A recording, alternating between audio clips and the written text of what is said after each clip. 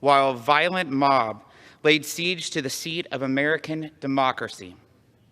It is vital we get the facts on what went wrong last week, why the security apparatus failed, and how we can ensure it never happens again.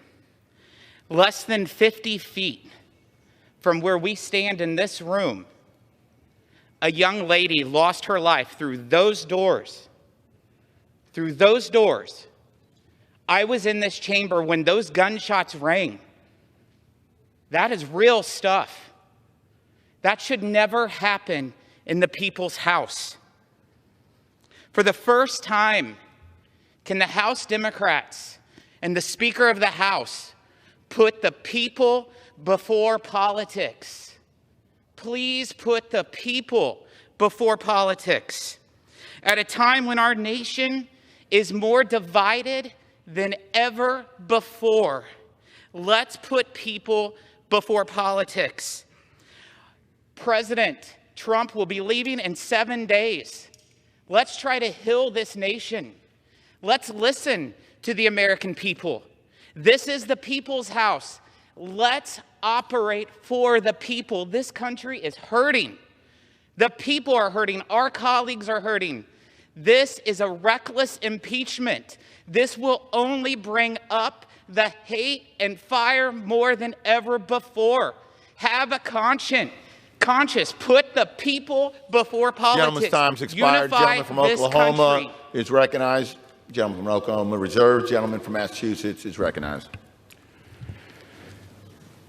Mr. Speaker, let me remind all of my colleagues that what happened on Wednesday would not have happened if it weren't for the occupant in the White House. And if we want to put the people first, we all ought to vote to impeach him and remove him from office as soon as possible. With that, I yield 1 minute to the gentlewoman from California, Ms. Brownlee. Gentlewoman from California is recognized for 1 minute. Mr. Speaker, today is a defining moment in our history. Congress was attacked by a mob directed by the President of the United States. It was a horrible, terrifying situation, but we all know deep in our hearts that it could have been much, much worse. We simply cannot let it stand. We cannot let it stand for the very soul of our democracy. We cannot let the President of the United States leave office without acting. We are the oldest constitutional republic in the world, and our Capitol is the sacred symbol of our great democracy. To my colleagues across the aisle, I appeal to your sense of service and duty to our nation and to the oath we all swore to uphold. Before we are Democrats and Republicans, we are Americans. Let us come together to fulfill our oath by voting for the resolution before us and by defending, preserving, and honoring our democracy. I yield back. The gentlewoman yields. Gentleman from Massachusetts reserves. Gentleman from Oklahoma is recognized. Thank you very much, Mr. Speaker. Mr. Speaker, I yield 2 minutes to one of our new members, distinguished gentlelady from South Carolina, Ms. Mace, and note that this is her first speech on the House floor. Gentlewoman from South Carolina is recognized for 2 minutes. Thank you, Mr. Speaker. And this is not the reason why I wanted to give my first speech in our chambers, in our hallowed halls. This is not what I wanted to do in my first week in office. But after the violent events of last week, watching and witnessing how heartbreaking this was, thank God I sent my kids home on Monday morning because I was worried about the rhetoric leading up to the events and to the rally on January 6th, the violence that could transpire. Not only were our lives in danger, but if my kids were here, their lives would have been in danger too, the two most precious people in my life. Mr. Speaker, the President of the United States, the U.S. House of Representatives has every right to impeach the President of the United States. But what we're doing today, rushing this impeachment in an hour or 2 hour long debate on the floor of this chamber, bypassing judiciary, poses great questions about the constitutionality of this process. I believe we need to hold the President accountable. I hold him accountable for the events that transpired, for the attack on our Capitol last Wednesday. I also believe that we need to hold accountable every single person, even members of Congress, if they contributed to the violence that transpired here. But today I'm asking my colleagues to remember the words of the legendary, the great leader in this country, Dr. Martin Luther King, who once said, "The time is always right to do what is right." And if we're serious about healing the divisions in this country, Republicans and Democrats need to acknowledge this is not the first day of violence we've seen. We've seen violence across our country for the last 9 months. And we need to recognize, number one, that our words have consequences, that there is violence on both sides of the aisle. We've contributed to it. We need to take responsibility for our words and our actions. We need to acknowledge there is a problem, take responsibility for it, and stop being part of the problem and start being part of the solution. God bless every member in the chamber today, and God bless the United States of America. I yield back. Thank you. The gentlewoman yields. Gentleman from Oklahoma Reserve. Gentleman from Massachusetts is recognized. Mr. Speaker, I'm happy to yield 1 minute to the gentleman from Vermont, Mr. Welsh. Gentleman from Vermont is recognized for 1 minute. Mr. Speaker, our government is founded on the principle all power flows from the people. Donald Trump challenged this principle in 2 ways: deceit and violence. The deceit is repeated and baseless assertion of an electoral fraud. The violence, the attack on the United States Capitol on January 6th. The mob was assembled by Donald Trump, incited by Donald Trump, and in service of Donald Trump's effort to overturn, through violence, what he lost at the voting booth. The violent mob breached the Capitol, killed and injured Capitol Police, destroyed property, threatened the Vice President, members of Congress, and staff, all to obstruct the peaceful transfer of power. If we want unity, we must have accountability. So the question before this Congress: will Congress condone through acquiescence or condemn through impeachment Donald Trump's violent acts to overturn the election? Gentleman's Congress time has expired. impeach. Gentleman from Massachusetts is back. reserves. Gentleman from Oklahoma is recognized. Thank you very much, Mr. Speaker. Mr. Speaker, I yield 2 minutes to the distinguished Republican leader of the Judiciary Committee, Mr. Jordan of Ohio. Gentleman from Ohio is recognized for 2 minutes. Thank the gentleman for yielding. Mr. Speaker, in his opening remarks, the Democrat chair of the Rules Committee said that Republicans last week voted to overturn the results of an election. Guess who the first objector was on January 6, 2017? First objector, the Democrat chair of the Rules Committee. And guess which state he objected to? Alabama. The very first state called, Alabama. President Trump, I think, won Alabama by like 80 points. Actually, he won it by 30 points. They can object to Alabama in 2017, but tell us we can't object to Pennsylvania in 2021? Pennsylvania, where the state Supreme Court just unilaterally extended the election to Friday? Pennsylvania, where the Secretary of State unilaterally changed the rules, went around the legislature in unconstitutional fashion? Pennsylvania, where county clerks in some counties, and you can imagine which counties they were, let people fix their ballots against the law, cure their ballots, their mail-in ballots, direct violation of the law. And they tell us we tried to overturn the election. Guess who the second objector was in 2017? The individual managing the impeachment for the Democrats. Americans are tired of the double standard. They are so tired of it. Democrats object to more states in 2017 than Republicans did last week, but somehow we're wrong. Democrats can raise bail for rioters and looters this summer, but somehow when Republicans condemn all the violence this summer, the violence last week, somehow we're wrong. And Democrats can investigate the President of the United States, as Mr. Hoyer went through, try to impeach him, investigate him for 4 years, but will not look at an election that 80 million Americans, half the electorate, 80 million, Republicans and Democrats have their doubts about. I said this last night. I do not know where all this goes, and this is frightening for the country.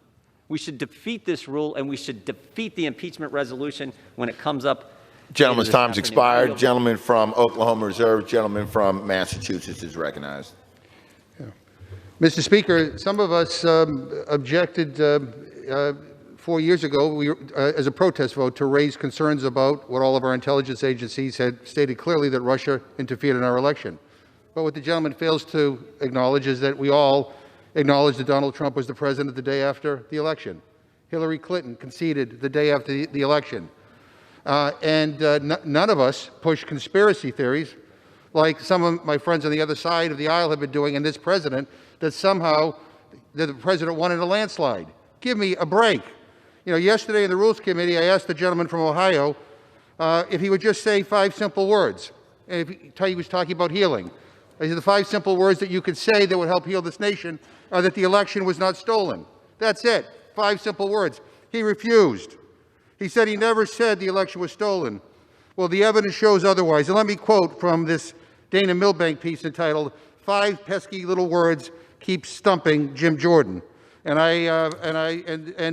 Mr. Speaker, the bottom line is this. This Capitol was stormed. People died because of the big lies that were being told by this president and by too many people on the other side of the aisle. Enough.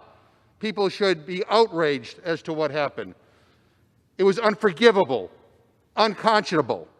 And coming up on this floor and talking about whataboutism and trying to make these false equivalencies, give me a break. The President of the United States instigated an attempted coup in this country. People died. Everybody should be outraged, whether you're a Democrat or Republican. If this is not an impeachable offense, I don't know what the hell is. This president is not fit to remain in office.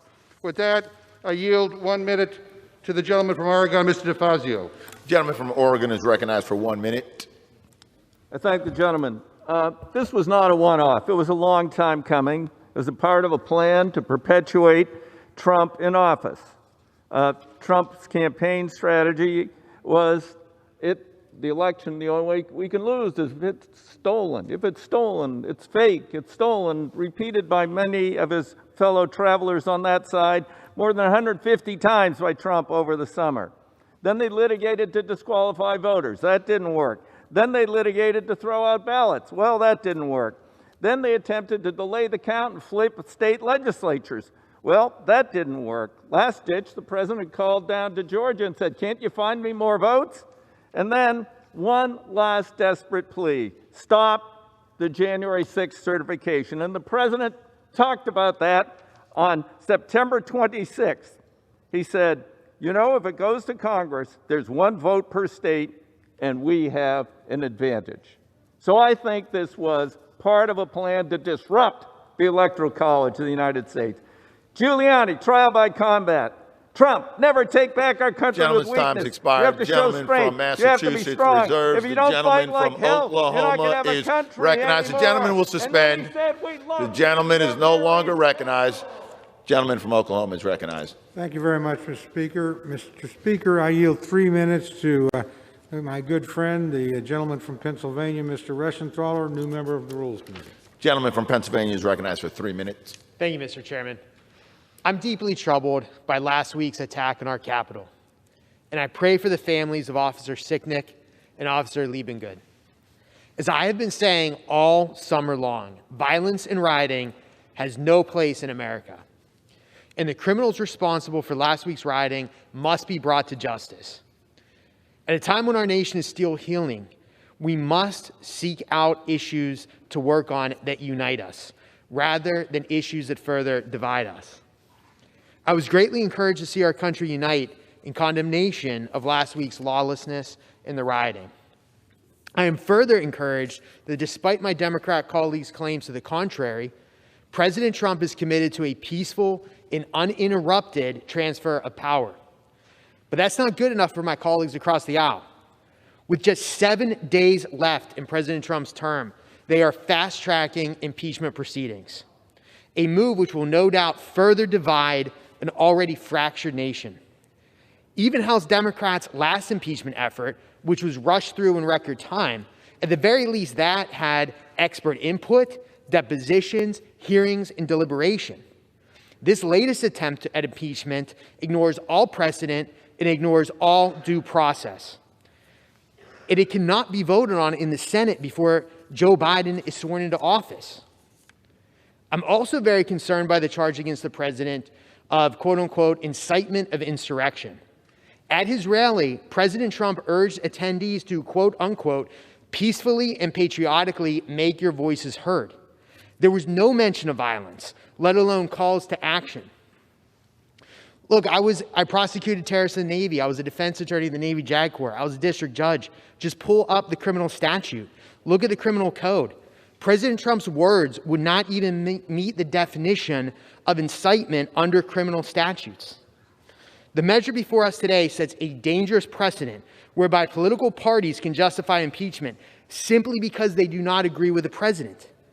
I would therefore urge my colleagues across the aisle to just take a step back, let cooler heads prevail, and consider how the actions we're taking here today will alter the course of history, will lower an already low bar of impeachment for all future presidencies. Thank you, and I yield back. Gentleman yields. Gentleman from Oklahoma reserved. Gentleman from Massachusetts is recognized. Mr. Speaker, when my friends talk about the president being committed to a peaceful transition, I just point to what happened on Wednesday when his words launched a violent attack against this Capitol, where 5 people lost their lives and many more were injured. So give me a break. Mr. Speaker, I yield 1 minute to the gentleman from Texas, Ms. Jackson-Lee. I thank you. Contrary to my good friend's words, the President of the United States is an insurrectionist. He led an insurrection against the United States of America. Prior to the January 6th attack by violent domestic terrorists, the President spoke to the crowd for 1 hour, and these were his words. These were his words, which is that we cannot take the nation back. We have to take the nation back with strength, and you must go and do that. Those were the paraphrase of his words. The President provoked these domestic terrorists with words, with actions and conduct that portray and have contempt and hostility to the national value of equal justice under the law. Telling domestic terrorists, nearly all of them were white supremacists, many of them who support him politically, who stormed the Capitol to derail Congress from completing its constitutionally required duty of counting and verifying the votes. Gentlewoman's time has expired. Gentleman from Massachusetts reserves. The gentleman from Oklahoma is recognized. Thank you, Mr. Speaker. Mr. Speaker, I yield 1 minute to my very good friend, the distinguished member of Georgia, Mr. Carter. Gentleman from Georgia is recognized for 1 minute. Thank you, Mr. Speaker. Mr. Speaker, I rise today in opposition to this effort to move forward with impeachment hearings. What happened on Wednesday, January 6th, was nothing short of pure anarchy. And those individuals who broke the law should be held accountable for their actions. They should be prosecuted to the highest extent of the law, and they should be put in jail. This was one of the saddest days of my life last Wednesday, Mr. Chairman. Our thoughts and our prayers are with the police officers and other law enforcement who carried out their duties on that tragic day, including Officers Sicknick and Liebengood. Right now, our focus should be on healing our nation. With so many upset and dismayed at the actions of last week, it's our responsibility to chart a path forward to subdue the growing animosity and find ways to heal our country. Unfortunately, I don't believe this resolution will achieve those goals, especially 7 days ahead of the inauguration. This is very serious and concerning effort during such a tense and fragile time in our country. I urge my colleagues to consider how this will further entrench people during such a tense time. I cannot support this. The gentleman will suspend. All members are reminded to wear face coverings while on the floor. All members and staff should be wearing face coverings while on the floor. Gentleman yields. Gentleman from Oklahoma reserves. Gentleman from Massachusetts is recognized. Mr. Speaker, I yield 1.5 minutes to the gentleman from Texas, Mr. Doggett. Gentleman from Texas is recognized for 1.5 minutes. For years, Donald Trump has honored thugs worldwide who suppress democracy. For months, with a daily diet of lies, he has made clear his refusal to accept any election in which he was not the winner. After failing completely in his repeated attempts to intimidate both Republican election officials into committing fraud and Republican-appointed judges into ignoring our Constitution, he made a desperate attempt last week to block the final election count and prevent the peaceful transition of power essential to democracy. Trump basically attempted to overthrow the government, to violently overthrow the first branch of government, this Congress. Like his deadly reaction to the pandemic, he totally bungled the deadly attack. Both his frenzied, riotous mob and his congressional enablers were defeated. America, we did stop the steal. We stopped Donald Trump from stealing our democracy and imposing himself as a tyrant. Today, we not only demand accountability for his gross misconduct, but more importantly, we declare to the next Trump-like aspiring tyrant, not in America, we love our democracy too much. Our capital is scarred, but our democracy survives. Violating his sworn duty to protect and defend our Constitution by seeking to violently overthrow the government. Gentleman's time's expired. Gentleman from Massachusetts If this is not impeachable, the gentleman nothing from is. Oklahoma is recognized. Thank you, Mr. Speaker. I advise the chair I have additional speakers on the way, but they're having a difficult time, so I will reserve my time. Gentleman from Oklahoma reserved. Gentleman from Massachusetts is recognized. Mr. Speaker, I yield 1 minute to the gentlewoman from Connecticut, Ms. DeLauro. Gentlewoman from Connecticut is recognized for 1 minute. Just 1 second.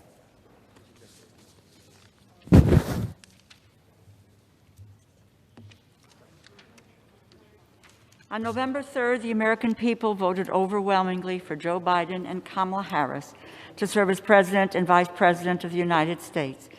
The country was about to enter a new era with great hope for change.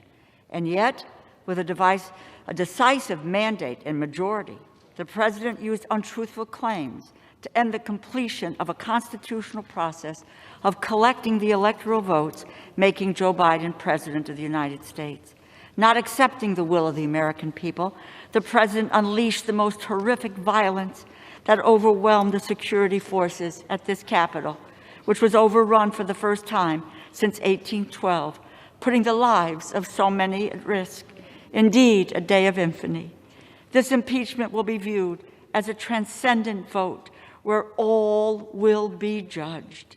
Vote to impeach the President of the United States, Donald J. Trump, and I yield back. Gentlewoman yields. Gentleman from Massachusetts reserved. Gentleman from Oklahoma is recognized. I continue to reserve, Mr. Speaker. Gentleman from Oklahoma reserved. From Massachusetts is recognized.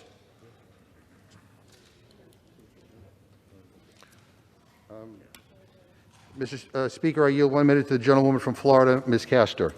The gentlewoman from Florida is recognized for 1 minute.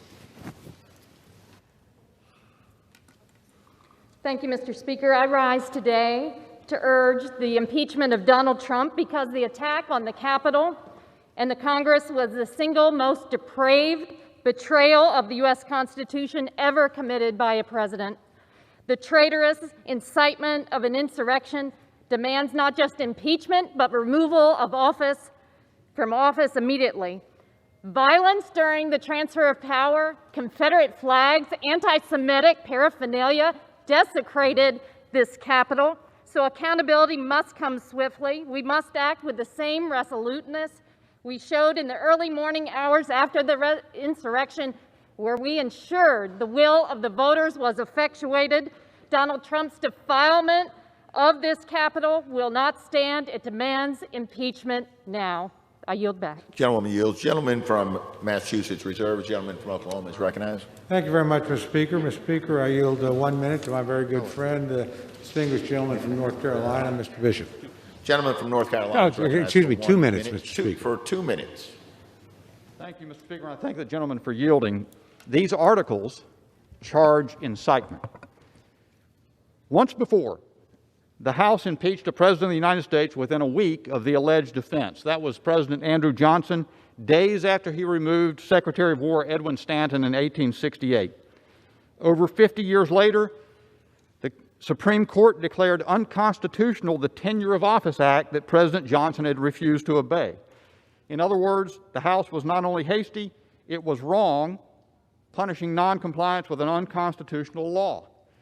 At least when that occurred, the constitutionality of the law in question was unsettled. Here, however, an angry House majority races to impeachment in direct violation of settled constitutional law. Again, the articles before the House charge incitement to insurrection. They do not specify inciting language. The law is well settled.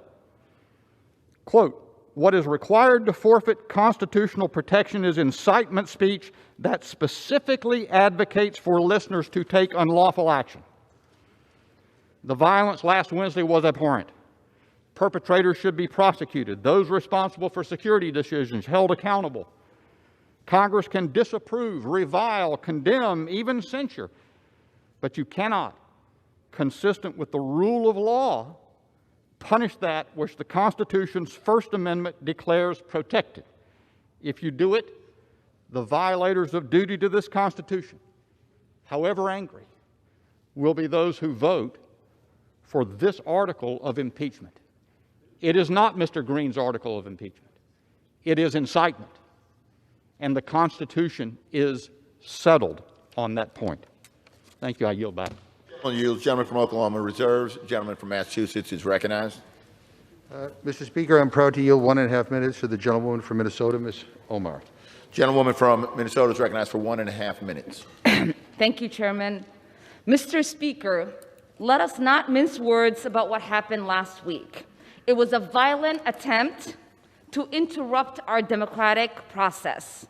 It was a targeted blow at the most essential process that makes us a democracy.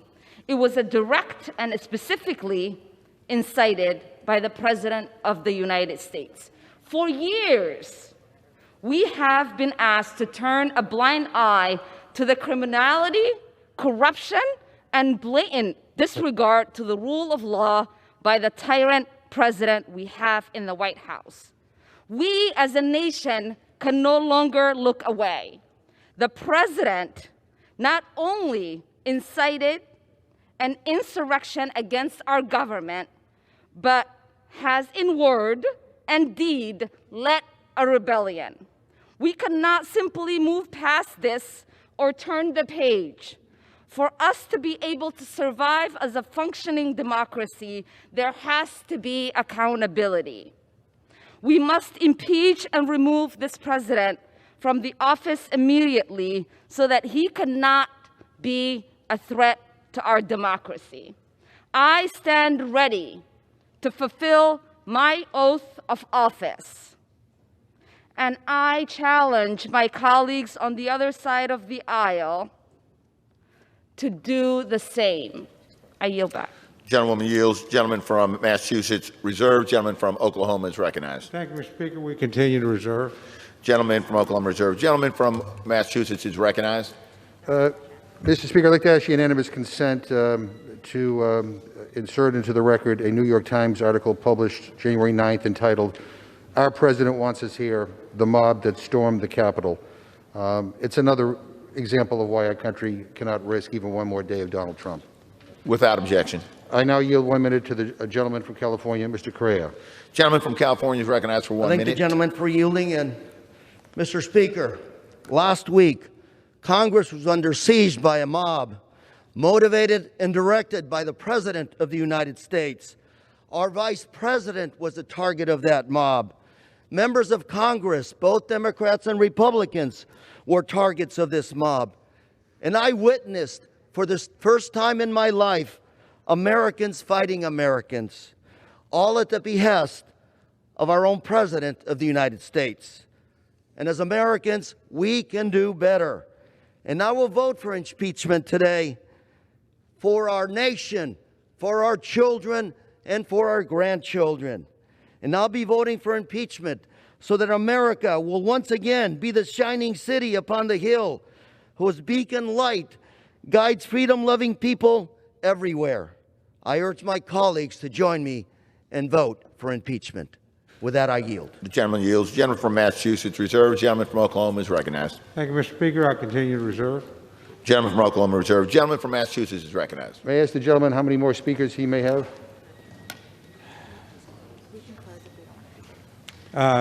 Whenever the gentleman is prepared to close, we'll close. We were hopeful that one of our speakers could arrive, but difficult circumstances, they're having a hard time getting here. I think we have exhausted all of our speakers, so is my friend prepared to close? Yes. Then I'll close, Mr. Gentleman from Oklahoma is recognized. Thank you very much, Mr. Speaker. Mr. Speaker, I yield myself the balance of my time.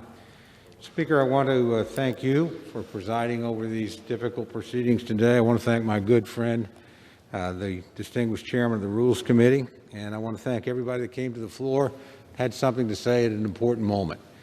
And I think the debate, while spirited, reflected the civility and decency of the institution that we're all privileged to be part of. And I'm very proud to have been part of it, very proud of all the members and the manner in which they participated. I want to again thank the staff and thank those who kept us safe in the process, particularly the Capitol Police. Mr. Speaker, in closing, I oppose this rule and I oppose the majority's actions today. After the traumatic events of last week, the majority should be taking steps to unite us. Instead, they are only dividing us further. They are rushing to judgment, in my opinion, and bringing up impeachment after failing to follow any meaningful process whatsoever. No hearings have been held, no witnesses heard, no process or opportunity to respond was provided to the President. No members had an opportunity to review or amend this article before it came to the floor. This is hardly the way the House should undertake such a serious act. Mr. Speaker, there's still a way to unite the country. Let us look forward, not backward. Let us come together, not apart. Let us celebrate the peaceful transition of power to a new president rather than impeaching an old president. And let us affirm and reaffirm with one united voice that the House does not rush to judgment on the most consequential action we can take. We deserve better than that, Mr. Speaker, and the American people deserve better than that. Mr. Speaker, I urge my colleagues, as they reflect on this minute and we move into our next stage of debate, to remember that we're all privileged to represent a great and a good people who've gone through a horrifying and tragic time, and that we owe them the opportunity to reflect, and we owe them our best efforts to bring together. I know people on this floor feel very passionately about this subject with different points of view. I honor each one of those points of view, and I honor the people that voice them. And let's remember when we're through this that we're one people, that we have one purpose, that we're free through the grace of God and millions of brave Americans over centuries of time, and we will remain that way, and we will move forward together once we settle this debate. With that, Mr. Speaker, I urge my colleagues to vote no on the previous question, no on the rule, no on the underlying measure, and I yield back the balance of my time. The gentleman yields back the balance of his time. The gentleman from Massachusetts is recognized. Thank you, Mr. Speaker, and let me thank my friend, the ranking member of the Rules Committee, Mr. Cole, for his friendship and for the way he conducts himself in this chamber. I know he has great respect for this institution. Mr. Speaker, it is impossible for me to fully capture the reverence that I have for the United States Capitol. You know, I worked on these grounds starting back when I was a college intern, working for Senator George McGovern back in 1977. No relation. Great last name. But since that time, I have done everything from working as a staffer for Congressman Joe Moakley of Massachusetts to being elected to the United States House of Representatives myself. But that internship will always be a high point of my life. Coming here for the first time, walking these hallowed halls, and seeing the glory of American democracy up close. The idea that someone would incite an out-of-control mob of homegrown fascists and domestic terrorists to desecrate the People's House fills me with a deep sadness for our country. The contempt that these people had for our democracy and our freedom fills me with horror. And what Donald Trump did, encouraging them, fills me with rage. Rage, not just on behalf of all of those serving here, but all of those who work in these halls. And I'm talking about the reporters, the cafeteria workers, the custodians, the clerks, the parliamentarians. I go on and on and on. And the staff, the Democratic staff, the Republican staff, the nonpartisan support staff, who were terrorized, some hiding under their desks and barricading in their offices. I was in the Speaker's chair the day this unfolded, and many of the people who are sitting up there now were present at that time. What a horrifying thing for anybody to have to experience. Now, some of my Republican friends have been trying to lecture us about unity here today. Unity, after they voted to overturn a free and fair election in the United States of America, but also preaching unity and not acknowledging that for 4 years, many of them gave oxygen to Donald Trump's conspiracy theories, to the big lies. They turned the other way in the face of racism and bigotry and how he embraced some of the most intolerant voices in this country. They just let it go. You know, I will remind everybody here that words have consequences. And ignoring words that are wrong also have consequences. You know, what happened would never have happened if everybody stood up in unity and called out the president when he was not telling the American people the truth, when he was pushing a big lie. We will never have unity without truth and also without accountability. This week in Congress, we saw the best of us and the worst of us. Some of my colleagues have shown that they will defend this president no matter what he does. There's nothing that he could do that would dissuade them from all-out support. But some are standing up and doing the right thing under tremendous pressure, and I am proud of that, and I honor them for their courage.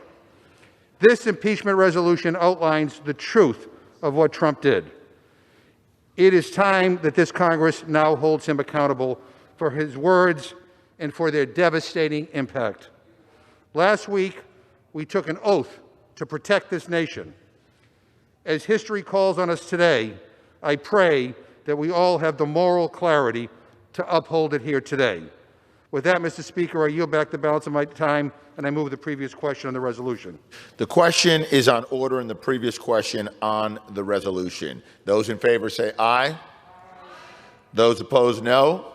No. In the opinion of the chair, the ayes have it. Mr. Speaker, on that, I would request the yeas and nays. Pursuant to Section 3S of House Resolution 8, the yeas and nays are ordered. Members will record their votes by electronic device.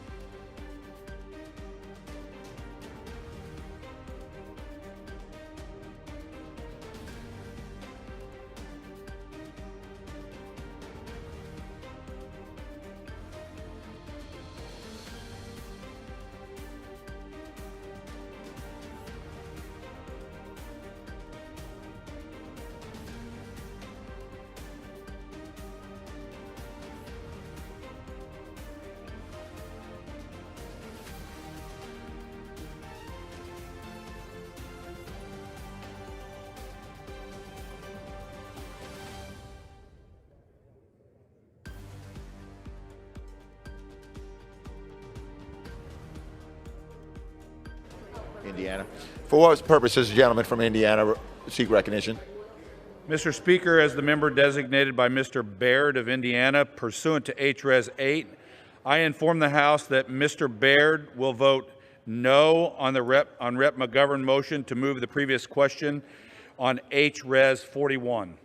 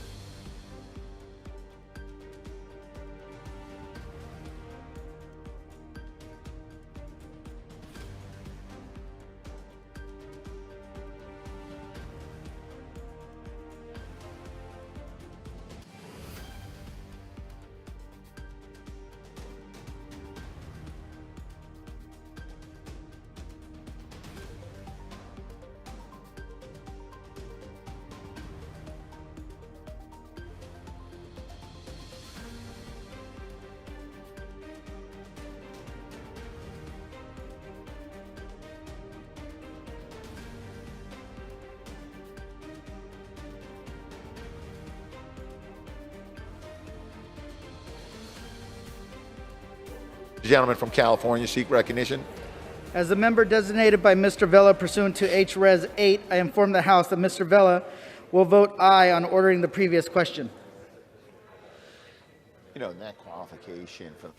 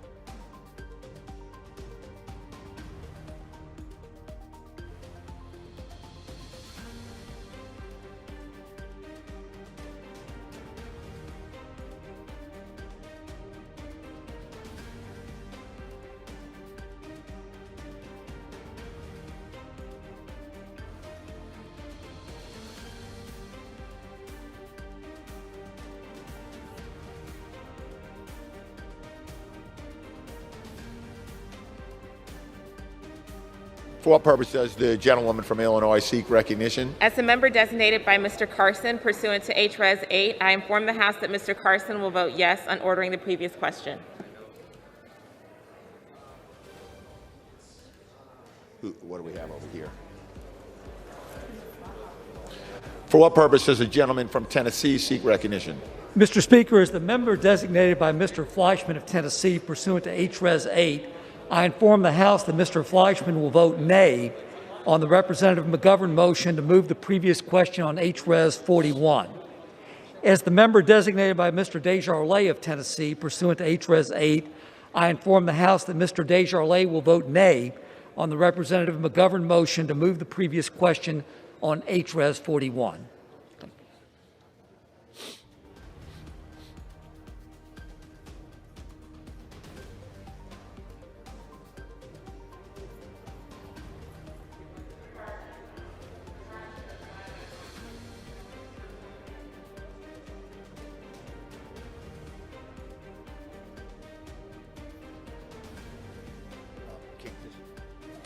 For what purpose does the gentleman from Kansas seek recognition?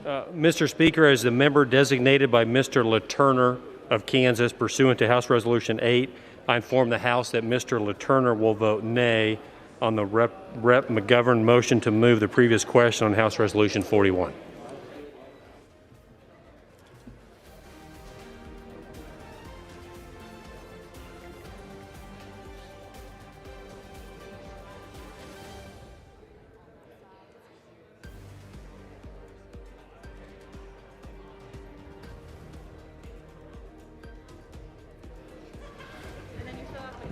Okay. Yeah. For what purpose does the gentleman from Texas seek recognition? I'm sorry. Mr. Speaker, as the member designated by Ms. Fletcher, pursuant to HRES 8, I inform the House that Ms. Fletcher will vote yes on ordering the previous question.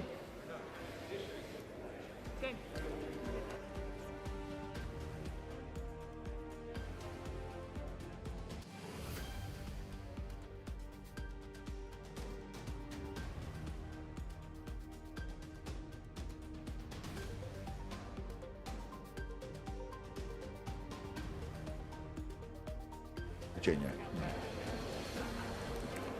For what purpose does the gentleman from Virginia seek recognition? Mr. Speaker, as the member designated by Mr. Trone, pursuant to HRES 8, I inform the House that Mr. Trone will vote yes on ordering the previous question. As the member designated by Mr. Blumenauer, pursuant to HRES 8, I inform the House that Mr. Blumenauer will vote yes on ordering the previous question. As the member designated by Mr. Peters, pursuant to HRES 8, I inform the House that Mr. Peters will vote yes on ordering the previous question. As the member designated by Dr. Lowenthal, pursuant to HRES 8, I inform the House that Mr. Lowenthal will vote yes on ordering the previous question. As the member designated by Mr. Liu, pursuant to HRES 8, I inform the House that Mr. Liu will vote yes on ordering the previous question.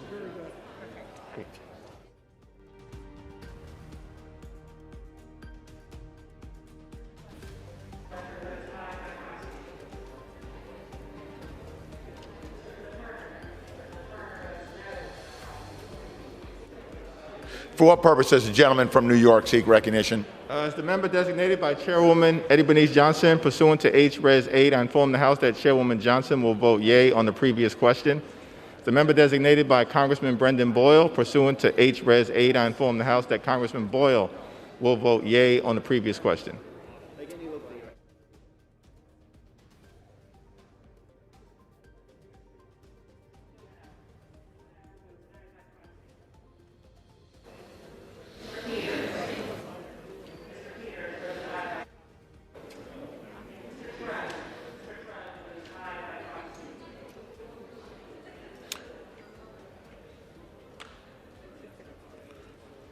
For what purpose does the gentleman from Connecticut seek recognition?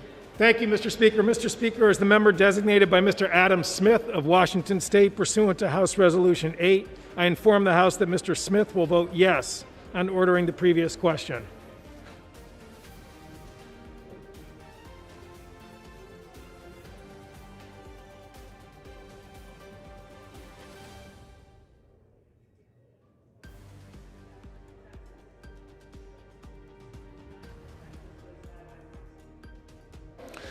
For what purpose does the gentleman from Arizona seek recognition? As a member designated by Representative Kirkpatrick, pursuant to H.R. 8, I inform the House Representative Kirkpatrick will vote aye on ordering the previous question. As a member designated by Representative Cardenas, pursuant to H.R. 8, I inform the House that Representative Cardenas will vote aye on ordering the previous question.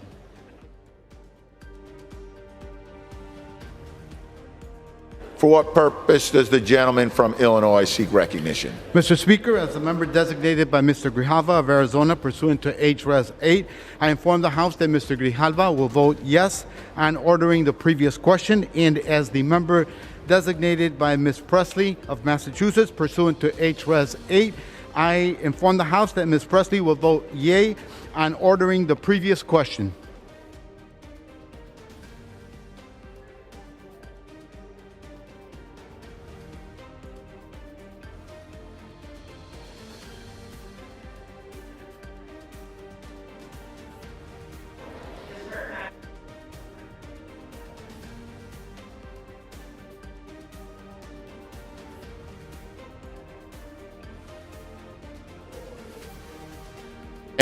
recognition.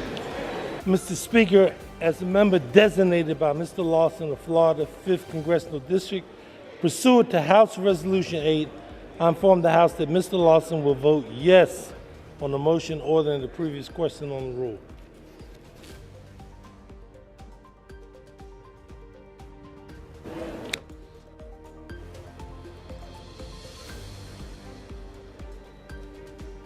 For what purpose does the gentleman from Washington seek recognition?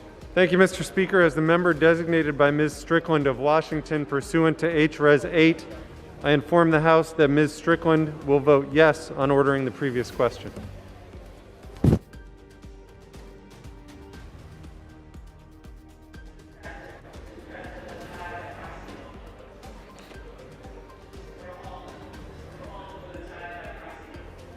You said 10.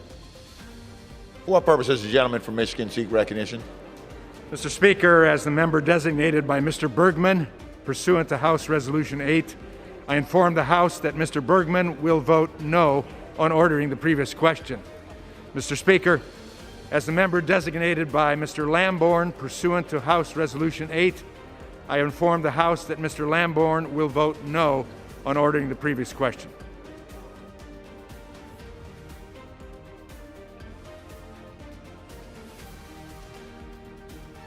For what purpose does the gentlewoman from New Jersey seek recognition? Mr. Speaker, as the member designated by Mr. Schneider pursuant to H-Res 8, I inform the House that Mr. Schneider will vote yes on ordering the previous question.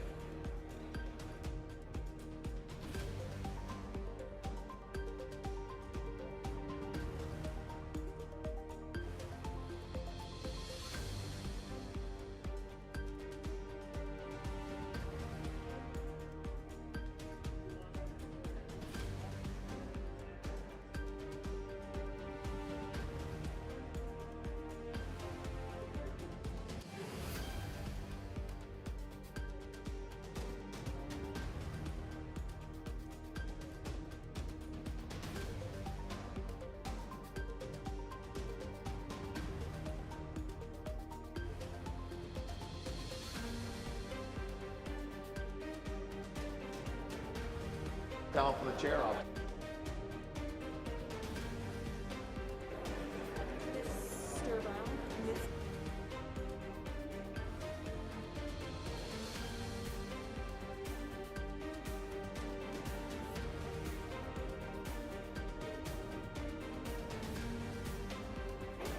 For what purpose does the gentlewoman from Maine seek recognition? Mr. Speaker, as the member designated by Ms. Custer of New Hampshire pursuant to H-Res 8, I will inform the House that Ms. Custer will vote yea on ordering the previous question.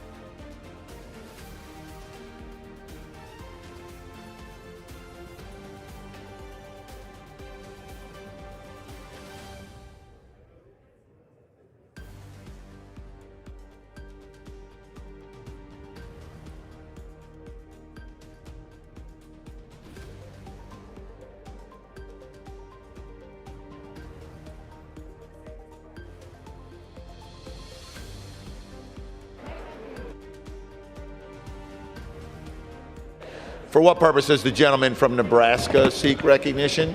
Mr. Speaker, as a member designated by Mr. Bill Rockus of Florida, pursuant to HRES 8, I inform the House that Mr.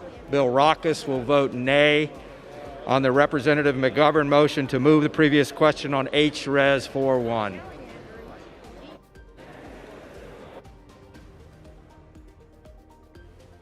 For what purpose does the gentlewoman from California seek recognition?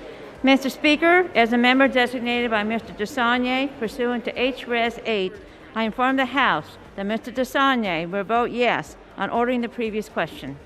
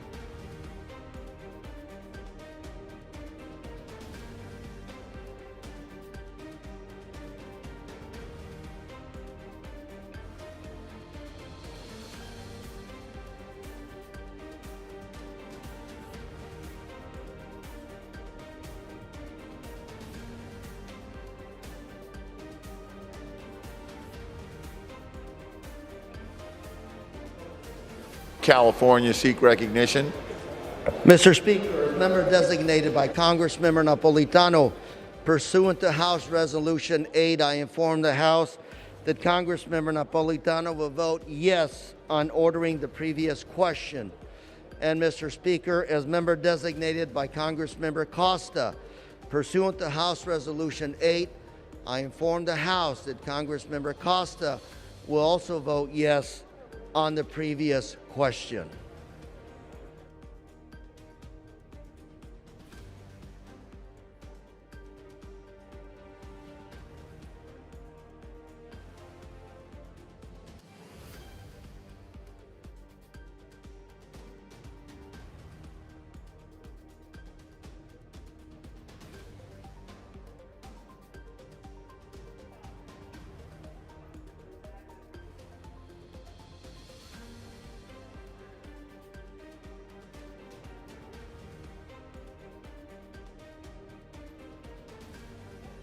does the gentleman from Maryland seek recognition? Madam Speaker, as the member designated by Ms. Alma Adams pursuant to House Resolution 8, I inform the House that Ms. Adams will vote yes on ordering the previous question.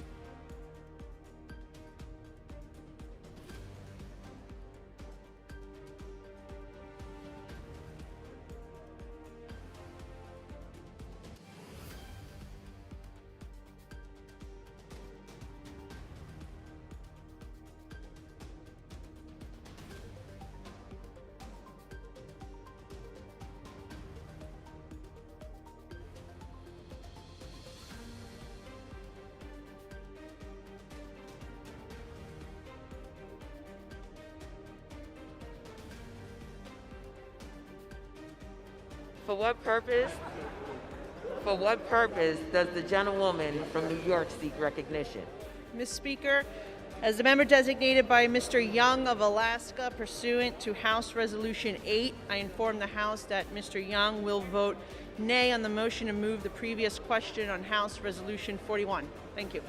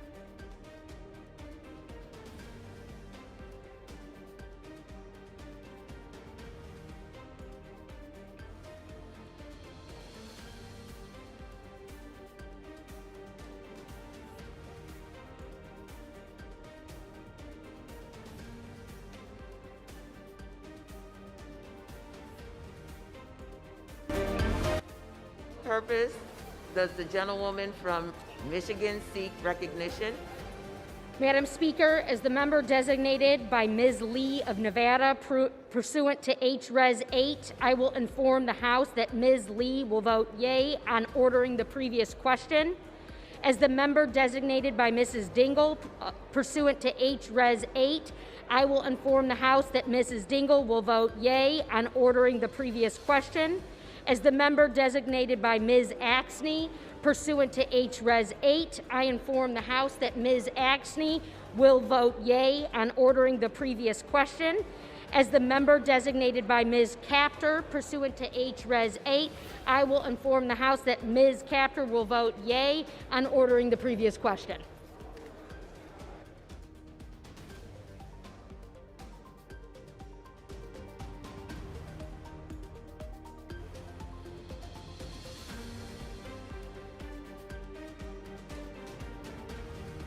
For what purpose does the gentlewoman from Connecticut seek recognition?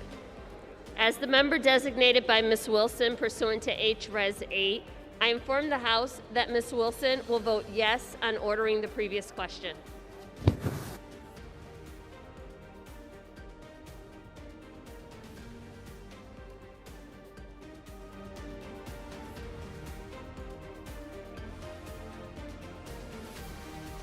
Purpose does the gentlewoman from Massachusetts seek recognition? As the member designated by Ms. Frankel pursuant to HRES 8, I inform the House that Ms. Frankel will vote yes on ordering the previous question. As the member designated by Ms. Bonamici pursuant to HRES 8, I inform the House that Ms. Bonamici will vote yes on ordering the previous question. What purpose does the gentlewoman from Florida seek recognition? Madam Speaker, as the member designated by Mr. Buchanan of the state of Florida pursuant to HRES 8, I inform the House that Mr. Buchanan will vote nay on the Rep. McGovern motion to move the previous question on HRES 41. As designated by Mr. Dunn of the state of Florida pursuant to HRES 8, I inform the House that Mr. Dunn will vote nay on the Rep. McGovern motion to move the previous question on HRES 41.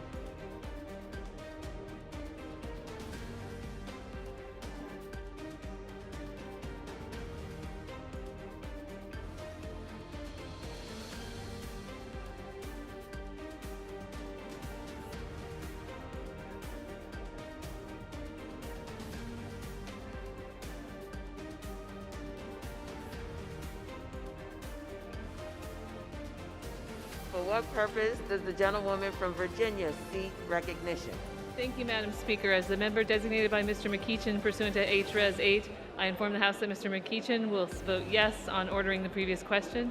And as the member designated by Ms. Porter pursuant to HRES 8, I inform the House that Ms. Porter will vote yes on ordering the previous question.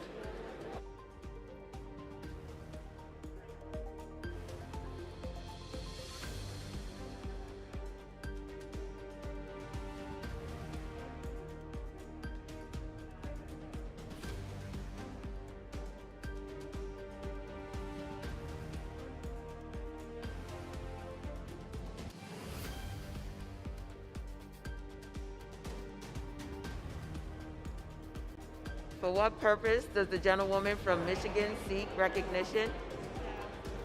As the member designated by Ms. Ocasio-Cortez pursuant to HRES 8, I inform the House that Ms. Ocasio-Cortez will vote yes on ordering the previous question.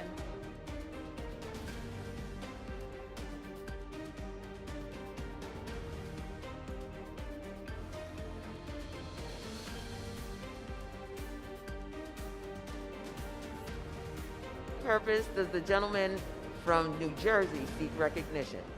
Madam Speaker, as the member designated by Ms. Bonnie Watson Coleman pursuant to HRES 8, I inform the House that Ms. Bonnie Watson Coleman will vote yes on ordering the previous question.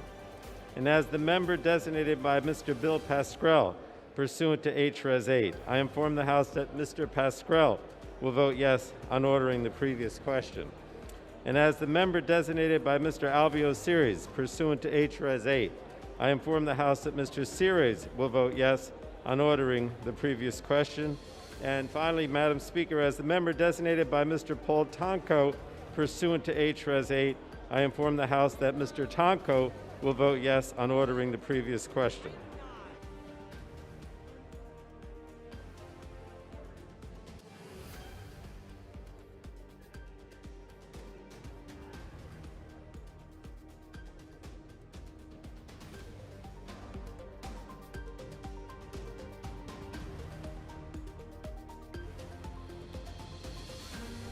For what purpose does the gentleman from California seek recognition? Madam Speaker, as the member designated by Representative Jerry McNerney pursuant to HRES 8, I inform the House that Mr. McNerney will vote yes on ordering the previous question.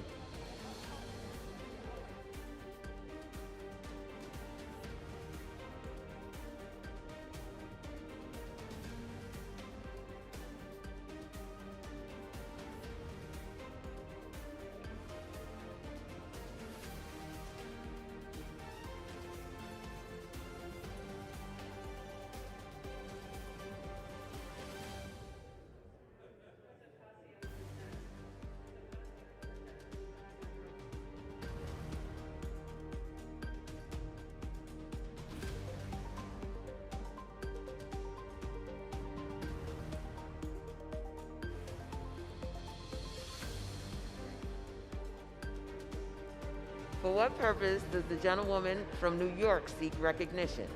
Madam Speaker, as the member designated by Mr. Deutsch of Florida pursuant to H-Res 8, I inform the House that Mr. Deutsch will vote yes on ordering the previous question.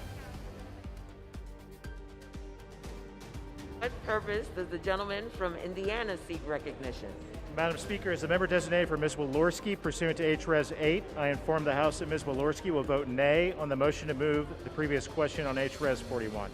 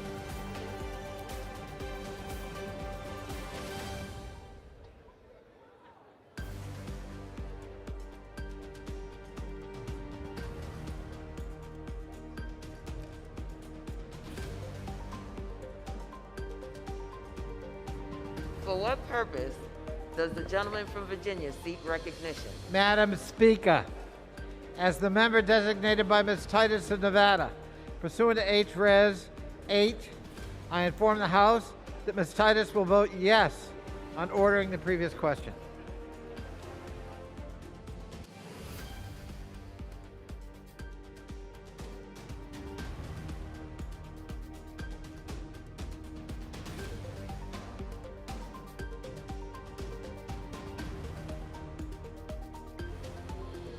The gentleman from Pennsylvania seek recognition. Good morning, Madam Speaker. As a member designated by Mr. Doyle of Pennsylvania pursuant to House Resolution 8, I hereby inform the House that Mr. Doyle will vote yes on ordering the previous question.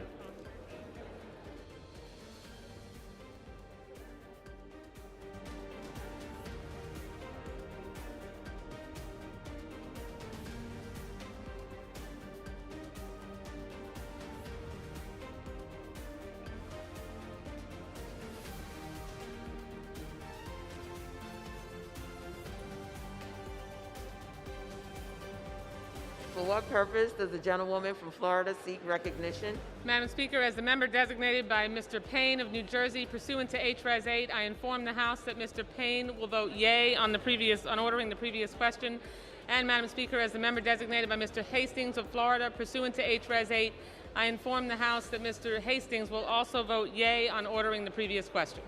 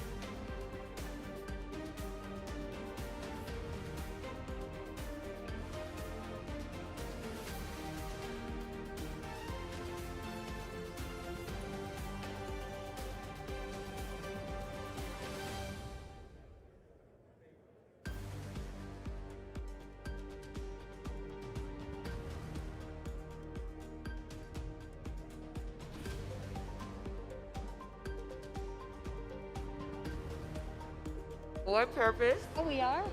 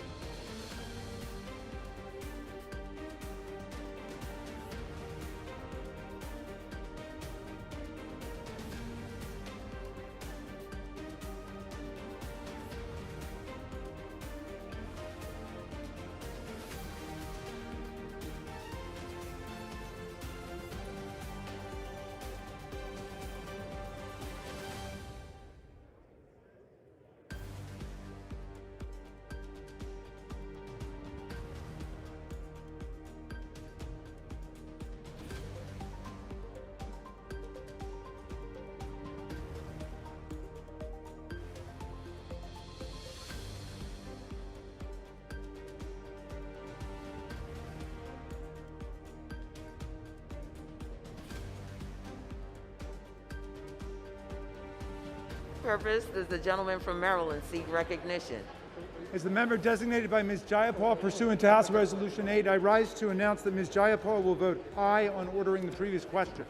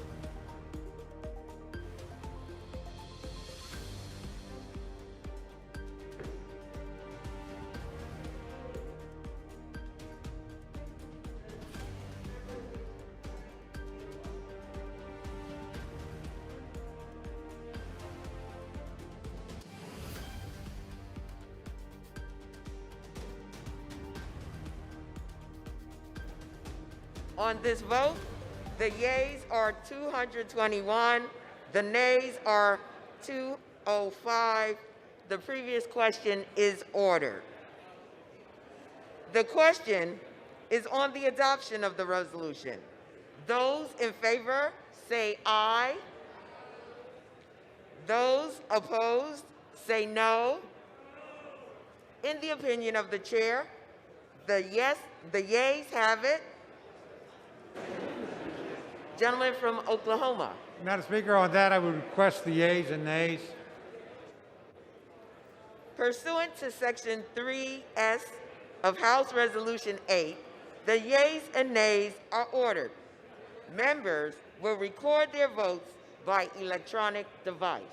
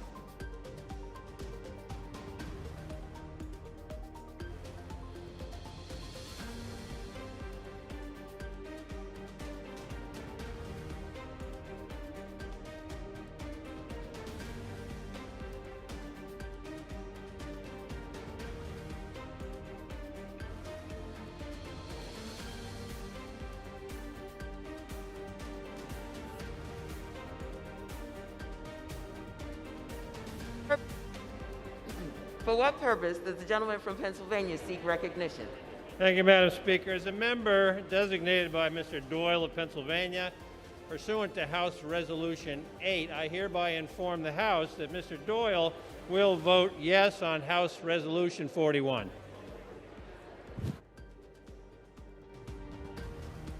For what purpose does the gentleman from Michigan seek recognition? Madam Speaker, as the member designated by Mr. Bergman, pursuant to House Resolution 8, I inform the House that Mr. Bergman will vote no on the rule H-Res 41. Madam Speaker, as the member designated by Mr. Lamborn, pursuant to House Resolution 8, I inform the House that Mr. Lamborn will vote no on the rule H-Res 41.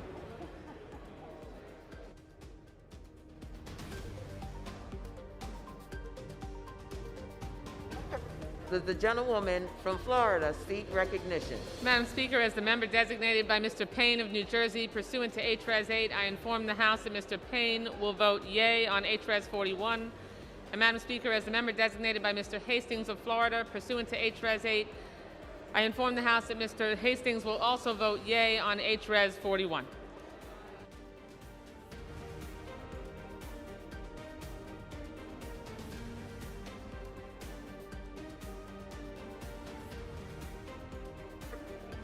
For what purpose does the gentleman from Massachusetts seek recognition?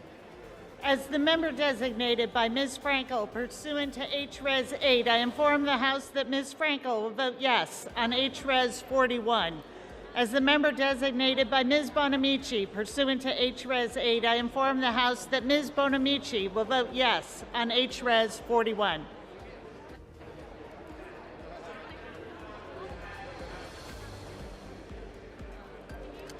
For what purpose does the gentleman from California seek recognition?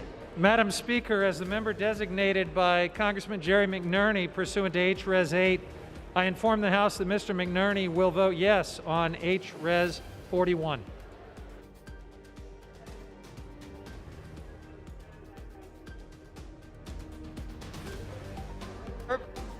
Gentleman from Illinois seek recognition. Madam Speaker, as the member designated by Ms. Presley of Massachusetts pursuant to House Res 8, I inform the House that Ms. Presley will vote yea on House Resolution 41.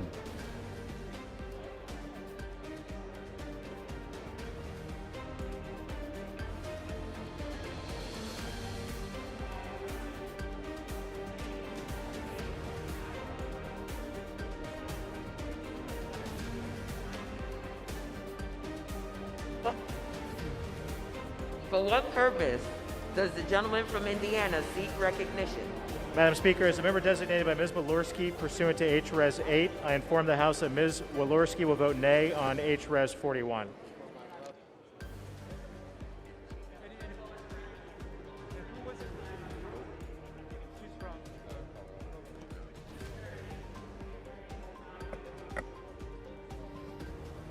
Purpose, the gentleman from Texas seek recognition. Madam Speaker, as the member designated by Ms. Fletcher pursuant to H-Res 8, I inform the House that Ms. Fletcher will vote yes on H-Res 41.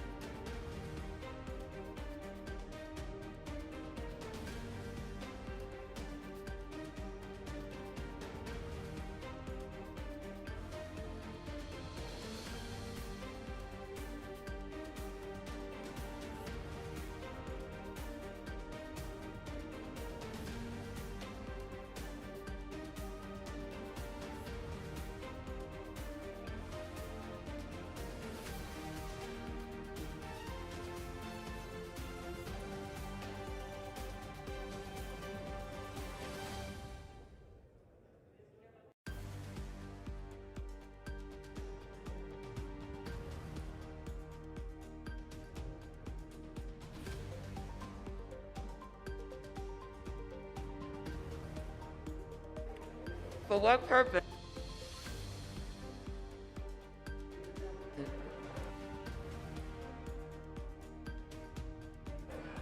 For what purpose does the gentleman from New York seek recognition? Inform the House that Congressman Boyle will vote yea on H-Res 41.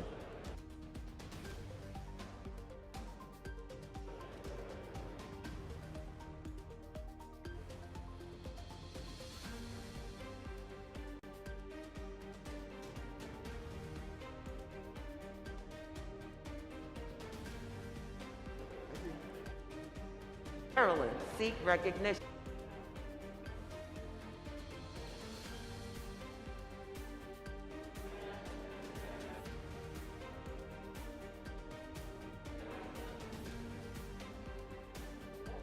Does the gentleman from Indiana will vote no on H-Res 41. For what purpose does the gentleman from California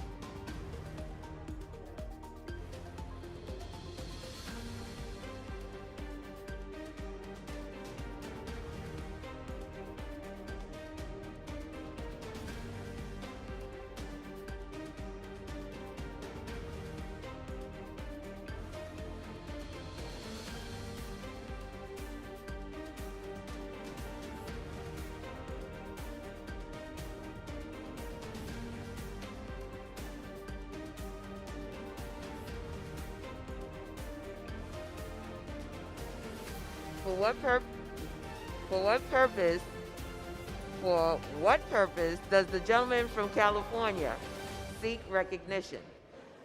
As the member designated by Mr. Villa pursuant to H-Res 8, I inform the House that Mr. Villa will vote aye on H-Res 41.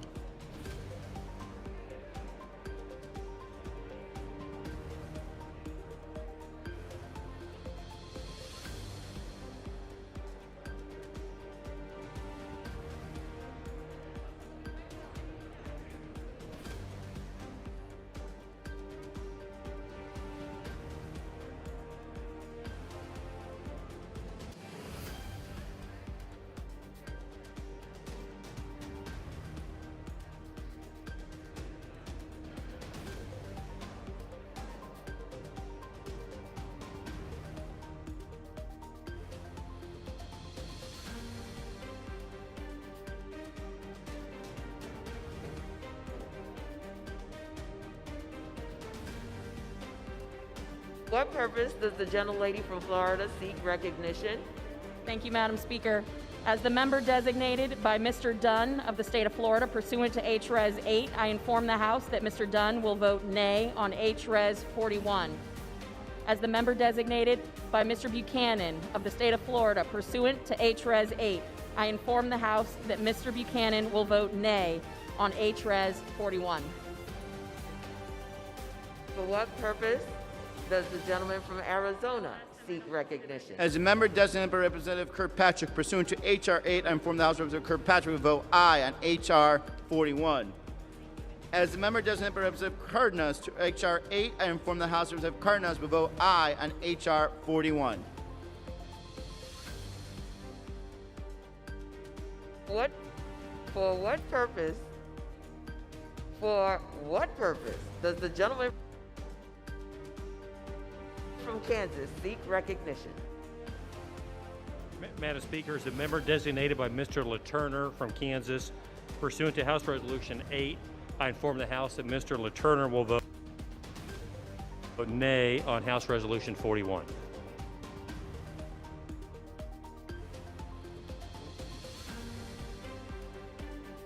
For what purpose does the gentlelady from Mission?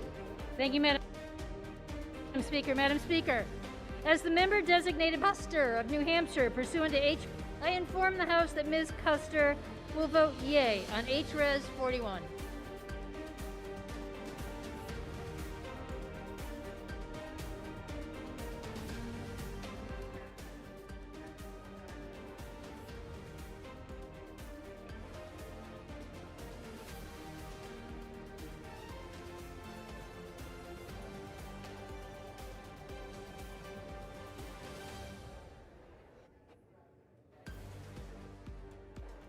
For what purpose does the gentleman from Virginia seek Madam Speaker, as the member designated by Ms. Titus of Nevada, pursuant to H-Res 8, I inform the House that Ms. Titus will vote yes on H-Res 41.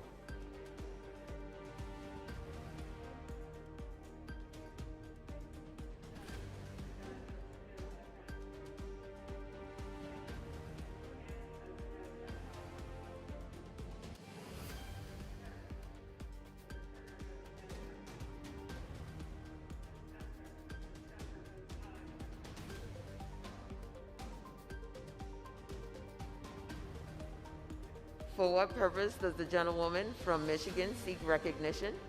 As the member designated by Ms. Lee of Nevada pursuant to H-Res 8, I inform the House that Ms. Lee will vote yea on H-Res 41. As the member designated by Mrs. Dingle pursuant to H-Res 8, I inform the House that Mrs. Dingle will vote yea on H-Res 41. As the member designated by Ms. Axney pursuant to H-Res 8, I inform the House that Ms. Axney will vote yea on H-Res 41.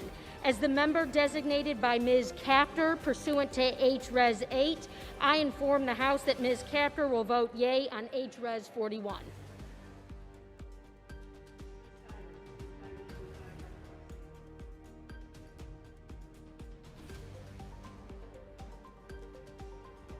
For what purpose does the gentleman from Connecticut seek recognition? Thank you, Madam Speaker. Madam Speaker, as the member designated by Mr. Adam Smith of Washington State pursuant to H-Res 8, I inform the House that Mr. Smith will vote yes on House Resolution 41.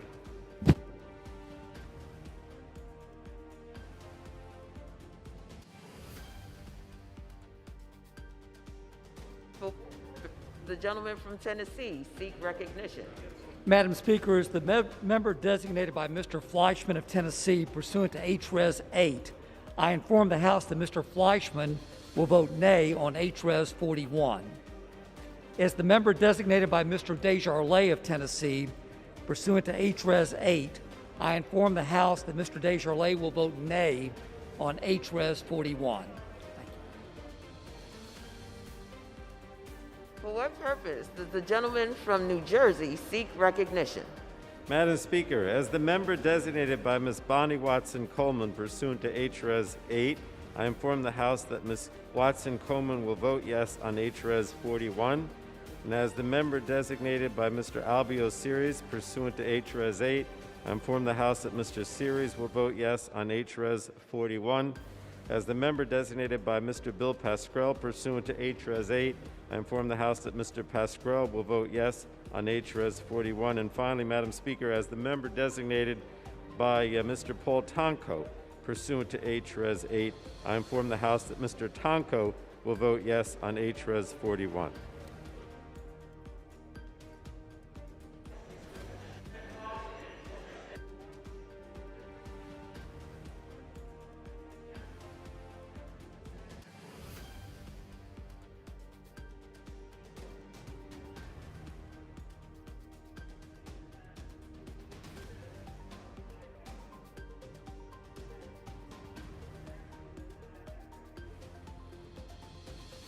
For what purpose does the gentleman from Virginia seek recognition?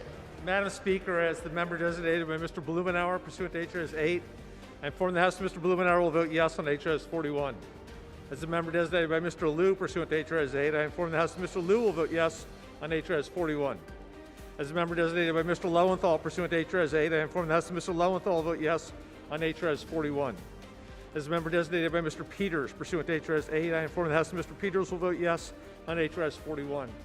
As the member designated by Mr. Trone pursuant to H.R.S. 8, I inform the House that Mr. Trone will vote yes on H.R.S. 41.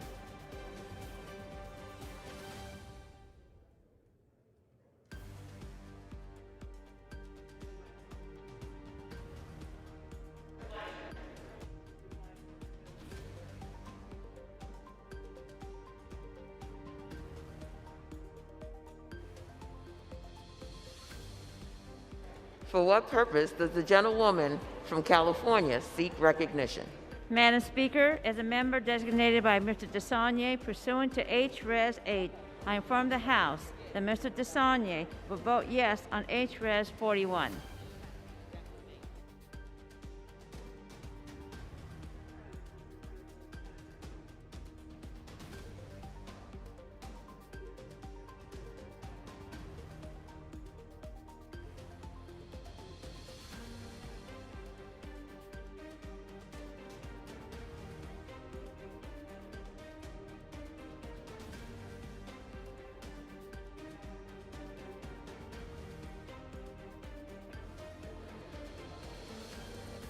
For what purpose does the gentleman from Pennsylvania seek recognition? Madam Speaker, as the member designated by Mr. Lawson of Florida 5th Congressional District pursuant to House Resolution 8, I inform the House that Mr. Lawson will vote yea on H.R. Resolution 41.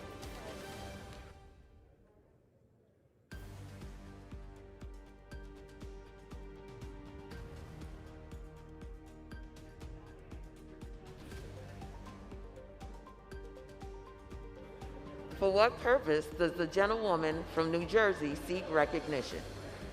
Madam Speaker, as the member designated by Mr. Schneider pursuant to H.Res. 8, I inform the House that Mr. Schneider will vote yes on H.Res. 41.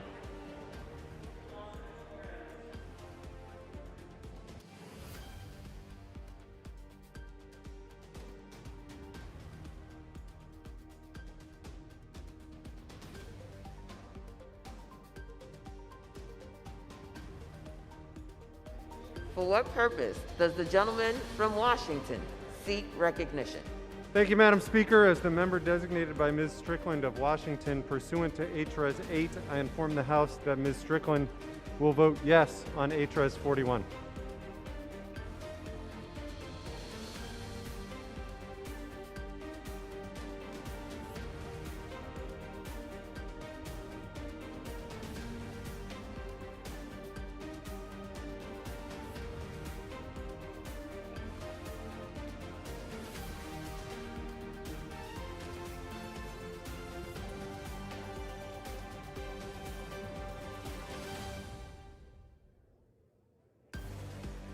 For what purpose does the gentlewoman from New York seek recognition? Madam Speaker, as the member designated by Mr. Deutsch of Florida pursuant to H.Res. 8, I inform the House that Mr. Deutsch will vote yes on H.Res. 41.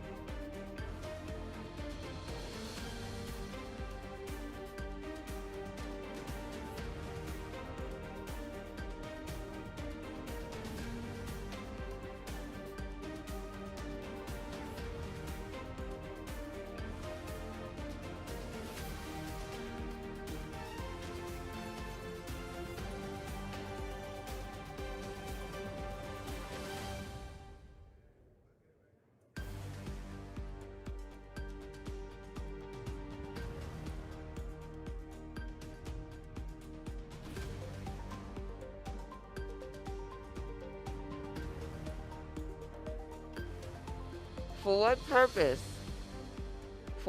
what purpose does the gentlewoman from Connecticut seek recognition? As the member designated by Ms. Wilson pursuant to H-Res 8, I inform the House that Ms. Wilson will vote yes on H-Res 41.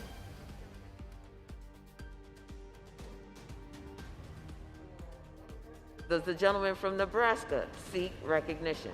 Madam Speaker, as the member designated by Mr. Bill Rackus of Florida, pursuant to H-Res 8, I inform the House that Mr. Bill Rackus will vote nay on H-Res 41.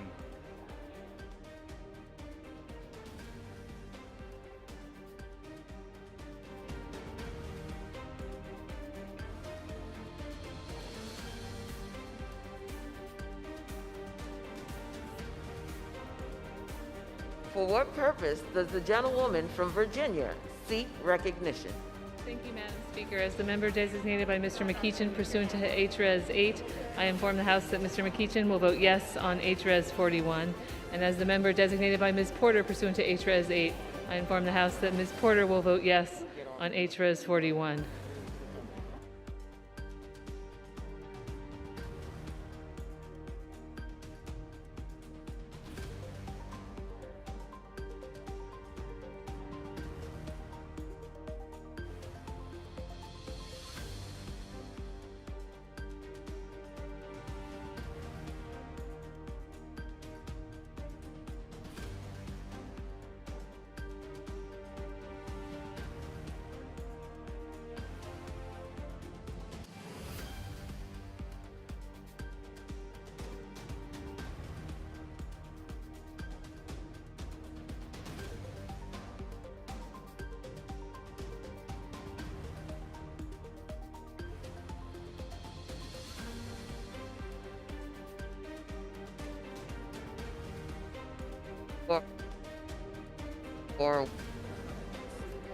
For what purpose does the gentlelady from Michigan seek recognition? As the member designated by Ms. Ocasio-Cortez pursuant to House Res 8, I inform the House that Ms. Ocasio-Cortez will vote yes on House Res 41.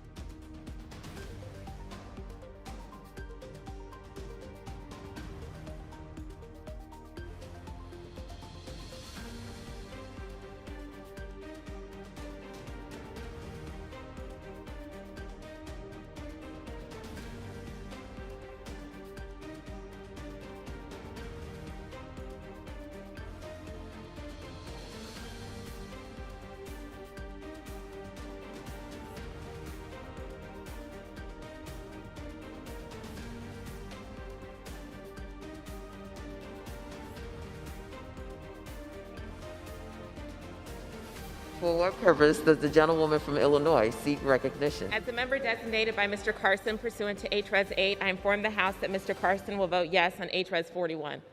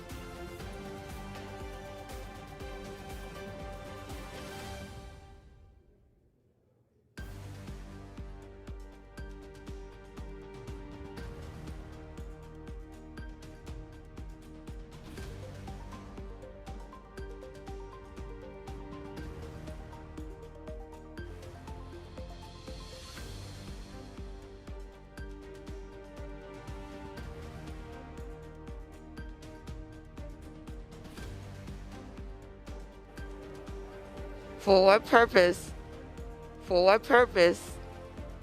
does the gentleman from Maryland seek recognition? Madam Speaker, as a member designated by Ms. Alma Adams of North Carolina, pursuant to House Resolution 8, I inform the House that Ms. Adams will vote yes on H.Res. 41.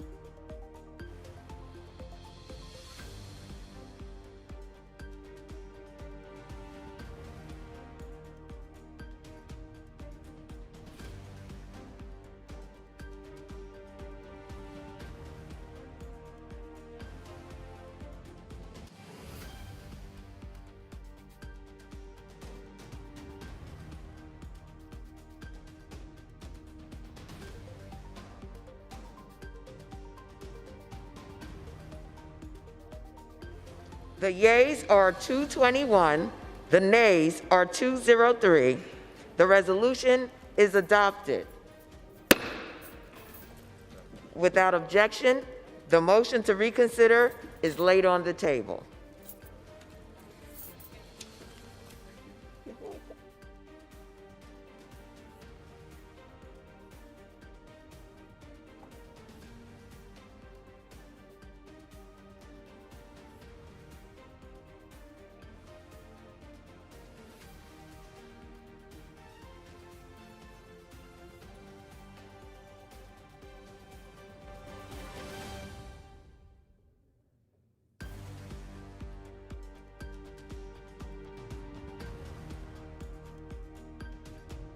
Does the gentleman from New York, Mr. Nadler, seek recognition? Madam Speaker, pursuant to House Resolution 41, I call up House Resolution 24 and ask for its immediate consideration in the House.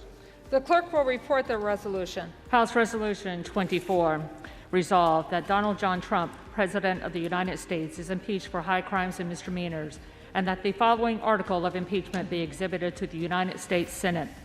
Article of impeachment exhibited by the House of Representatives of the United States of America in the name of itself and of the people of the United States of America against Donald John Trump, President of the United States of America, in maintenance and support of its impeachment against him for high crimes and misdemeanors. Article 1, incitement of insurrection. The Constitution provides that the House of Representatives shall have the sole power of impeachment, and that the President shall be removed from office on impeachment for and conviction of treason, bribery, or other crimes and misdemeanors. Further, Section 3 of the 14th Amendment to the Constitution prohibits any person who has engaged in insurrection or rebellion against the United States from holding any office under the United States in his conduct while President of the United States, and in violation of his constitutional oath faithfully to execute the office of the President of the United States, and to the best of his ability, preserve, protect, and defend the Constitution of the United States, and in violation of his constitutional duty to take care that the laws be faithfully executed, Donald John Trump engaged in high crimes and misdemeanors by inciting violence against the government of the United States, and that on January 6, 2021, pursuant to the 12th Amendment to the Constitution of the United States, the Vice President of the United States, the House of Representatives, and the Senate met at the United States Capitol for a joint session of Congress to count the votes of the Electoral College. In the months preceding the joint session, President Trump repeatedly issued false statements asserting that the presidential election results were the product of widespread fraud and should not be accepted by the American people or certified by state or federal officials. Shortly before the joint session commenced, President Trump addressed a crowd at the Ellipse in Washington, D.C. There, he reiterated false claims that we won this election and we won it by a landslide. He also willfully made statements that, in context, encouraged and foreseeably resulted in lawless action at the Capitol, such as, if you don't fight like hell, you're not going to have a country anymore. Thus incited by President Trump, members of the crowd he had addressed, in an attempt to, among other objectives, interfere with the joint session's solemn constitutional duty to certify the results of the 2020 presidential election, unlawfully breached and vandalized the Capitol, injured and killed law enforcement personnel, menaced members of Congress, the Vice President, and congressional personnel, and engaged in other violent, deadly, destructive, and seditious acts. President Trump's conduct on January 6, 2021 followed his prior efforts to subvert and obstruct the certification of the results of the 2020 presidential election. Those prior efforts included a phone call on January 2, 2021, during which President Trump urged the Secretary of State of Georgia, Brad Raffensperger, to find enough votes to overturn the Georgia presidential election results, and threatened Secretary Raffensperger if he failed to do so. In all of this, President Trump gravely endangered the security of the United States and its institutions of government. He threatened the integrity of the democratic system, interfered with the peaceful transition of power, and imperiled a co-equal branch of government. He thereby betrayed his trust as president to the manifest injury of the people of the United States. Wherefore, Donald John Trump, by such conduct, has demonstrated that he will remain a threat to the national security, democracy, and the Constitution if allowed to remain in office, and has acted in a manner grossly incompatible with self-governance and the rule of law. Donald John Trump thus warrants impeachment and trial, removal from office, and disqualification to hold and enjoy any office of honor, trust, or profit under the United States. The resolution shall be debatable for 2 hours, equally divided and controlled by the chair and the ranking minority member of the Committee on the Judiciary. The gentleman from New York, Mr. Nadler, and the gentleman from Ohio, Mr. Jordan, will each control 1 hour. The chair recognizes the gentleman from New York, Mr. Nadler. Madam Speaker, I ask unanimous consent that all members may have 5 legislative days in which to revise and extend their remarks and insert extraneous material on HRES 224. Without objection. Madam Speaker, I yield 1 minute to the distinguished Speaker of the House, the gentlelady from California, Ms. Pelosi. The gentlewoman from California is yielded 1 minute. Thank you, Madam Speaker. I thank the gentleman for yielding and for his leadership. Madam Speaker, in his annual address to our predecessors in Congress in 1862, President Abraham Lincoln spoke of the duty of the patriot in an hour of decisive crisis for the American people. Fellow citizens, he said, we cannot escape history. We will be remembered in spite of ourselves. No personal significance or insignificance can spare one or another of us. The fiery trial through which we pass will light us down in honor or dishonor to the latest generation.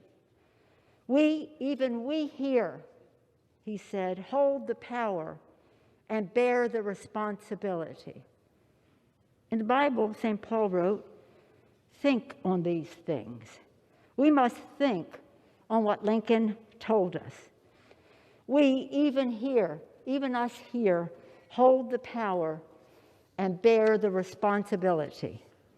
We, you and I, hold and trust the power that derives most directly from the people of the United States.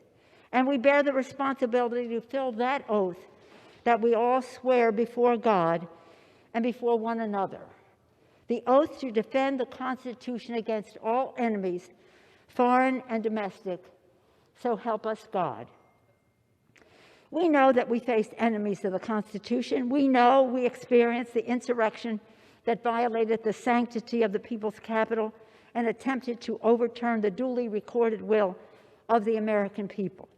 And we know that the President of the United States incited this insurrection, this armed rebellion against our common country. He must go. He is a clear and present danger to the nation that we all love. Since the presidential election in November, an election the president lost, he has repeatedly lied about the outcome, sowed self-serving doubt about democracy, and unconstitutionally sought to influence state officials to repeal reality. And then came that day of fire we all experienced. The president must be impeached, and I believe the president must be convicted by the Senate, a constitutional remedy that will ensure that the Republic will be safe from this man who was so resolutely determined to tear down the things that we hold dear and that hold us together. It gives me no pleasure to say this. It breaks my heart. It should break your heart. It should break all of our hearts. For your presence in this hallowed chamber is testament to your love for our country, for America, and to your faith in the work of our founders to create a more perfect union. Those insurrectionists were not patriots. They were not part of a political base to be catered to and managed. They were domestic terrorists, and justice must prevail. But they did not appear out of a vacuum.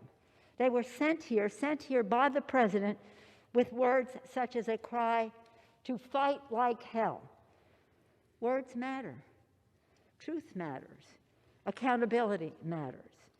In his public exhortations to him, the president saw the insurrectionists not as the foes of freedom, as they are, but as a means to a terrible goal, the goal of his personally clinging to power, the goal of thwarting the will of the people, the goal of ending in a fiery and bloody clash nearly 2.5 centuries of our democracy.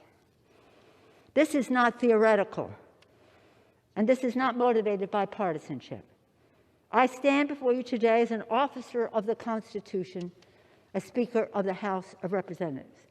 I stand before you as a wife, a mother, a grandmother, a daughter whose father proudly served in this Congress, Thomas D'Alessandro Jr. from Maryland, one of the first Italian Americans to serve in the Congress.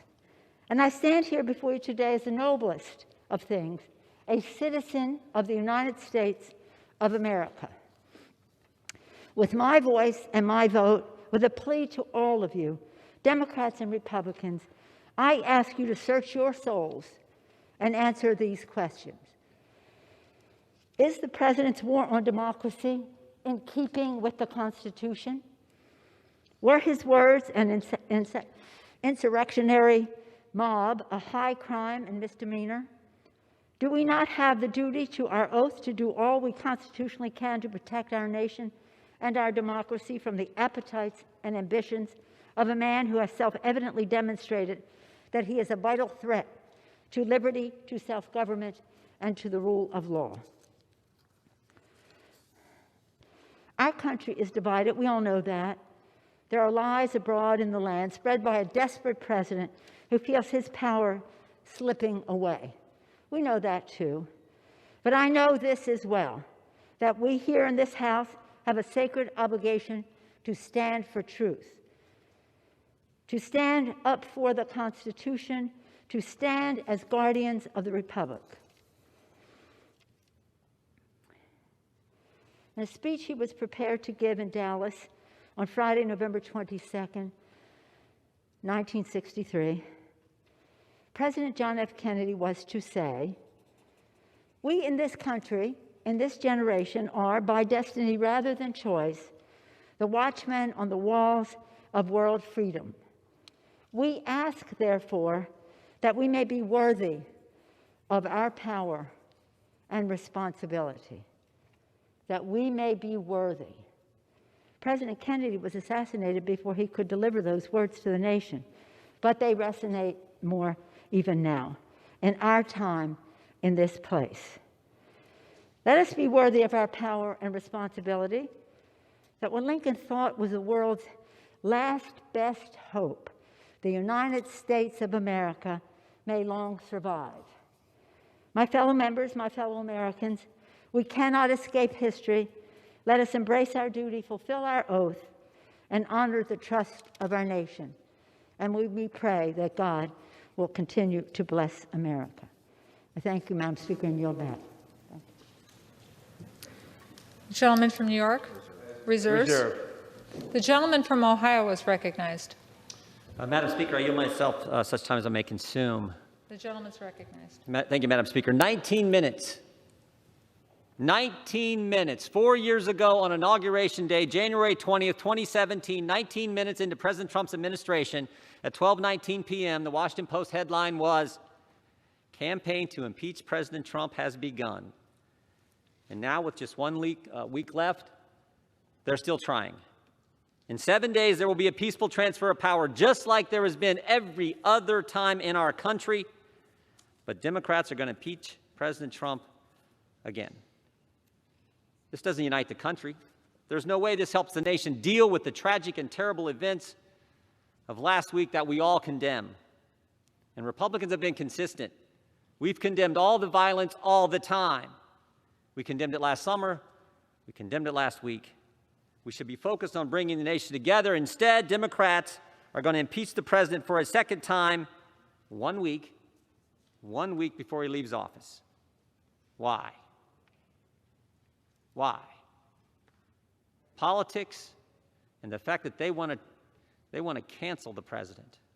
The president who cut taxes, the president who reduced regulations, the president prior to COVID had the greatest economy, lowest unemployment in 50 years, the president who got us out of the Iran deal, put the embassy in Jerusalem, brought hostages home from North Korea, put 3 great justices on the Supreme Court, gave us a new NAFTA agreement, the Abraham Accords, the COVID vaccine, and who built the wall. It's about politics. This is about getting the President of the United States. They spied on his campaign before he was elected. 19 minutes into his presidency, they started the impeachment push. 3-year Mueller investigation, 19 lawyers, 40 agents, 500 witnesses, 2,500 subpoenas, $40 million to find nothing. Impeachment round 1 based on an anonymous whistleblower with no firsthand knowledge who was biased against the president and who worked for Joe Biden. And now it's impeachment round 2. It's always been about getting the president no matter what. It's an obsession that is now broadened. It's not just about impeachment anymore, it's about canceling, as I've said. Canceling the president and anyone that disagrees with them. The Ayatollah can tweet, the president can't. Democrats can object on January 6, 2017, but Republicans aren't allowed to object on January 6, 2021. Democrats say Antifa is a myth. Republicans condemn all violence all the time. The double standard has to stop. And frankly, the attack on the First Amendment has to stop. And stop and think about it. Do you have a functioning First Amendment when the cancel culture only allows one side to talk? When you can't even have a debate in this country, this great country, the greatest country ever? It needs to stop, because if it continues, it won't just be Republicans who get canceled. It won't just be the President of the United States. The cancel culture will come for us all. Right. America's a great country, the greatest country ever. It seems to me that we need to think about how great the people of this nation really are. Think about what we've accomplished in the past and begin to come together as leaders who represent so many great folks across our districts. Think about this. Think about this. In 1903, in Kitty Hawk, North Carolina, 2 guys fly this thing they called a plane 100 feet. Barely got off the ground. Barely got off the ground. Amazing thing. 44 years later, Chuck Yeager breaks the sound barrier. In 44 years, we go from 2 guys flying a contraption they called a plane a few hundred feet to Chuck Yeager breaking the sound barrier. And 22 years after that, another American steps on the moon. Think about it. In one lifetime, in 66 years, 2 guys flying 100 feet to putting a man on the moon. That's what this country is capable of. That's what we can do. And we, as the Congress who represent the people who did that, should start leading. should start understanding what really is going on here. So I hope we defeat this. I hope we can begin to come together and recognize the greatness of the American people and focus on the things they want us to focus on. I yield back our time. Gentleman reserves. The gentleman from New York is recognized. Madam Speaker, I yield myself 3 minutes. Gentleman from New York is recognized for 3 minutes. Madam Speaker, we all saw it coming. Months in advance, President Trump was baselessly and deliberately whipping his supporters into a frenzy. Weeks before the riot, he used his bullet. He told his supporters that the results were fraudulent. He implored them again and again to help him stay in power. And he convinced them that accepting the outcome of the election posed an existential threat to their families and their freedoms. We have a duty to observe, Madam Speaker, that racism played a direct role in this incitement.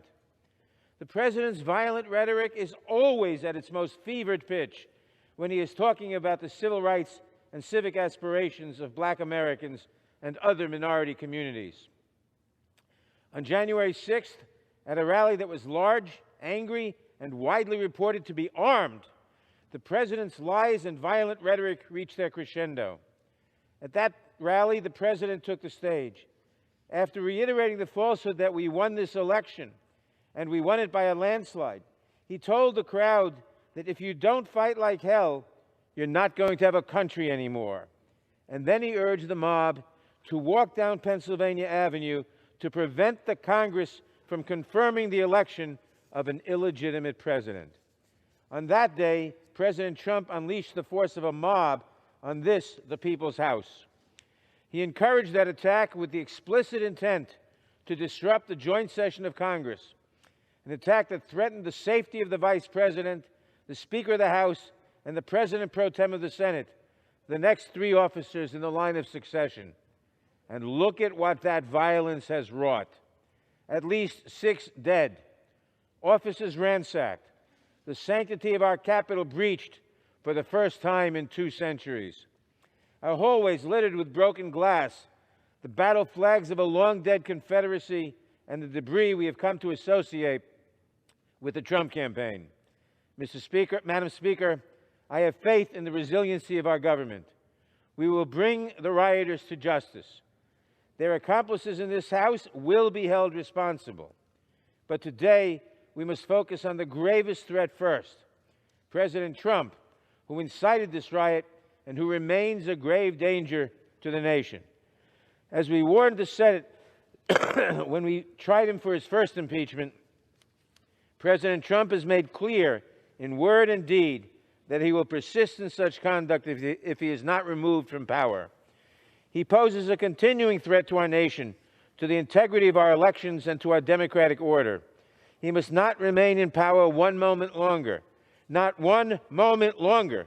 The danger is too great. We must impeach. I reserve the balance of my time. Gentleman reserves the balance of his time. The gentleman from Ohio is recognized. Thank you, Madam Speaker. I would yield 2 minutes to the gentleman from California, Mr. McClellan. The gentleman from California is recognized for 2 minutes. The gentleman from California is recognized for 2 minutes. We'll go 4 minutes. Excuse me. I didn't realize that. The gentleman from Ohio, in control of the time on that side of the aisle, wishes to yield 4 minutes to the gentleman from California. Correct? Yes. The gentleman from California is recognized for 4 minutes. Thank you, Madam Speaker. You know, I didn't like the President's speech on January 6th either. I thought he was wrong to assert that the Vice President in Congress can pick and choose which electoral votes to count. He was wrong to set such a confrontational tone in a politically tense situation. But what did he actually say? His exact words were, quote, "I know that everyone here will soon be marching over to the Capitol building to peacefully and patriotically make your voices heard," unquote. That's impeachable? That's called freedom of speech. Now, he also threatened to oppose candidates in future elections. And by the way, that was directed at Republicans like me who'd resolved to uphold the constitutional process and protect the Electoral College. Well, so what? That's called politics. If we impeached every politician who gave a fiery speech to a crowd of partisans, this Capitol would be deserted. That's what the president did. That is all he did. He specifically told the crowd to protest peacefully and patriotically, and the vast majority of them did. But every movement has a lunatic fringe. Suppressing free speech is not the answer. Holding rioters accountable for their actions is the answer. And we are.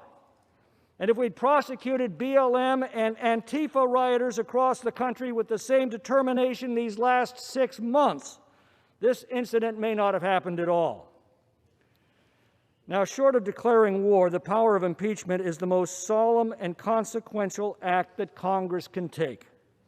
To use it in this manner, in the heat of the moment, with no hearings, no due process, many members phoning in their votes after a hastily called debate, exactly 1 week before a new president is to take office, trivializes this power to the point of caricature.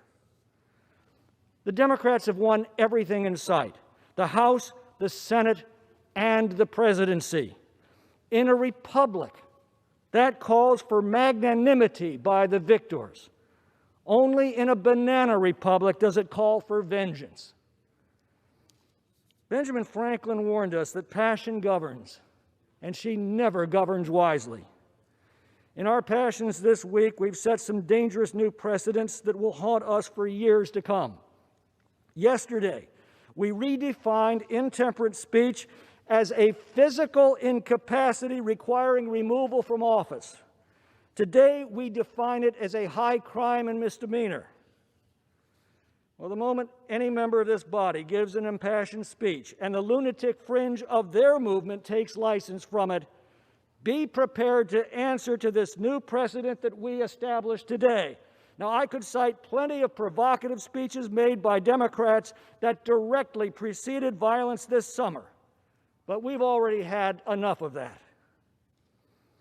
You know, after 600,000 Americans had perished in the Civil War, Abraham Lincoln appealed to the better angels of our nature. He said, "With malice toward none, with charity for all, let us bind up the nation's wounds." Those words were so important to the unity of our nation, they're inscribed in marble at the Lincoln Memorial. I cannot think of a more petty, vindictive, and gratuitous act than to impeach an already defeated president a week before he is to leave office. President-elect Biden's promise to heal the nation becomes a hollow mockery in the harsh reality of this unconstitutional act. God help our country. Has expired. Good job, Tommy. The gentleman from Ohio reserves. The gentleman from New York is recognized. And now yield 1 minute to the gentlelady from California, Ms. Lofgren. The gentlewoman from California is recognized for 1 minute. Madam Speaker, I'm the only member of Congress who's been involved in all 3 of the last presidential impeachments. Those were long proceedings. Today, we don't need a long investigation to know the president incited right-wing terrorists to attack the Congress to try to overturn constitutional government. The actions were in public, plain as day. His actions are the most serious offense against our Constitution and our country. They are impeachable acts. The founders devised the impeachment clause to protect against a president who would threaten constitutional order. If we don't act now, the impeachment clause would essentially be meaningless. Faced with these facts, if we don't impeach to protect our country, we will fail our own oath to protect and defend the Constitution of the United States against all enemies, foreign and, yes, domestic. We have no choice. We must impeach. Time has expired. God bless America. Gentleman from New York reserves. I reserve. The gentleman from Ohio is recognized. Thank you, Madam Speaker. I yield 2 minutes to the gentleman from Arizona, Mr. Biggs. The gentleman from Arizona is recognized for 2 minutes. It is with wariness and a certain unhealthy, morbid curiosity that I watch the beast attempt to devour President Donald J. Trump again. The craving to crush President Trump has never been satisfied, not through investigations, not through false allegations, and not even through an impeachment that was wholly without merit. And the timing of this impeachment makes little sense. Your candidate will take office in a few hours, and President Trump will relinquish the levers of power to President-elect Biden. But your craving was never a Biden victory, nor was it even a Trump defeat. You believe that your hunger will be finally satiated by impeaching this president without completion of his full term of office. You don't merely seek victory, but you seek obliteration of your nemesis. The thirst for Trump's destruction will not be slaked, however, even if you're successful today and were the Senate to convict President Trump. Yours will be a Pyrrhic victory, for instead of stopping the Trump train, his movement will grow stronger, for you will have made him a martyr. Surely you are aware of this, and that is why your allies in the media seek to censor conservative voices. Your chums that sit on the boards of corporate America, yes, the same companies that the left vilifies, promise to starve Republicans from receiving their PAC donations. But I bet that the groundswell of support for President Trump and his policies will not go away. You see, the movement he started is based on building an incredibly robust economy on a foundation of lower taxes and fewer regulations that has the wonderful effect of putting more people to work than ever. It is built upon a strong military that is extricated from endless wars. It provides border security, America First trade agreements, Mideast peace and stability. Those are the things the American people want. Your four-year appetite will be temporarily assuaged, while you will no doubt continue to chase after leaders of this movement. But your appetite will be unfulfilled. I urge you, please do not, and I'm mixing metaphors here, attempt to douse the remaining burning embers of this movement with gasoline. No one wants that. I urge you, please, to reconsider the reckless action in which you engaged today. The gentleman's time has I yield. expired.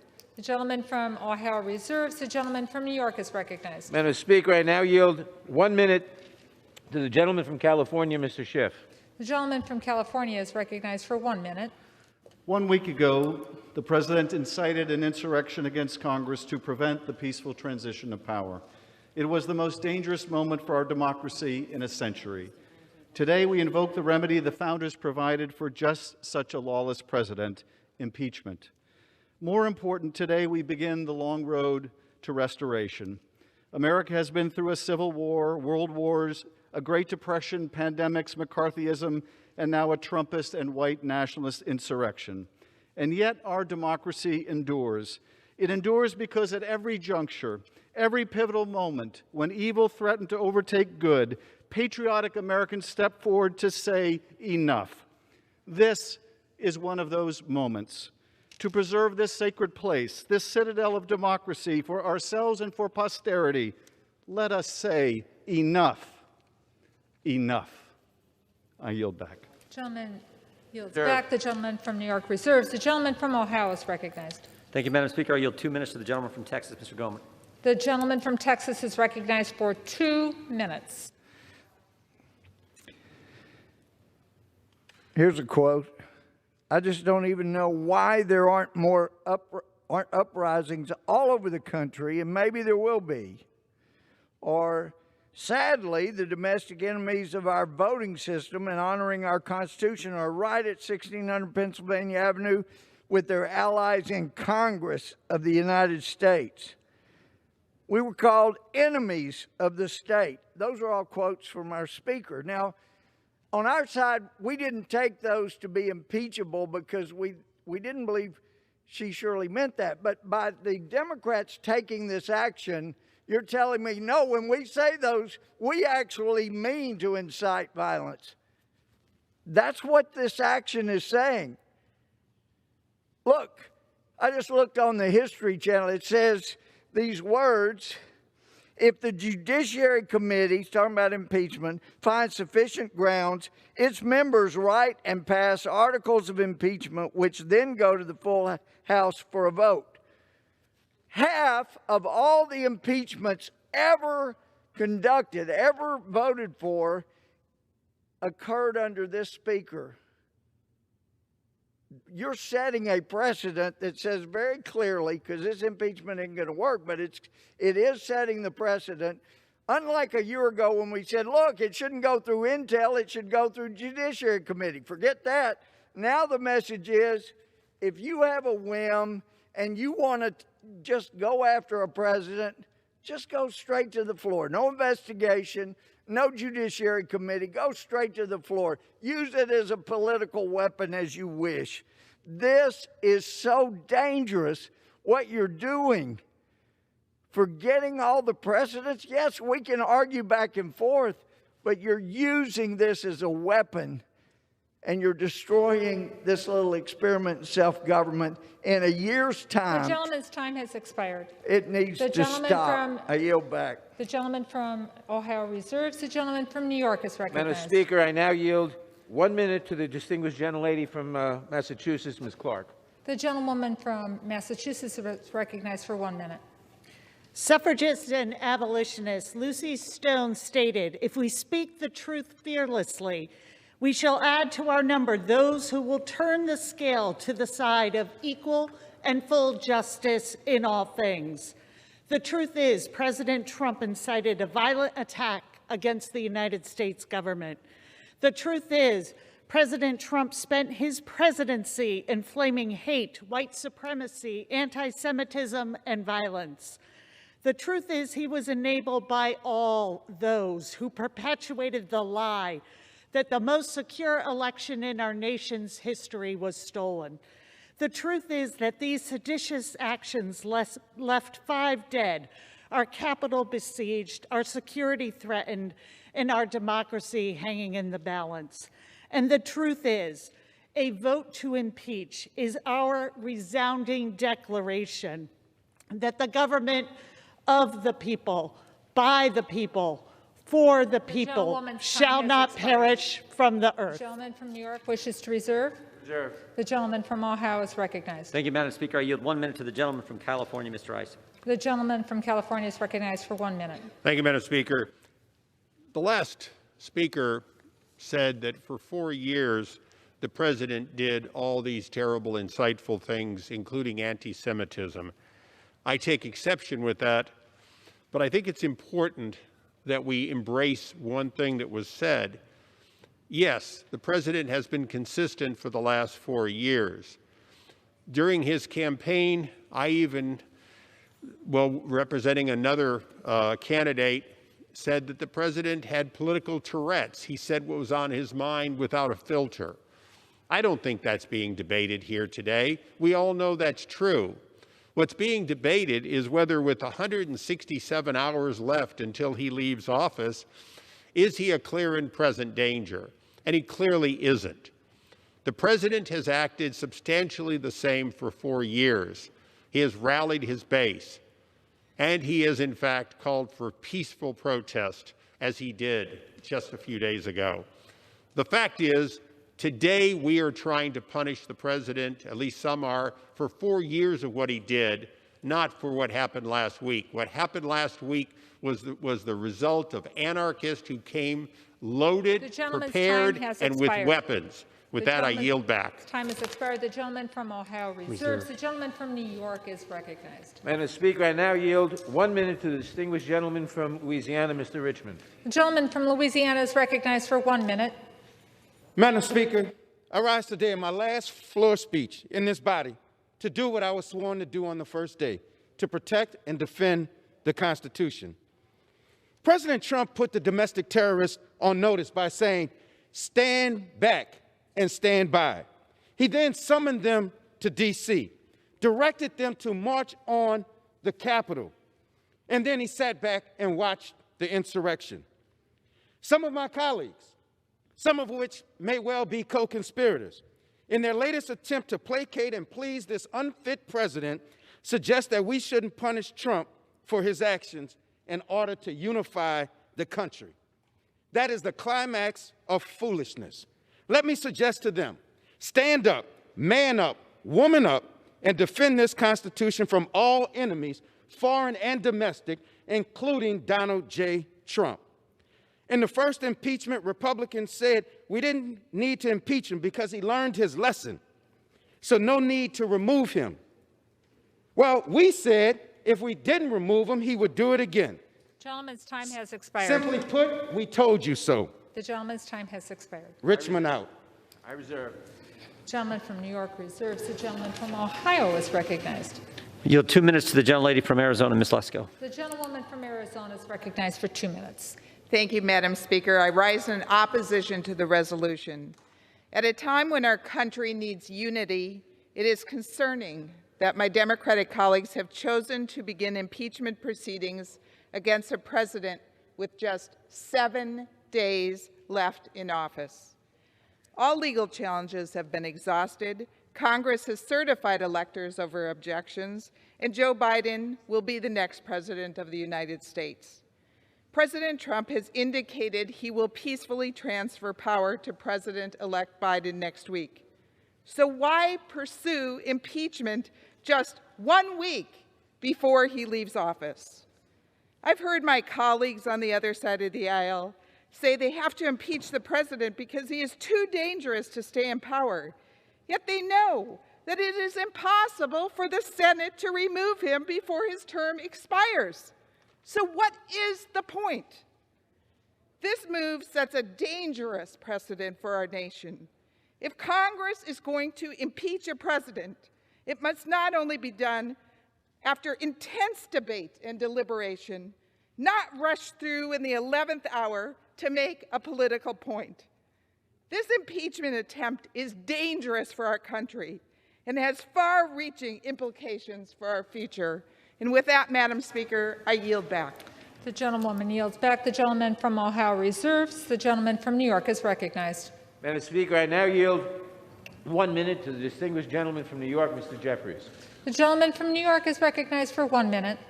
Madam Speaker, I did not come to Congress to impeach Donald Trump, but the constitutional crimes by an out-of-control president inspired by his hatred and the big lie that he told cannot be ignored. Donald Trump is a living, breathing, impeachable offense. It is what it is. The violent attack on the U.S. Capitol was an act of insurrection incited by Donald Trump. He is a clear and present danger to the health, safety, and well-being of the American people, and that is why this impeachment is necessary on the House floor for a second time with a bipartisan majority. Violence will not win. Insurrection will not win. Sedition will not win. Terror will not win. Lawlessness will not win. Mob rule will not win. Not today, not tomorrow, not ever. Democracy will prevail. The gentleman's time has expired. The gentleman from New York reserves. The gentleman from Ohio is recognized. Madam Speaker, we reserve. Gentleman reserves. Gentleman from New York. Madam Speaker, I now yield 1 minute to the distinguished gentleman from California, Mr. Aguilar. The gentleman from California is recognized for 1 minute.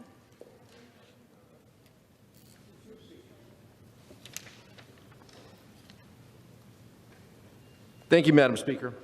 On January 3rd, we stood here on this floor and swore an oath to defend our Constitution against enemies, foreign and domestic.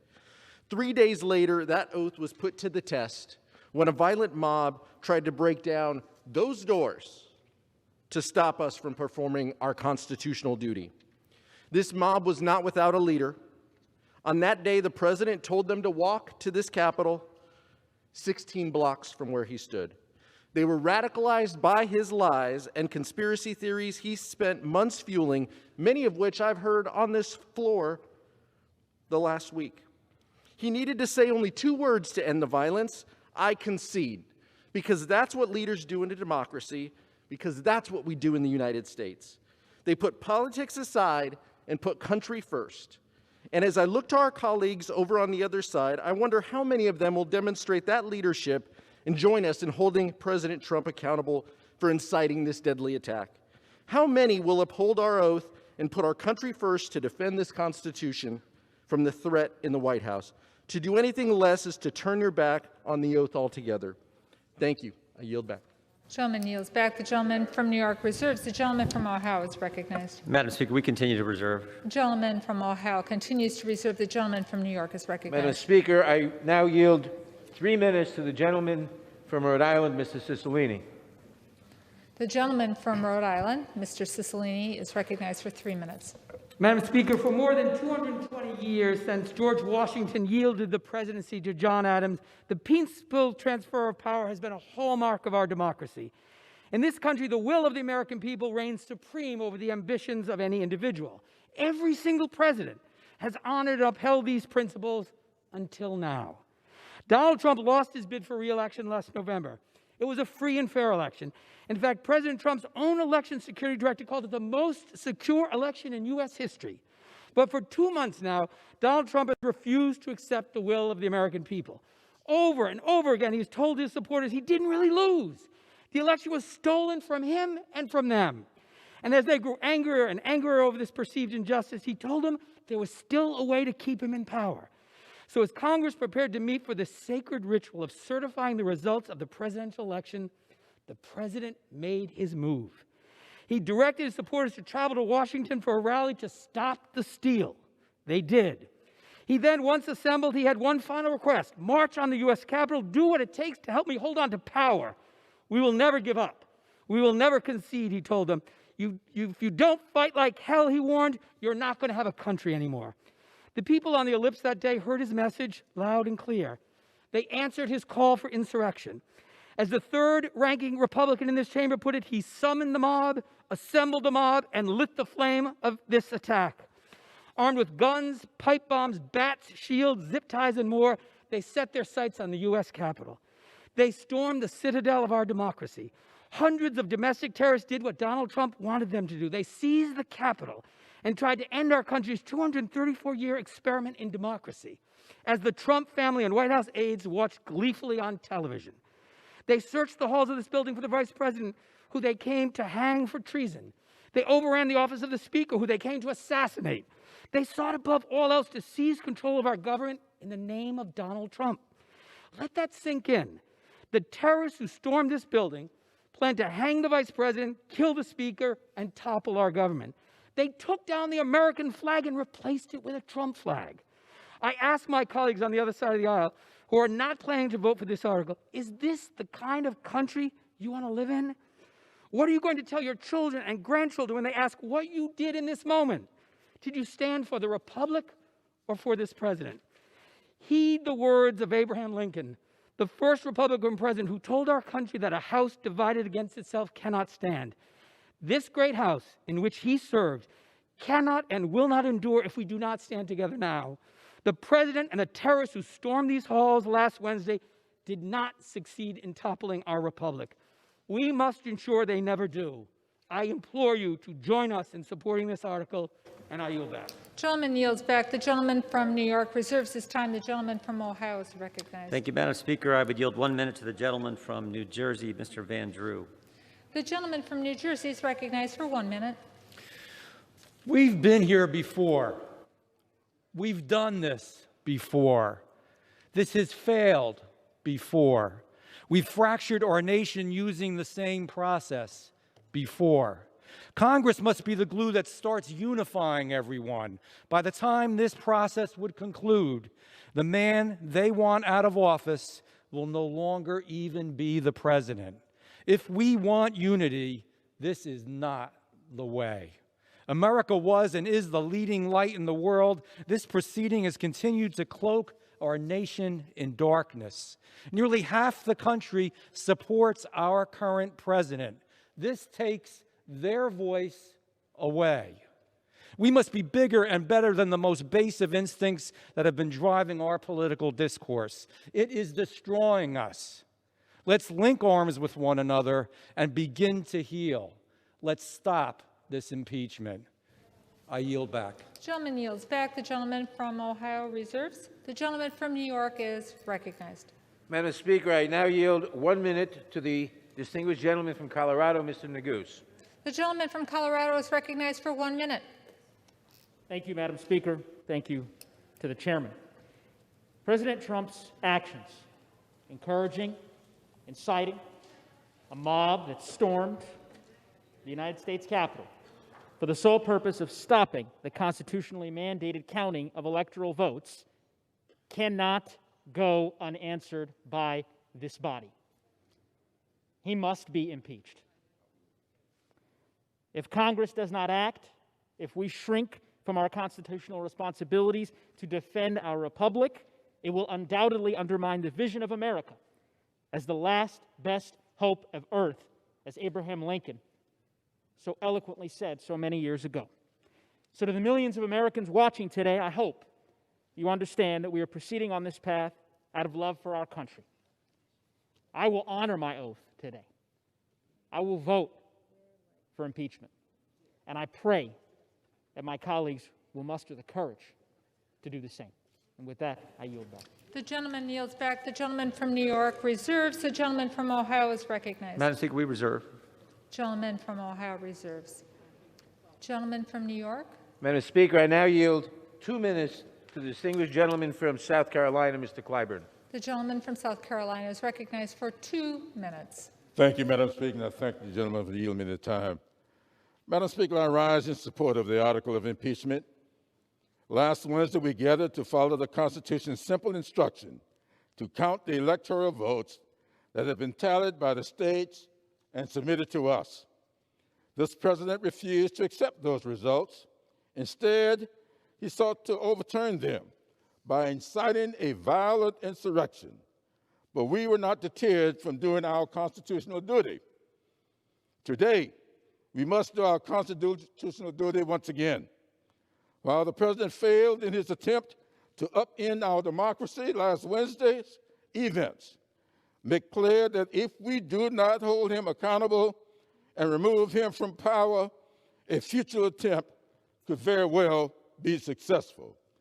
The survival of our democracy depends on defeated candidates accepting their defeats, as has been the case in every presidential election since 1864. Our January 6th joint session is a vital part of the transfer of power, not the contest for power. Vice President Gore understood this, accepting and certifying the 2000 election result in which he was defeated. Vice President Biden understood this, accepted and certifying this president's victory in the 2016 election. This president's refusal to participate in the peaceful transfer of power and his role in the inciting of the last week's violence pose an existential threat to our constitutional democracy. This threat must be extinguished immediately. This president must be impeached and convicted, and he must be prevented from ever attempting to seize power again. With that, I'll yield back. Gentleman yields back. The gentleman from New York reserves. The gentleman from Ohio is recognized. Thank you, Madam Speaker. I yield 2 minutes to the gentleman from Colorado, Mr. Buck. The gentleman from Colorado is recognized for 2 minutes. I thank the gentleman for yielding time. Madam Speaker, I've heard that President Trump radicalized the group the rioters who stormed this Capitol, and I would say that we need to look no further than ourselves to find out what happened and to look at history. Americans were frustrated when they learned that the FBI was investigating the Trump campaign. They were frustrated to learn that the Obama administration and the DNC had created this false campaign against the Trump administration. They were frustrated, Madam Speaker, when the inauguration of the president was boycotted by over 40 Democrat members of this House. They were frustrated to read in the Washington Post the day after the inauguration, "Let the impeachment begin." They were frustrated when members of this House spoke over and over about impeaching the president days into his administration. And then the socialists in Hollywood joined their allies in Congress. Robert De Niro said that he wanted to punch the president in the face. Madonna thought about blowing up the White House. Kathy Lee Griffin held up a likeness of the president's beheaded head, and nothing was said by my colleagues at that point in time. In fact, one Democrat colleague said that Trump supporters should be harassed wherever they are, in restaurants, on the street, in supermarkets. During this time, the president was under investigation by a special counsel who found no collusion, no conspiracy with Russia. The president's supporters were harassed. Ajit Pai, the head of the FCC, was called a dirty, sneaky Indian. His children were harassed in school. The press secretary, the press secretary, Sarah Sanders, was kicked out of a restaurant for being a Trump employee. The DHS secretary, Kirsten Nelson, harassed at her home. Trump donors were publicly... Gentleman's time has expired. I'm sorry you couldn't hear me. The mic wasn't on. The gentleman from Ohio reserves. Good job, Kim.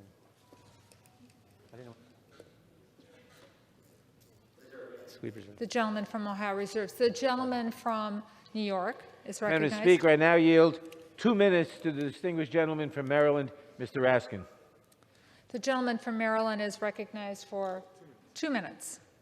Smashing windows and beating police officers over the head with fire extinguishers, a bloodthirsty mob attacked the Capitol and invaded this Congress last Wednesday.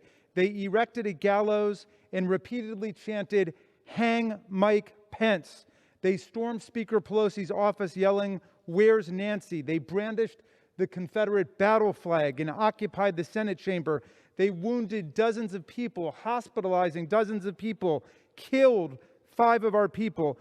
For 6 hours, they shut down the counting of electoral college votes, our sacred process under the Constitution for peaceful transfer of power in the United States.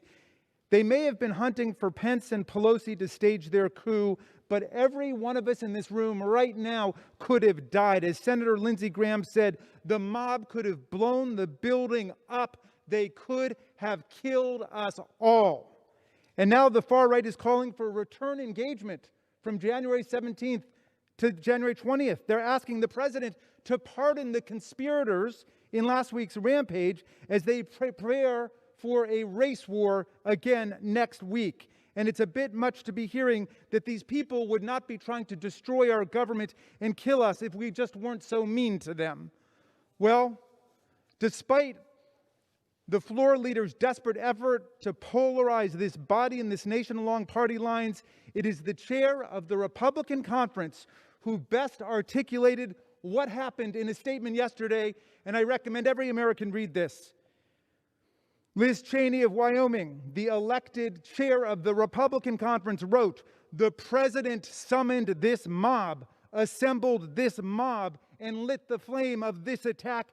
Everything that followed was his doing. None of this would have happened without the president. The president could have immediately and forcefully intervened to stop the violence. He did not. There has never been a greater betrayal by a president of the United States of his office." Request 10 seconds. Gentleman from New York. I yield an additional 10 seconds. An additional 10 seconds to the gentleman from Maryland. Cheney says there's never been a greater betrayal by a president of the United States of his office and his oath to the Constitution. Read Ms. Cheney's statement. Let's come together and impeach the president for this high crime against the Republic. We don't have a minute to spare. He is a clear and present danger to the people. The gentleman from New York reserves. The gentleman from Ohio is recognized. Madam Speaker, I yield 2 minutes to the gentleman from Florida, Mr. Gates. The gentleman from Florida is recognized for 2 minutes. Seems to me that impeachment is an itch that doesn't go away with just one scratch. It also seems that President Trump may be most likely to be impeached when he is correct. Before the last presidential impeachment, President Trump rightly pointed out the improper activities of the Biden crime family, and subsequently he's been proven right. And don't think for a moment, Madam Speaker, that we're going to drop that or stop our pursuit for the truth. Before that, we had the Russia hoax, where you had the president rightly making claims that Hillary Clinton and the DNC were colluding with Russians to disorient our democracy. How right he turned out to be. And then we have the 2020 presidential election, where the president correctly pointed out unconstitutional behavior, voting irregularities, concerns over tabulations, dead people voting, and now impeachment again. When they go low, we kick them. Eric Holder, former Attorney General under Barack Obama, breaching the Capitol was as low can be. We all denounce it. But who is it that they're kicking? The president, who created soaring highs for our economy, rising wages before the pandemic, 400 miles of wall to stop the caravans, who drew down troops in the Middle East and showed empathy for the forgotten men and women of our country.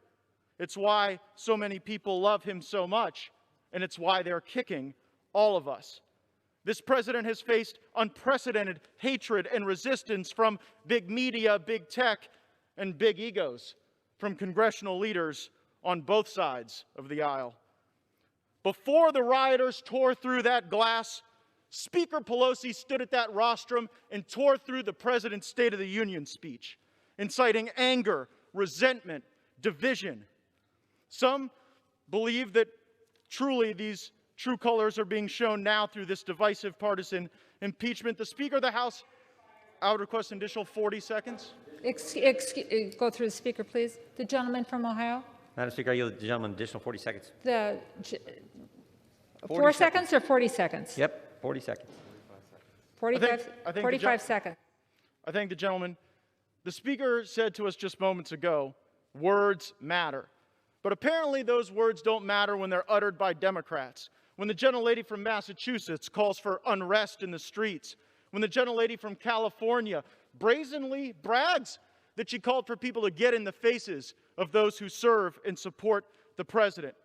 I denounce political violence from all ends of the spectrum, but make no mistake, the left in America has incited far more political violence than the right. For months, our cities burned, police stations burned, our businesses were shattered, and they said nothing.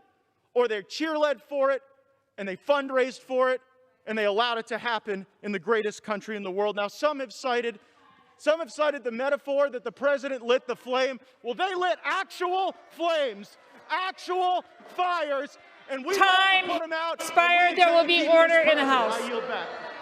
The gentleman from Ohio, do you wish to reserve your time? The gentleman from New York is recognized. Madam Speaker, I now yield 1 minute to the distinguished gentleman from California, Mr. Swalwell. The gentleman from California is recognized for 1 minute. America has been attacked before, but not like this. On January 6, Donald Trump incited thousands of radicalized terrorists to attack the Capitol to stop a transition of power. Let that sink in. Our president incited our citizens to attack our Capitol. America was not attacked in the past sense. This president has inspired future plots. America is still under attack, and that's why Donald Trump must be impeached. I've read many of my GOP colleagues know what the president did was wrong, but are afraid for their lives if they cross the president. I'm sorry that you're living in fear, but now is a time to summon your courage to guide you. We have all seen the images of the courageous officers who have risked their lives so that you could flee this floor and see your families. That was almost a week ago right now. Officers engaged in hand-to-hand combat for hours with these terrorists. Capitol Police were spit on, beaten, stampeded, and one of them lost their lives. I'm not asking you to summon the courage that they did. I'm just asking you to do your job and hold this president accountable. The gentleman's time has expired. The gentleman from New York reserves. Yeah, Madam Speaker, we reserve. The gentleman from Ohio is recognized. Yeah, Madam Speaker, we reserve. The gentleman reserves. The gentleman from New York is recognized. The gentleman from New York is recognized. Madam Speaker, I now yield 1 minute to the distinguished gentleman from Texas, Mr. Castro. The gentleman from Texas is recognized for 1 minute. Thank you, Madam Speaker.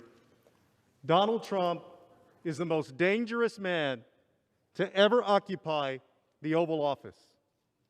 I want to take you back 1 week ago today, when people were barging through these doors, breaking the windows with weapons, armed, pipe bombs,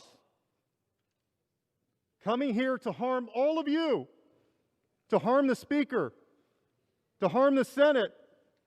Let me ask you a question.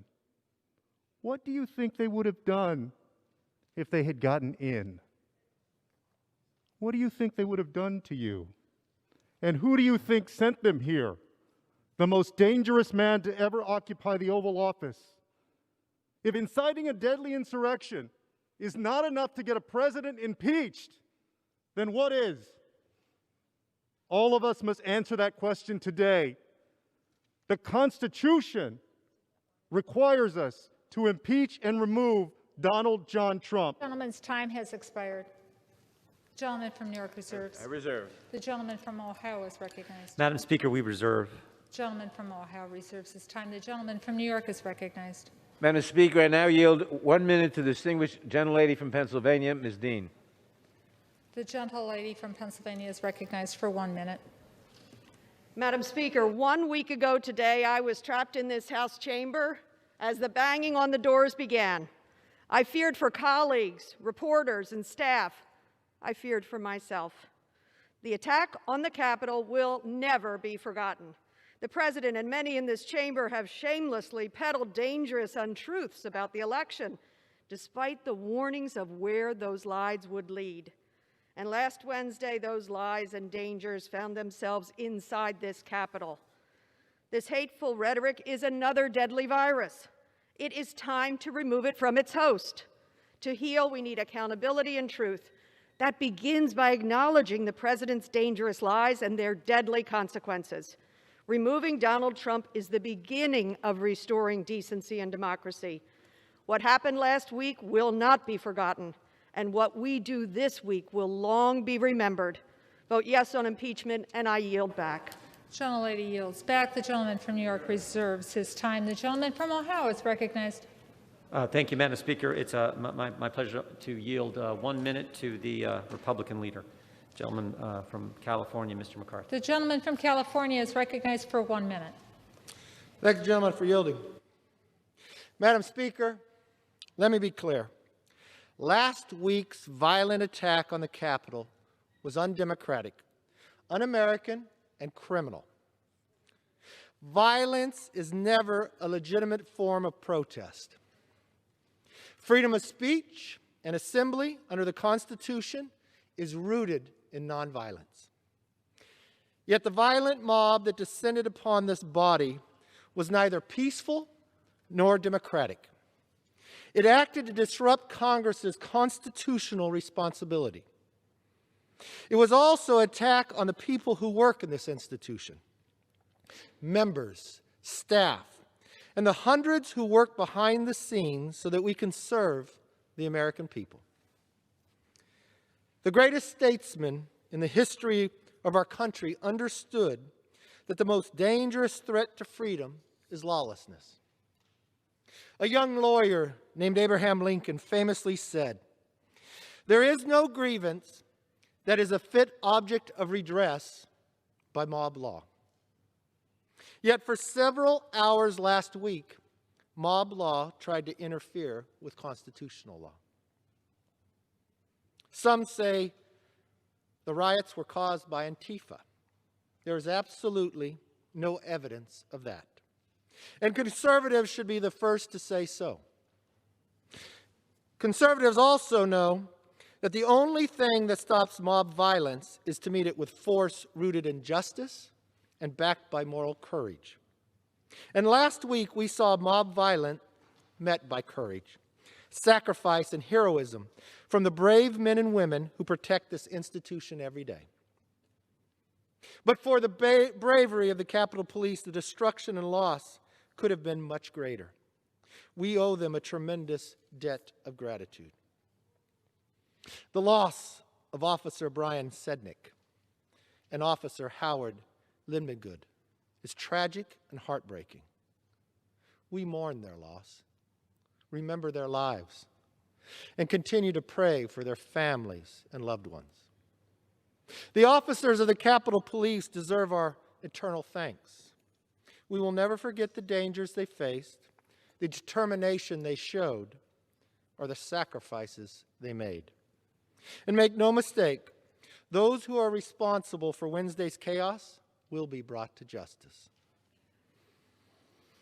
Which brings me to today's debate. I believe impeaching the president in such a short time frame would be a mistake. No investigations have been completed. No hearings have been held. What's more, the Senate has confirmed that no trial will begin until after President-elect Biden is sworn in. But here is what a vote to impeach would do. A vote to impeach would further divide this nation. A vote to impeach will further fan the flames of partisan division. Most Americans want neither inaction nor retribution. They want durable, bipartisan justice. That path is still available, but is not the path we are on today. That doesn't mean the president is free from fault. The president bears responsibility for Wednesday's attack on Congress by mob rioters. He should have immediately denounced the mob when he saw what was unfolding. These facts require immediate action by President Trump. Accept his share of responsibility, quell the brewing unrest, and ensure President-elect Biden is able to successfully begin his term. And the president's immediate action also deserves congressional action, which is why I think a fact-finding commission and a censure resolution would be prudent. Unfortunately, that is not where we are today. Truly, this past week was one of the most difficult for Congress and our nation. Of all the days here, last Wednesday was the worst day I've ever seen in Congress. Our country is deeply hurt. So where do we go from here? After all the violence and chaos of the last week, is it important to remember that we're still here to deliver a better future for all Americans. It does not matter if you are liberal, moderate, or conservative. All of us must resist the temptation of further polarization. Instead, we must unite once again as Americans. I understand for some, this call for unity may ring hollow. But times like these are when we must remember who we are as Americans and what we as a nation stand for. And as history shows, unity is not an option, it's a necessity. It is as necessary today as it was at the start of our country. I want us all to think back to how John Adams and the Federalist Party handed power over to Thomas Jefferson and his party after the election of 1800. That election, and indeed that era, was one of the most divisive ever. Partisans used every dirty trick in the book. They demonized each other, dismissed reasonable dissent, and described their opponents as seditious. Sound familiar? The election of 1800 could have destroyed our young nation. But instead of breaking us, it helped us bring us together, thereby preserving the world's last best hope of freedom. After a hard-fought battle over the Electoral College in Congress, Adams conceded. And a peaceful transfer of power, the first in American history, took place. Jefferson, for his part, put aside the division of the era and preached forgiveness, yes, unity. In his first inaugural address, he famously said, "Every difference of opinion is not a difference of principle." Jefferson and Adams did not end every difference of opinion that existed in America, nor did they try. In a free country as big and diverse as ours, that would be impossible. What they did was more important. They recognized a deeper unity, a unity rooted in the famous proposition both men helped to write. At a critical moment in history, our founders chose peace, liberty, partnership over tension, division, and partisanship. For the sake of our country, we must make the exact same choice. We have already begun. Last week, despite the lingering shock and amid the windows still broken, we did what all healthy democracies do. We debated and we voted. In this country, we solve our disputes at the ballot box and through debates and votes on the floor of this exact chamber. We did our duty then, and we must do more.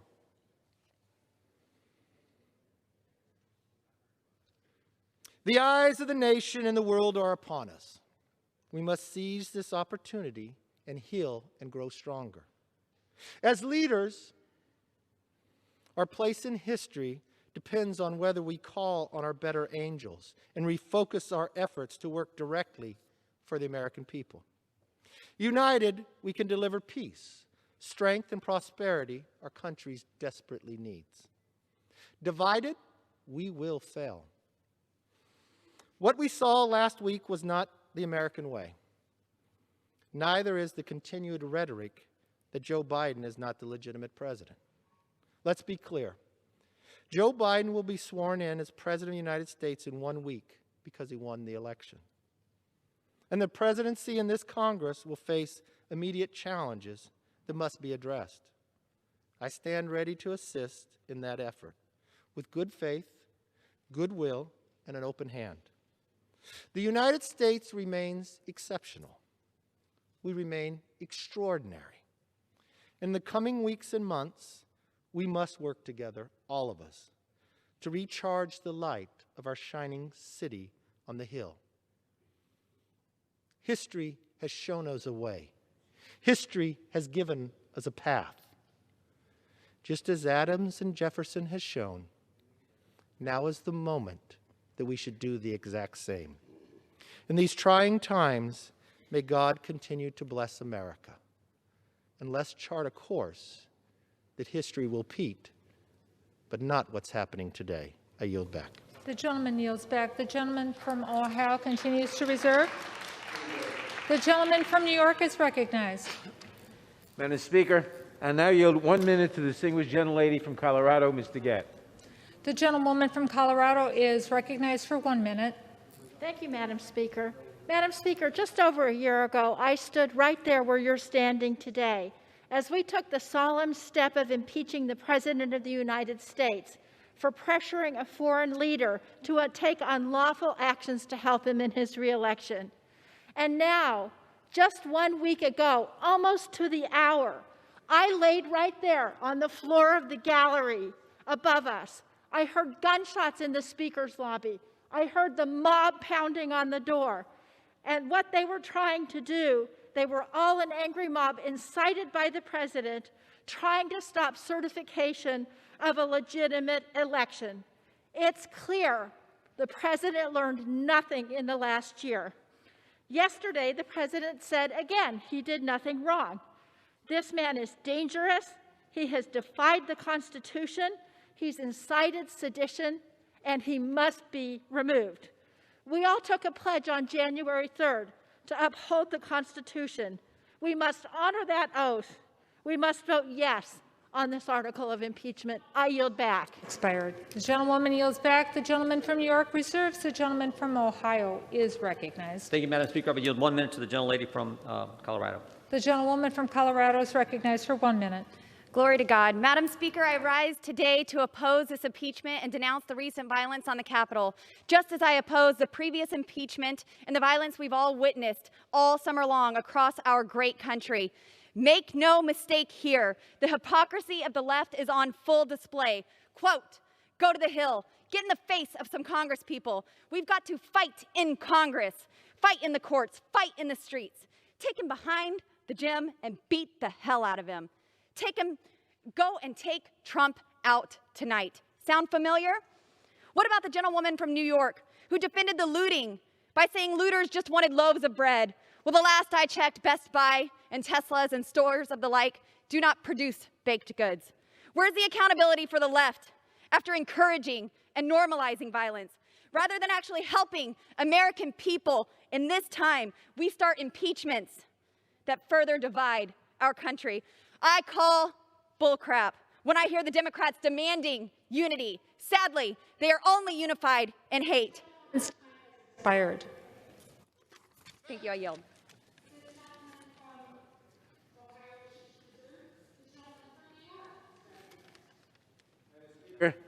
I now yield 1 minute to the distinguished gentlelady from California, Ms. Waters.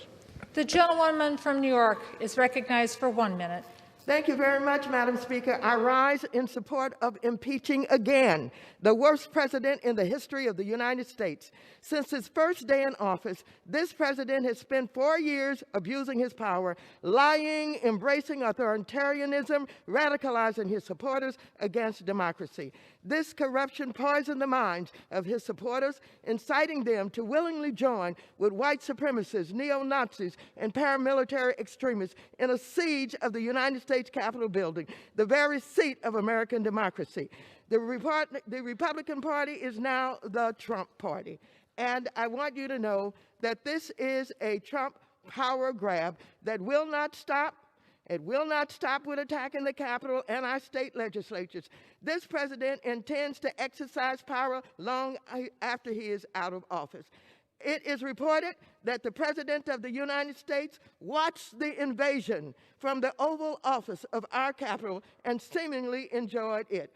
I want you to know we should be concerned that the Republicans will not defend him, and he is capable of starting a civil war. He must be impeached. He must be stopped now. The gentleman from New York reserves. The gentleman from Ohio is recognized. Thank you, Madam Speaker. I would yield 1 minute to the gentleman from Washington, Mr. Newhouse. Thank you, Mr. Jordan. The gentleman from Washington is recognized for a minute. Thank you, Mr. Jordan. Madam Speaker, this is a sad day in our republic, but not as sad or disheartening as the violence we witnessed in the Capitol last Wednesday. We are all responsible. My colleagues are responsible for not condemning rioters this past year, like those who barricaded the doors of the Seattle Police Department and attempted to murder the officers inside.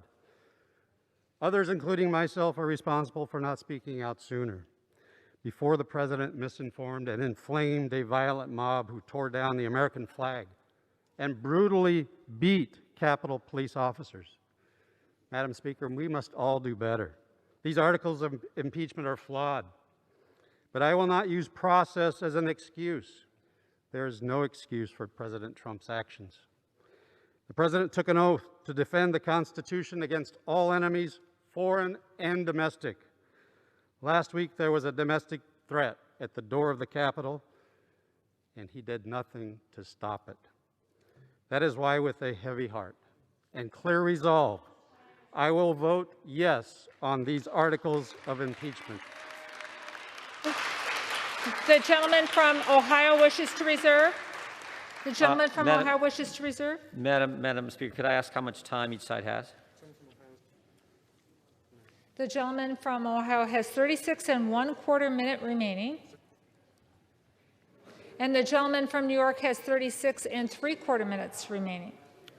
We reserve. The gentleman from Ohio wishes to reserve. The gentleman from New York is recognized. Madam Speaker, I now yield 30 seconds to the gentleman from Massachusetts, Mr. Auchincloss. The gentleman from Massachusetts is recognized for 30 seconds. Madam Chair, a mob desecrated our Capitol, killed a police officer, and attempted to overthrow our government on the orders of the President of the United States. Immediate impeachment is our duty under a Constitution that compels us to defend against enemies, foreign and domestic. As a Marine officer, I defended our democracy from foreign enemies. As a member of Congress, I am solemnly resolved to defend it from domestic ones. With this vote, we strike a blow for moral leadership. I yield back. Yields back. The gentleman from New York wishes to reserve. The gentleman from Ohio is recognized. Madam Speaker, I yield 2 minutes to the gentleman from Ohio, Mr. The gentleman from Ohio is recognized for 2 minutes. Madam Speaker, America is at a crossroads. As the violent riots at the Capitol last week so painfully and shockingly reminded us, the unhinged partisan rhetoric that too often consumes the political dialogue in this country has become toxic and is tearing us apart. If we continue down this path, there's no telling how much damage to our union there may be. Sadly, that's what's happening here today. The majority is rushing through yet a second impeachment of President Trump, who has but 7 days remaining in office. As prominent constitutional law professor Jonathan Turley has cautioned, today a dangerous precedent is being set that could lead to the normalization of snap impeachments without any hearings or any meaningful discussion or debate. The majority is ramming through this House the most potent tool at our disposal without a single hearing, turning a process that usually takes months into a few short hours. We haven't heard a testimony from a single witness. We haven't heard from any experts on the nature of these charges, nor the damage this effort could inflict on our republic. We didn't even know how this debate would unfold until 9 o'clock this morning. This is truly an unprecedented situation, and one which could cause irrevocable harm to our nation. But, Madam Speaker, it doesn't have to be this way. We don't have to continue down this misguided path. We could instead follow the wisdom provided by none other than Abraham Lincoln during another divisive time in our nation's history and listen to the better angels of our nature. We could choose a more positive, constructive path and vote down this ill-conceived effort. We should tone down the political rhetoric. We should work together to solve the problems that face our nation. We should put aside our differences and find common ground. And we should bring Americans back together, because there's no crisis we can't overcome if we stand united. And I yield back. Gentleman from Ohio yields back. The gentleman from Ohio wishes to reserve. The gentleman from New York is recognized. Speaker, I now yield 1 minute to the distinguished gentlelady from Washington, Ms. Herrera Butler. The gentlewoman from Washington is recognized for 1 minute. My fellow Americans, I rise today to stand against our enemy. And to clarify, our enemy isn't the president or the president-elect. Fear is our enemy. Fear tells us what we want to hear. It incites anger and violence and fire. But it also haunts us into silence and inaction. What are you afraid of? I'm afraid of what people will say or think. I'm afraid of being devalued. I'm not afraid of losing my job, but I am afraid that my country will fail. I'm afraid patriots of this country have died in vain. I'm afraid my children won't grow up in a free country. I'm afraid injustice will prevail. But truth sets us free from fear. Truth doesn't guarantee bad things won't happen, but it does promise to always prevail in the end. It has no shadows where darkness can hide. With truth comes love, and we could use that right now. My vote to impeach our sitting president is not a fear-based decision. I am not choosing a side, I'm choosing truth. It's the only way to defeat fear. The gentlewoman yields back. The gentleman from New York wishes to reserve his time. The gentleman from Ohio is recognized. Thank you, Madam Speaker. I would yield 1 minute to the gentlelady from Texas, Ms. Van Dyne. The gentlewoman from Texas is yielded 1 minute. Thank you very much.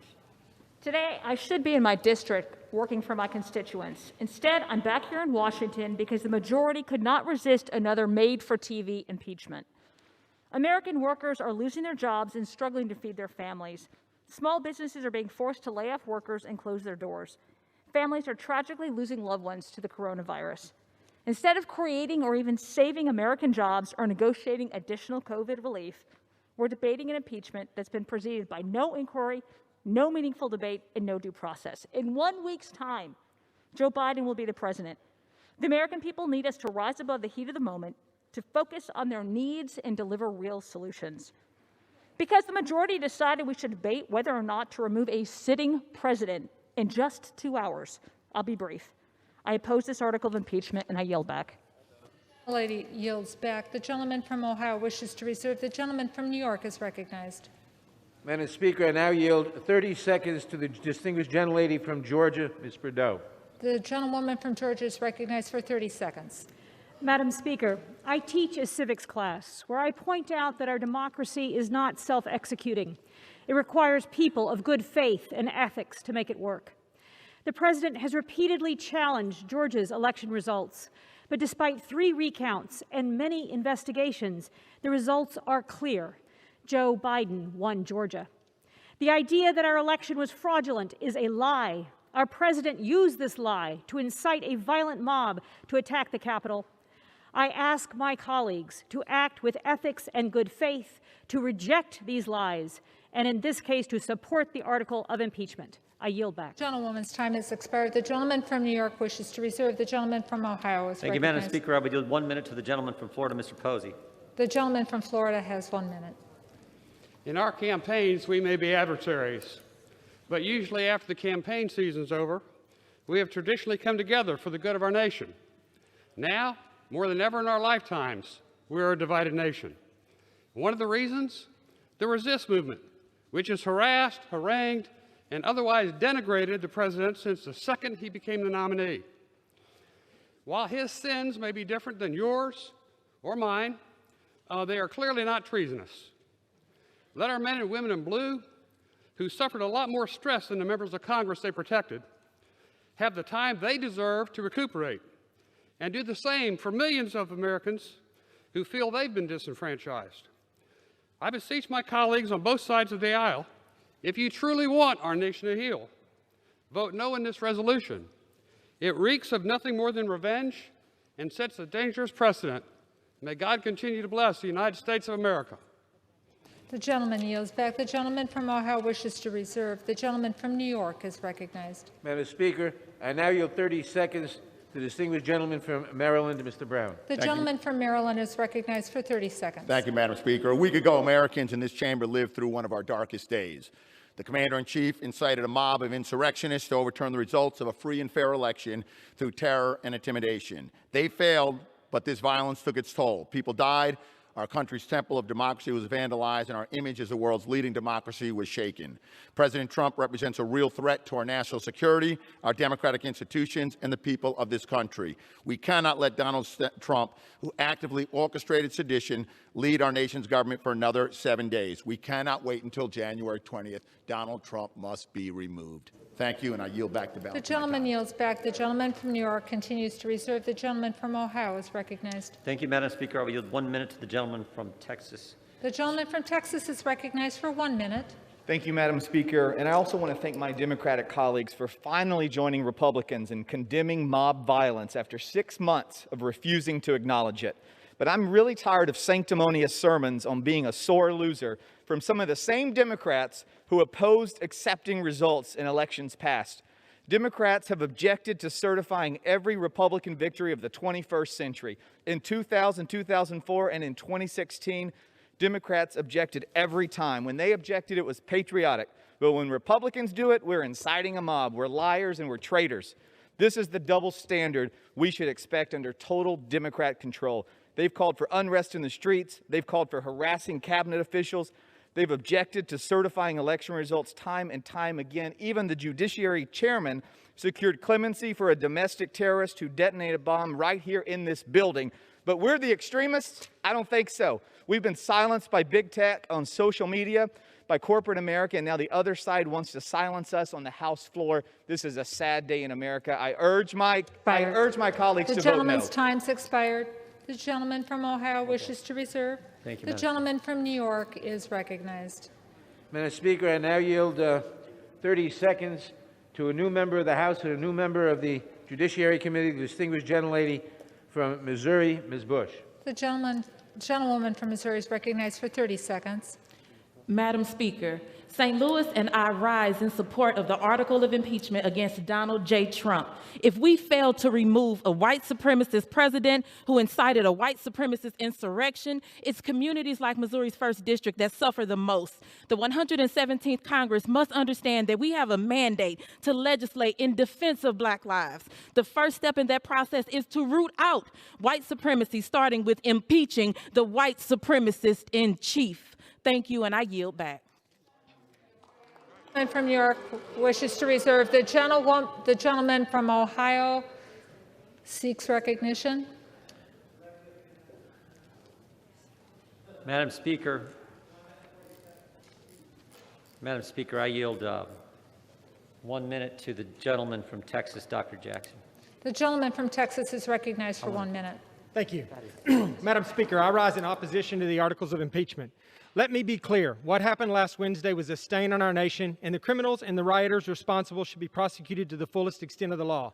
It is clear now more than ever that our country needs to come together. And Congress, this Congress, needs to lead by example and begin the process of healing the deep division that exists among us as Americans. The articles before us today will not accomplish that. In fact, the sham articles of impeachment will only serve to further fan the flames of unrest and to appease the radical left's appetite for division.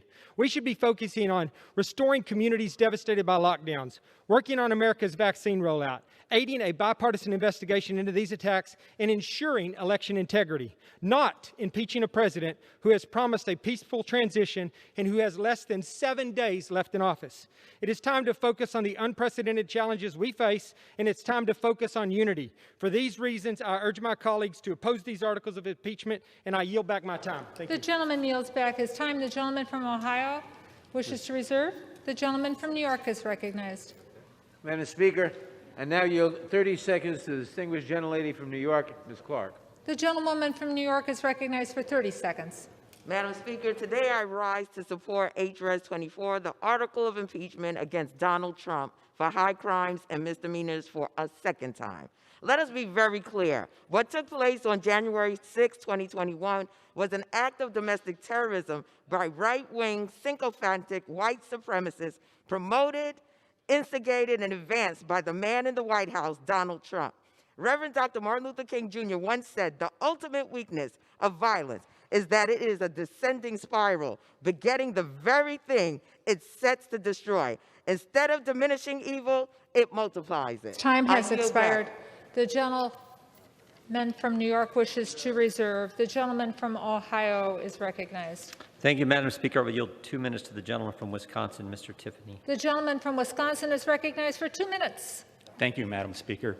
My father once said to me, just because you can do something doesn't mean you should. In the short time I've served in this body, one thing is clear. This is not a serious place. Last year, we watched as the other side delayed COVID relief for months to inflict maximum pain and sway the outcome of the election.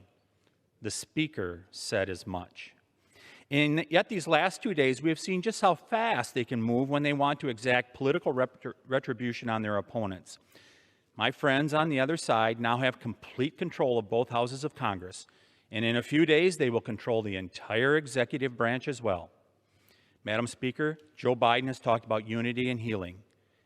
Is that what this is today?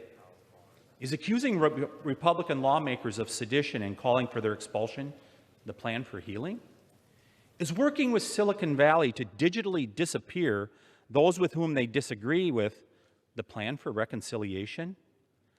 I was among the first to condemn the riots in Madison months ago, and I condemn what happened last week. But where were the swift accusations of incitement and insurrection from the other side last year? Is today's political theater a preview of what the American people can expect from single-party rule? 2 years of double standards and punishing those who voted for someone else? Madam Speaker, I hope Mr. Biden is watching today, and he will rise to the moment and call off this effort to rub salt in the wounds of millions of Americans. It is now time for all of us, Democrats and Republicans alike, to turn down the temperature. Thank you.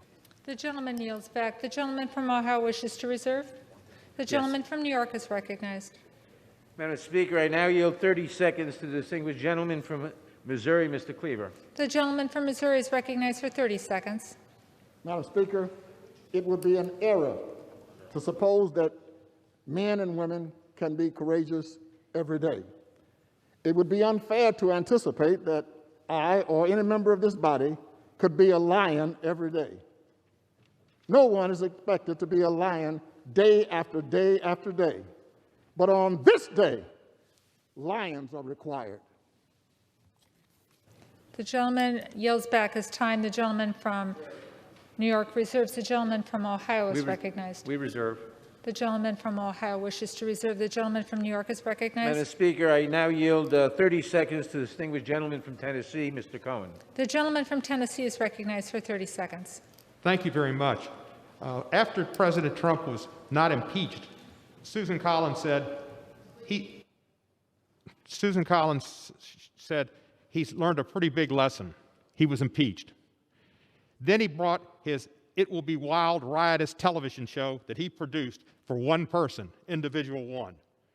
Intelligence reports indicate that the people he said he loves and are special are going to attack this city and attack this Capitol next week. He has not asked them not to do it. He has not told them to stand down. I most fear January 20, because I think he will try to go out with a bang and take attention away from Joe Biden. The gentleman's time has expired, and there will be order in the House. The gentleman from New York reserves. The gentleman from Ohio is recognized. Madam Speaker, statement from the President. I urge that there must be no violence, no lawbreaking, no vandalism of any kind. This is not what I stand for. is not what America stands for. I call on all Americans to help ease tensions and calm down. Just put out that statement by the President of the United States. I yield 2 minutes to the gentleman from Virginia, Mr. Klein. The gentleman from Virginia is recognized for 2 minutes. Thank you, Madam Speaker, and I thank the President for his words. Above the entrance to the House of Representatives is a sculpture called the Apotheosis of Democracy. It depicts allegorical peace, dressed in armor and protecting the genius of America. Last week, that peace was tragically torn apart as our U.S. Capitol was invaded for the first time since the War of 1812. A violent mob, including many with the most hostile of intentions, broke past security barriers and unleashed destruction and chaos throughout the Capitol. When it was over, 6 individuals were dead, including 2 Capitol Police officers. I've always supported the rights of citizens to peaceably assemble, but those who breached the Capitol and assaulted and killed Capitol Police should be prosecuted to the fullest extent of the law. If their intent was to stop the constitutional requirement of this body to count electoral votes, they should be charged and prosecuted for insurrection against the government. But we are a nation of laws, not of men, and the legal standard for incitement to violence has not been met. Now, a week since the riots threatened the People's House, and a week until a new president takes office, we are rushing through an impeachment without all of the facts and evidence and without due process. We don't know what kind of information the offenders have, what evidence will come out during their trials, whether it bolsters the majority's claims or the minority's views, or whether it implicates other individuals, groups, or other officials in the attack on this hallowed institution. We just don't know. And that's why we must treat the power of impeachment and our responsibility as holders of this power with the seriousness and solemnity it deserves. Let us gather the evidence. Let us hear it in judiciary. Make an informed decision together. This action will only further fuel the political divide among our citizens and will be detrimental to the long-term efforts to unify our country. I reiterate my call from last night. Let us work together.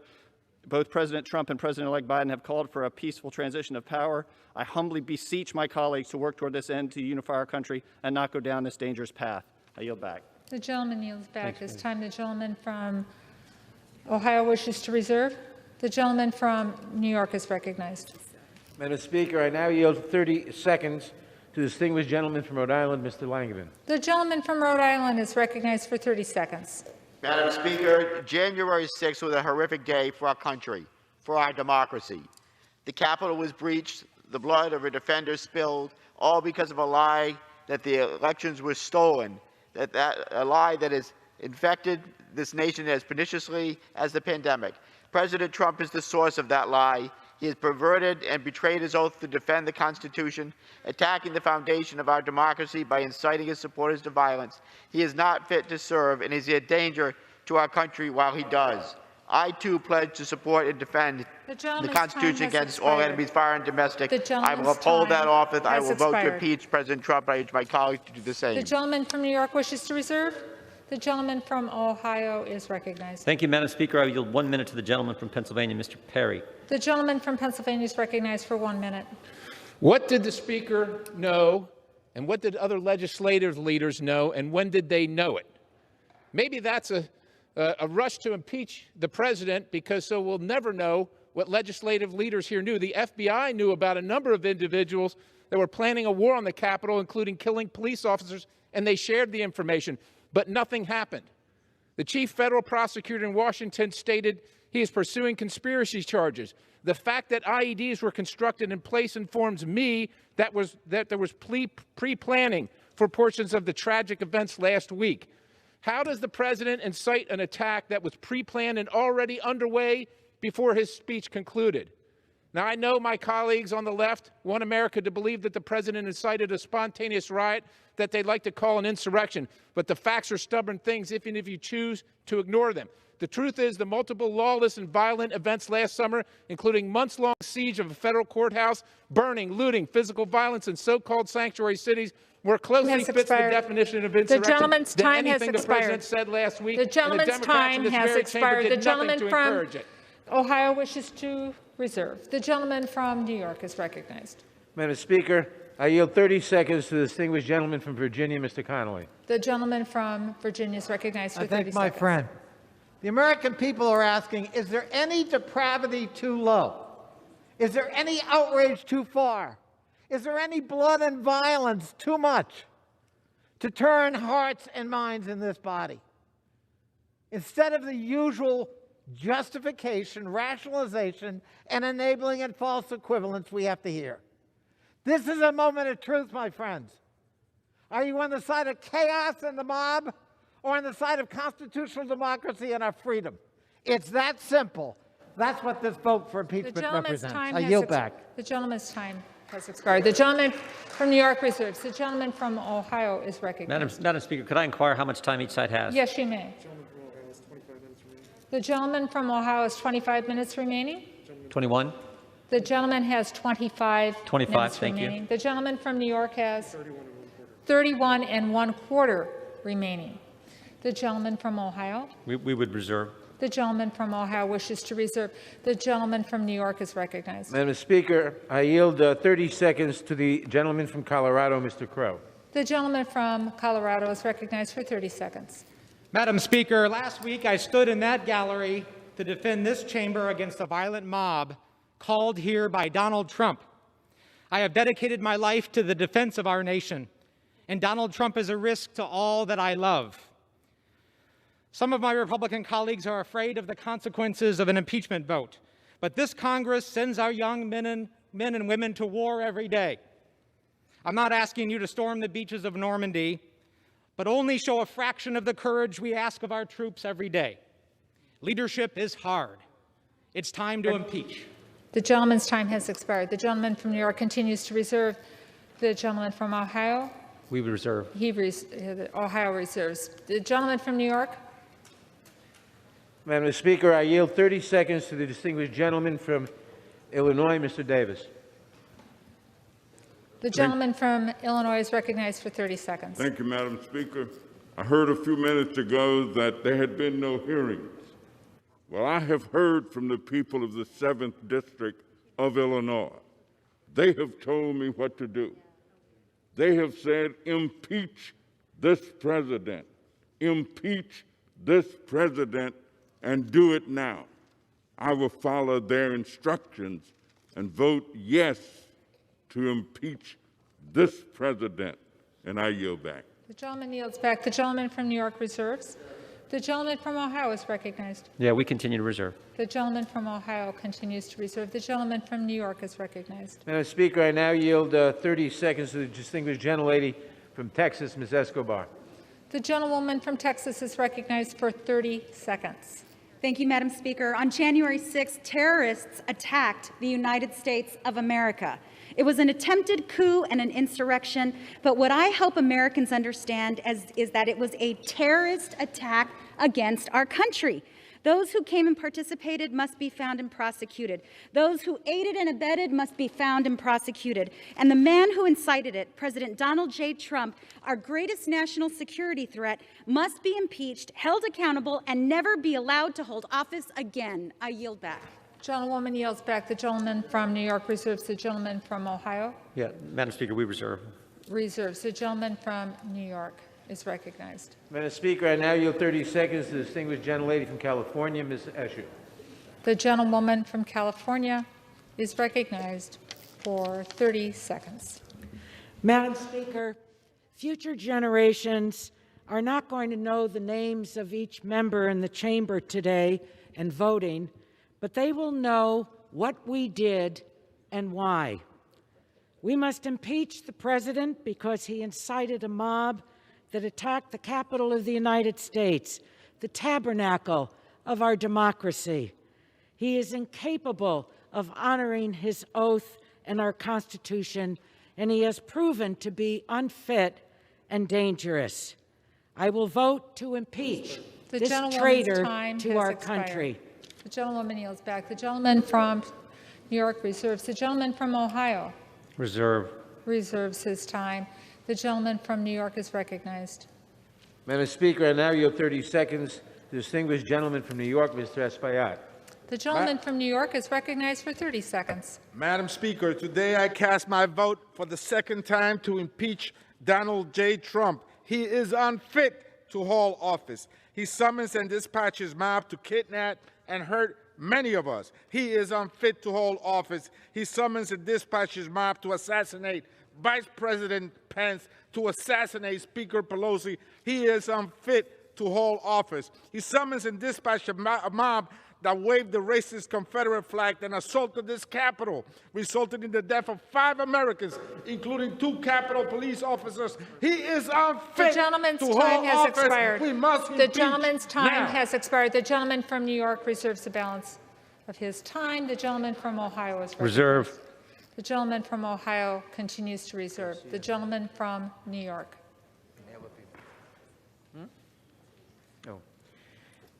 Madam Speaker, I now yield 30 seconds to the distinguished gentleman from Illinois, Mr. Garcia.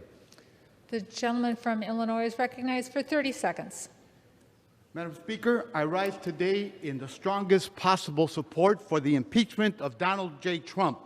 When Trump made a last desperate attempt to steal the presidency, to reject the will of the people by encouraging insurrection, he became the first president to incite an attempted overthrow of the institutions he is sworn to protect.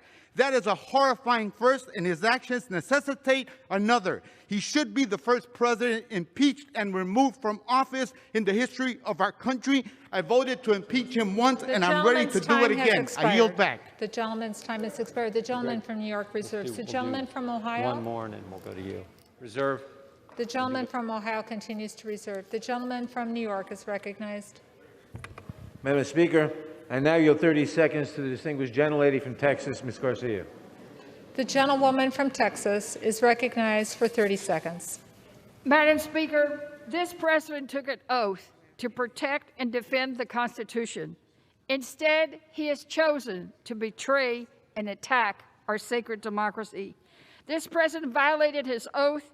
He abused the power of his office, attempted to betray the will of the American people, and incited insurrection against this very House. During the last impeachment trial, I reminded all Americans that democracy is a gift that each generation gives to the next. We must do all to protect it. For our children and our future, we must impeach him. Thank you. The gentleman from New York reserves. The gentleman from Ohio is recognized. Thank you, Madam Speaker. I yield 2 minutes to the gentleman from Florida, Mr. Stubbe. The gentleman's yielding 2 minutes. Is that correct? 2 minutes. 2 minutes to the gentleman from Florida. Thank you, Madam Speaker. For 3 years, Democratic members of this body and the mainstream media lied to the American people that the Trump campaign colluded and conspired with Russia. For years, after an exhaustive investigation, it was found that there was no evidence that the Trump campaign colluded with Russia. Should Democratic members of this body resign for lying to the American people repeatedly and sowing division and dissension all across America? And it was all a lie. You have brought one article of impeachment to the floor, and your one allegation alleges, and I quote, Donald John Trump engaged in high crimes and misdemeanors by inciting violence against the government of the United States. In D.C., it's a crime to, quote, intentionally or recklessly act in such a manner to cause another person to be in reasonable fear and to incite or provoke violence when there's a likelihood that such violence will ensue. There was no language in the president's speech that incited or provoked violence. In fact, at around the 18-minute mark, he stated, and quote, peacefully and patriotically make your voices heard. You may think that he's inciting violence because he believes there was election fraud. That's his opinion, and he's entitled to that opinion, just like all of you were entitled to your false and fraudulent opinion that the Trump campaign colluded with Russia. The legal elements of incitement are based on the Supreme Court case Brandenburg v. Ohio, in which the Supreme Court set the standard for speech that could be prosecuted without violating the First Amendment. Brandenburg's speech called for violence against groups of Americans, and the court found that Brandenburg's comments were not directed to inciting or producing imminent lawless action. The court found that it was protected speech, and he was calling for violence. That's the current law of the land.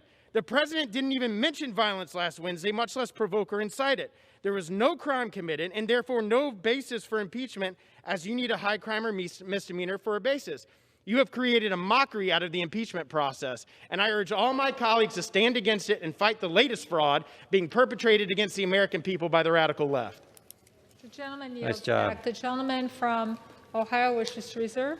Yes. The gentleman from New York is recognized. Madam Speaker, I now yield 30 seconds to the distinguished gentleman from Nevada, Mr. Hursford. The gentleman from Nevada is recognized for 30 seconds. Madam Speaker, I rise in support of the article of impeachment.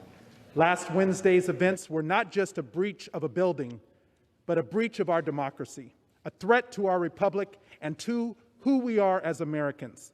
Donald Trump incited insurrection against America and attempted to overturn the will of the people.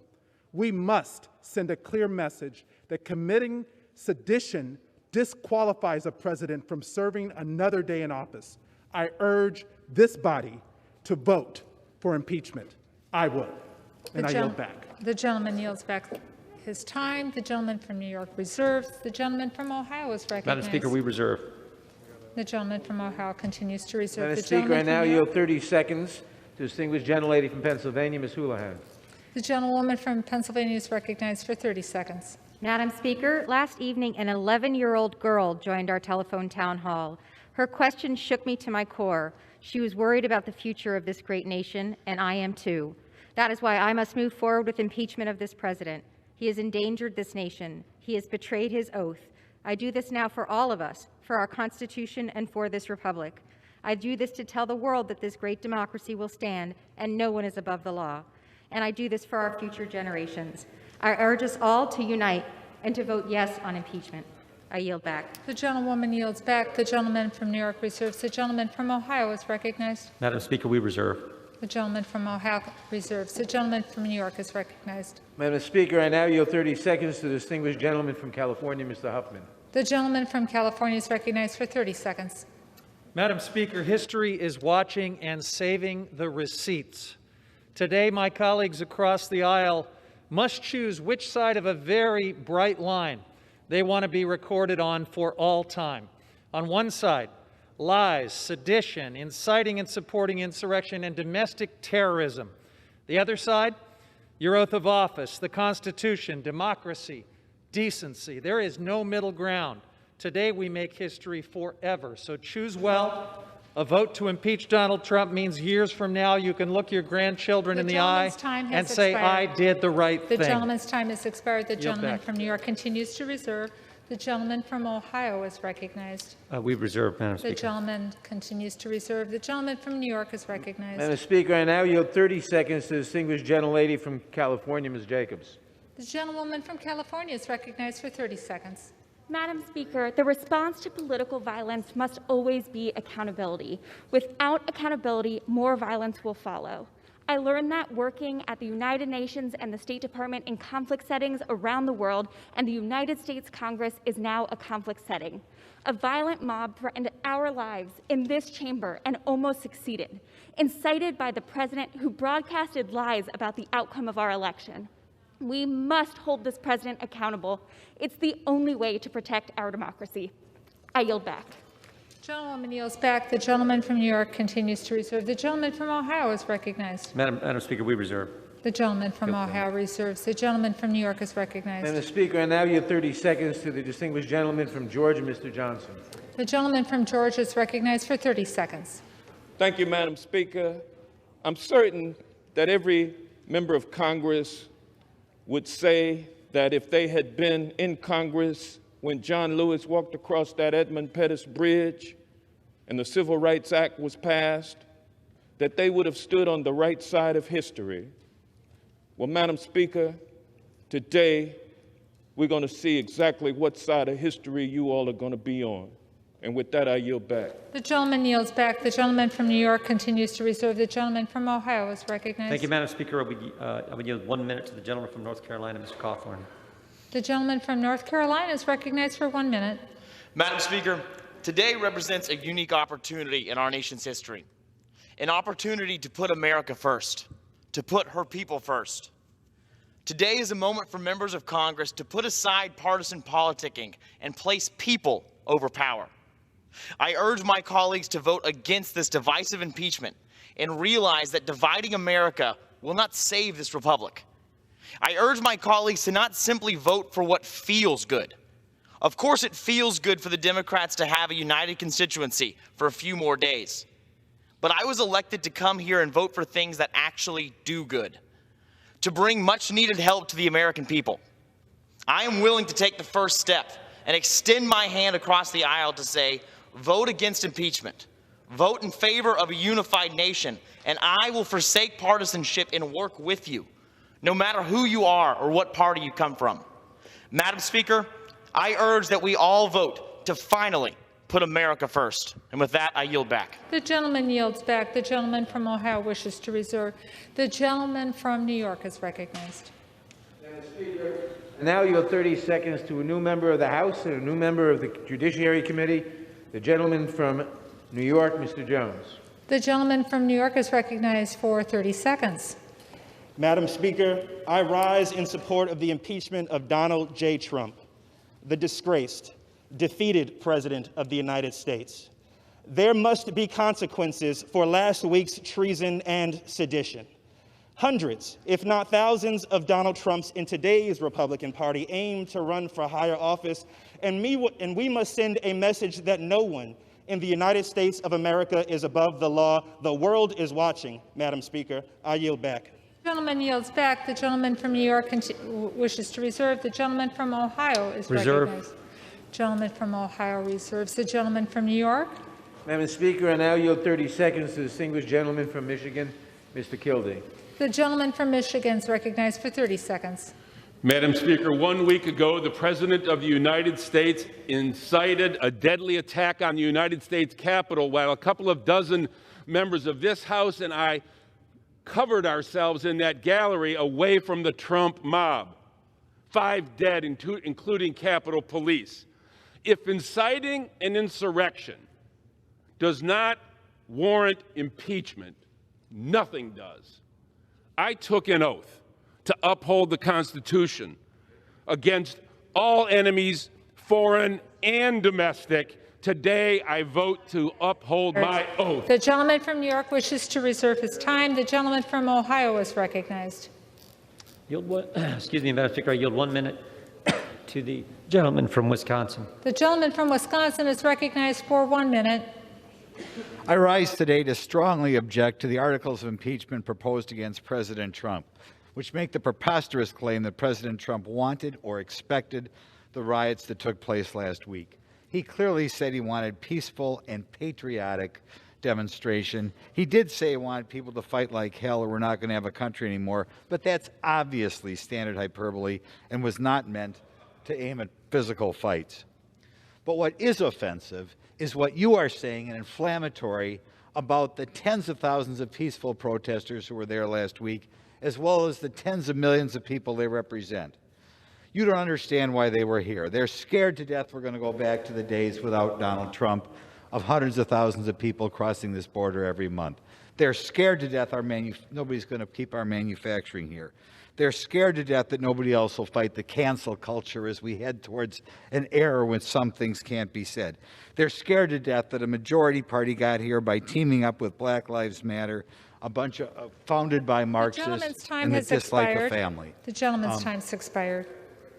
The gentleman from Ohio wishes to reserve. Reserve. The gentleman from New York is recognized.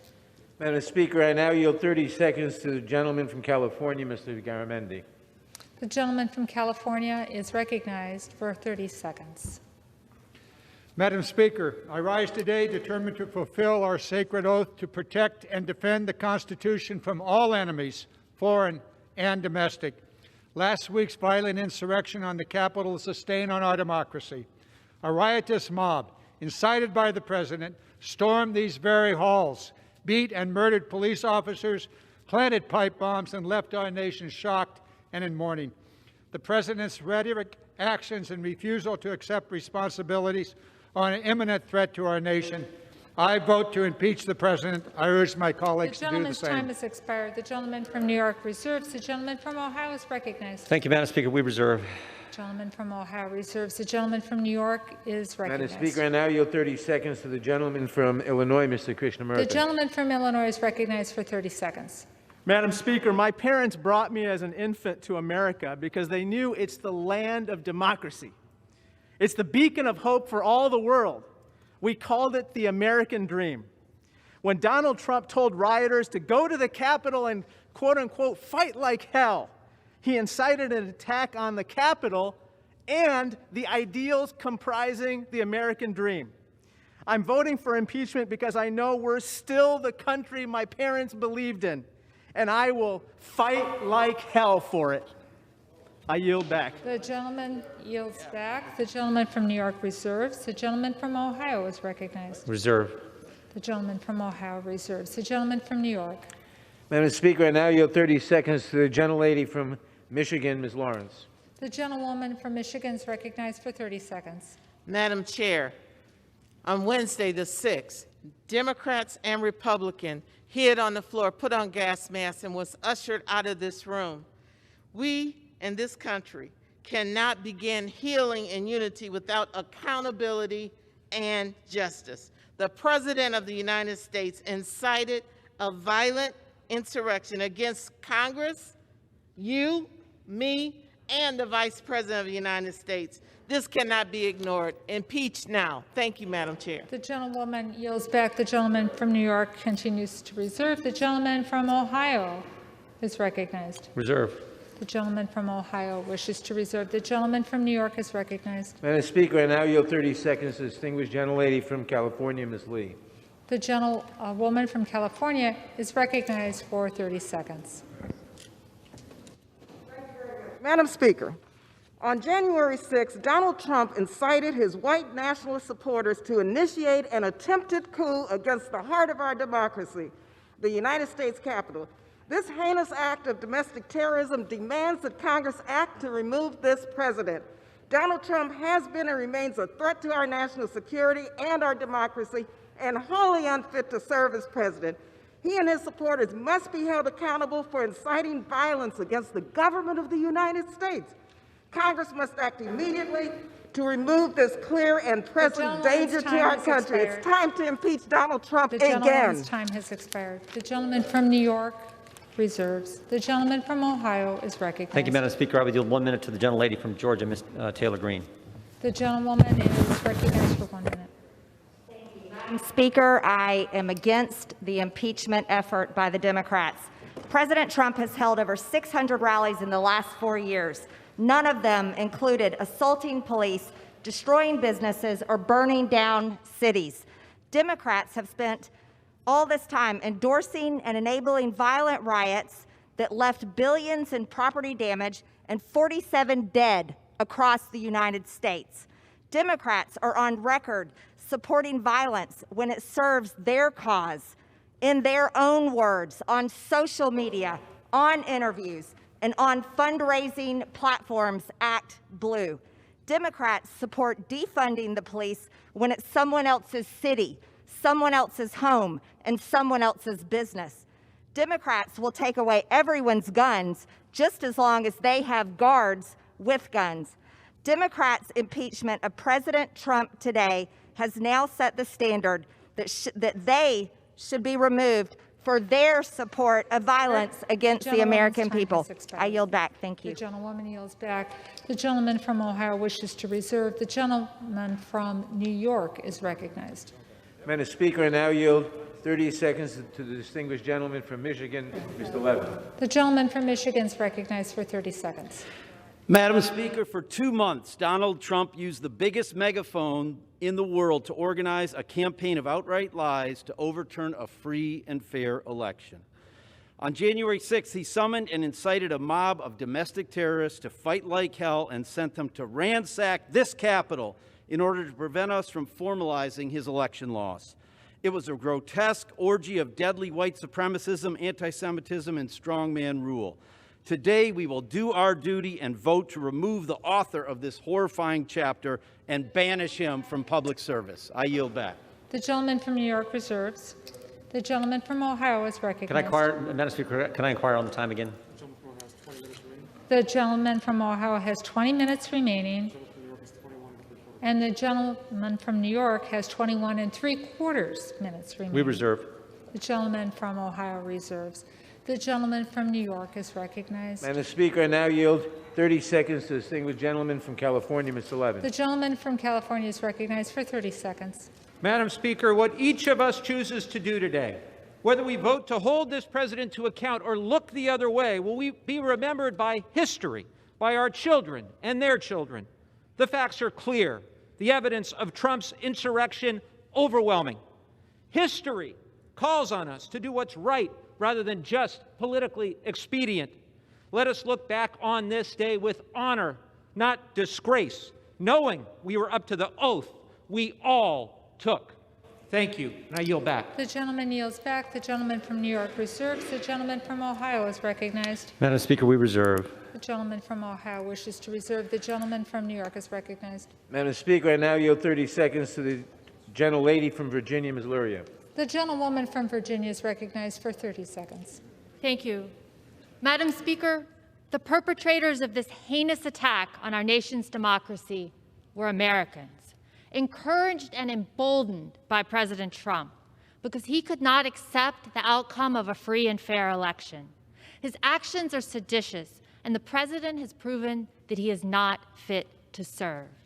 History will look back on this moment to see who stood strong in support of American democracy. As my colleagues have said, we must come together, but our nation cannot begin to heal until there is accountability. The gentlewoman's time has expired. For the atrocity. The gentlewoman's time has expired. I yield back. The gentlewoman. The gentleman reserves. The gentleman from Ohio is recognized. Thank you, Madam Speaker. I would yield 1 minute to the gentleman from Georgia, Mr. Clyde. The gentleman from Georgia, is it? Yep, gentleman from Georgia, 1 minute. Is recognized. Madam Speaker, I rise today in opposition to the effort to impeach President Trump. This course of action will only increase dissent and disunity across our country, and it flies in the face of all efforts to heal our nation. Quite simply, it is a shameful final act of political retribution, retribution this president has weathered since day one. I have no doubt that those who breached the Capitol will have due process and their day in court. However, there will be no investigation in the People's House into whether the allegation against the president meets the criteria for a crime worthy of impeachment. No evidence was presented, no witness testified, no cross-examination was conducted, no due process was afforded, and that sets an extremely dangerous precedent for the future. If my Democratic colleagues were serious in their efforts to get to the truth, they would convene the House Judiciary Committee and investigate, but they are not. And so I am proud to stand before you today to defend our president from the injustices my Democratic colleagues are so giddy to pursue.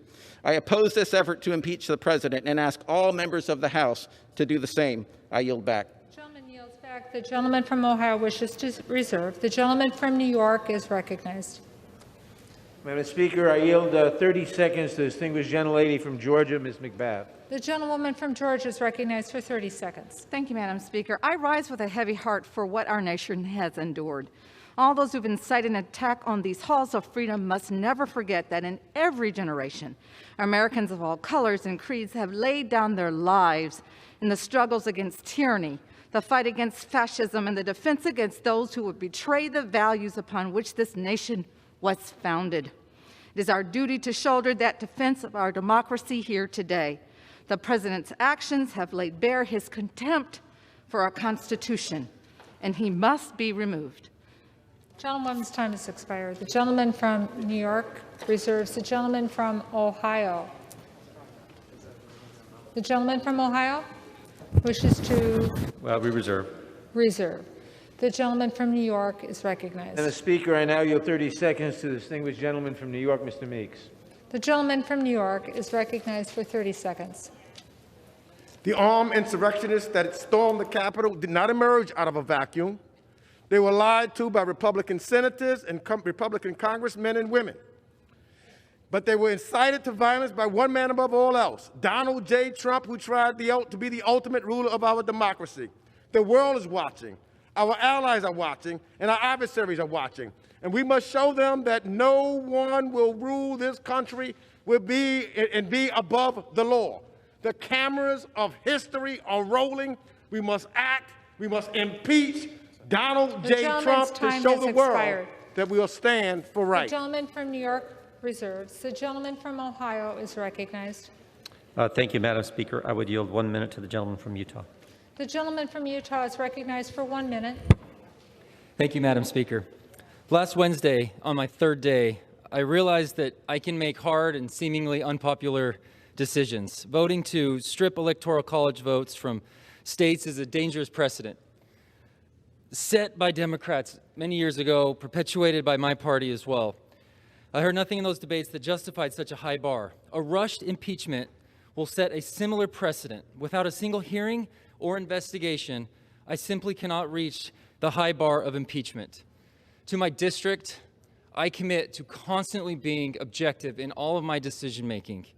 And And as I abandon the remainder of my remarks, as I listen to this debate, it's no wonder our nation is divided. We are on an absolute race to the bottom. And I was hoping that last week we could have hit rock bottom. I commit to doing better, and I hope that we all can dig in and find a way. Thank you.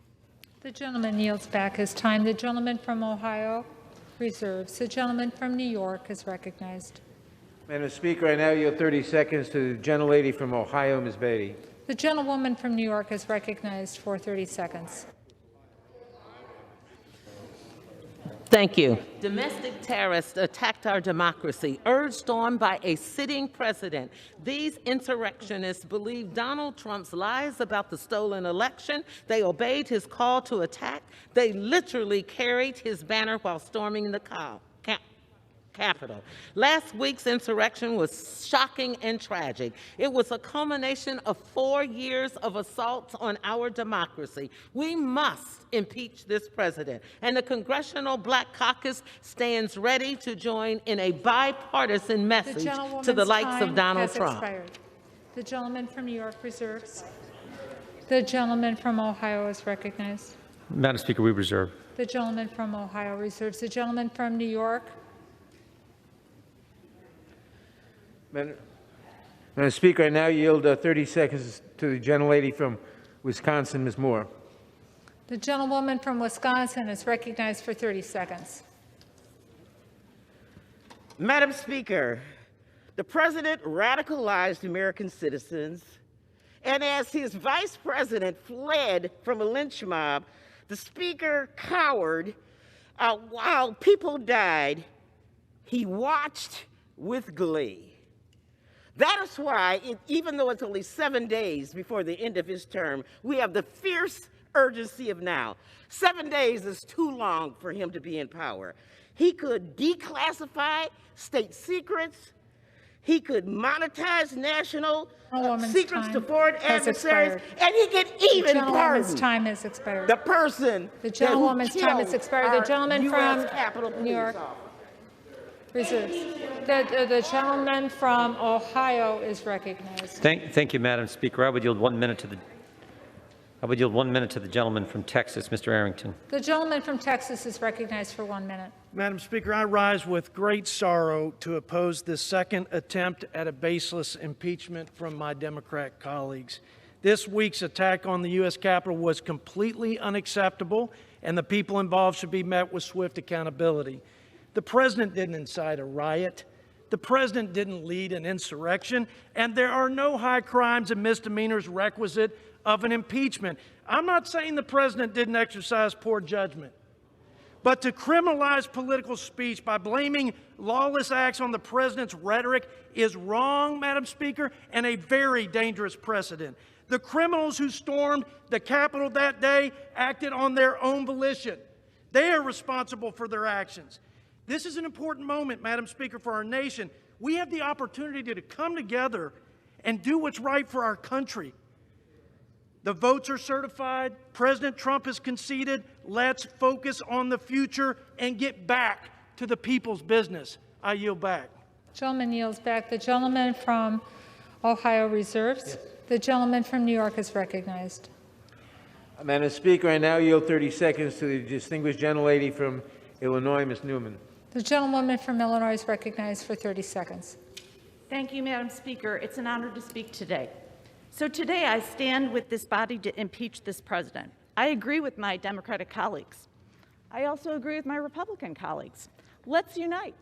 Let's unite to address this pandemic and start by simply wearing a mask. Let's unite to bring back the economy and start by putting $2,000 checks in people's pockets. And let's unite to hold these domestic terrorists accountable and impeach this president. Thank you, Madam Speaker, and I yield back. The gentlewoman yields back. The gentleman from New York reserves. The gentleman from Ohio is recognized. The gentleman from Ohio reserves. The gentleman from New York is recognized. Madam Speaker, how much time do I have, please? The gentleman from New York has 18 and 1/4 minute, and the gentleman from Ohio, 17 minutes remaining. Thank you very much. I now yield 30 seconds to the distinguished gentleman from New Jersey, Mr. Norcross. The gentleman from New Jersey is recognized for 30 seconds. Thank you, Madam Speaker. I rise today at a time of historical concern. Last week on this very House floor, an attack on democracy, that symbol. But it was an attack from within. This very floor, let's be clear, cause and effect. Rally at the White House, march down Pennsylvania Avenue, a parade in reverse, and an attack to this chamber. A police officer was killed. And what I hear is time to heal. He's not even buried yet. It's clear and present danger. No one is above the law. Not the president if he has 4 years or 4 days. We must do the right thing for all Americans because he must be held accountable. I yield back. The gentleman yields back. The gentleman from New York reserves. The gentleman from Ohio is Thank you, Madam recognized. Speaker. I would yield 1 minute to the gentlelady from Indiana, Ms. Sparks. The gentlewoman from Indiana is recognized for 1 minute. Madam Speaker, I appreciate a variety of opinions, but any accusations must go through the proper due process, whether it's election fraud or an impeachable offense. And someone who did not support the objection to certification last week, I will not support this political charade today. The rule of law and due process is vital to what our constitutional republic stands for. Congress should stop playing divisive politics and start working on delivering real good policies for the American people. I yield back. The gentlewoman yields back. The gentleman from Ohio reserves his time. The gentleman from New York is recognized. Madam Speaker, I now yield 30 seconds to the distinguished gentleman from California, Mr. The gentleman Panetta. from California is recognized for 30 seconds. A week ago was the culmination of carnage caused to our country by this president. 4 years ago, he said he would stop such devastation. Instead, the president has continued to debase our democracy with assaults on our elections and incitement at the ellipse and the battery at our Capitol. American exceptionalism is not guaranteed. We must always work to grow it, and that includes our work today to hold President Trump accountable. American carnage started with this president. A vote for impeachment will stop it for our posterity. I yield back. The gentleman yields back. The gentleman from New York reserves. The gentleman from Ohio is recognized. We reserve. The gentleman from Ohio reserves. The gentleman from New York. Madam Speaker, I now yield 30 seconds to the distinguished gentleman from Wisconsin, Mr. Pocan. The gentleman from Wisconsin is recognized for 30 seconds. Thank you, Madam Chairman. The U.S. Capitol has not been breached for over 200 years since the War of 1812. That is, until last week, when it wasn't another country that attacked us, but our own president. President Donald Trump asked his supporters to march on the Capitol, inciting domestic terrorism that cost 5 lives, including a Capitol police officer. And we all know, whether you say it aloud or not, Donald Trump is responsible for inciting the attacks in our democracy, that he should have been the one person protecting it the most. And for that, he is unfit to be president, and we must impeach him. The gentleman's time's expired. The gentleman from New York reserves. The gentleman from Ohio is recognized. Madam Speaker, I yield 90 seconds to the gentleman from Texas, Mr. Roy. The gentleman from Texas is yielded 90 seconds. I thank the gentleman from Ohio. The President of the United States deserves universal condemnation for what was clearly, in my opinion, impeachable conduct, pressuring the Vice President to violate his oath of the Constitution to count the electors. His open and public pressure, courageously rejected by the Vice President, purposely seeded the false belief among the President's supporters, including those assembled on January 6th, that there was a legal path with the President. It was foreseeable and reckless to sow such a false belief that could lead to violence and rioting by loyal supporters whipped into a frenzy. Unfortunately, my Democratic colleagues drafted articles that I believe are flawed and unsupportable, focusing on the legal terms of incitement and insurrection.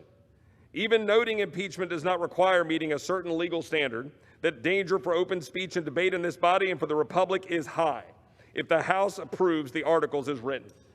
The language will be used to target members of this body under Section 3 of the 14th Amendment. It will be used to suggest that any statements we make are subject to review by our colleagues and to send us down the perilous path of cleansing political speech in the public square.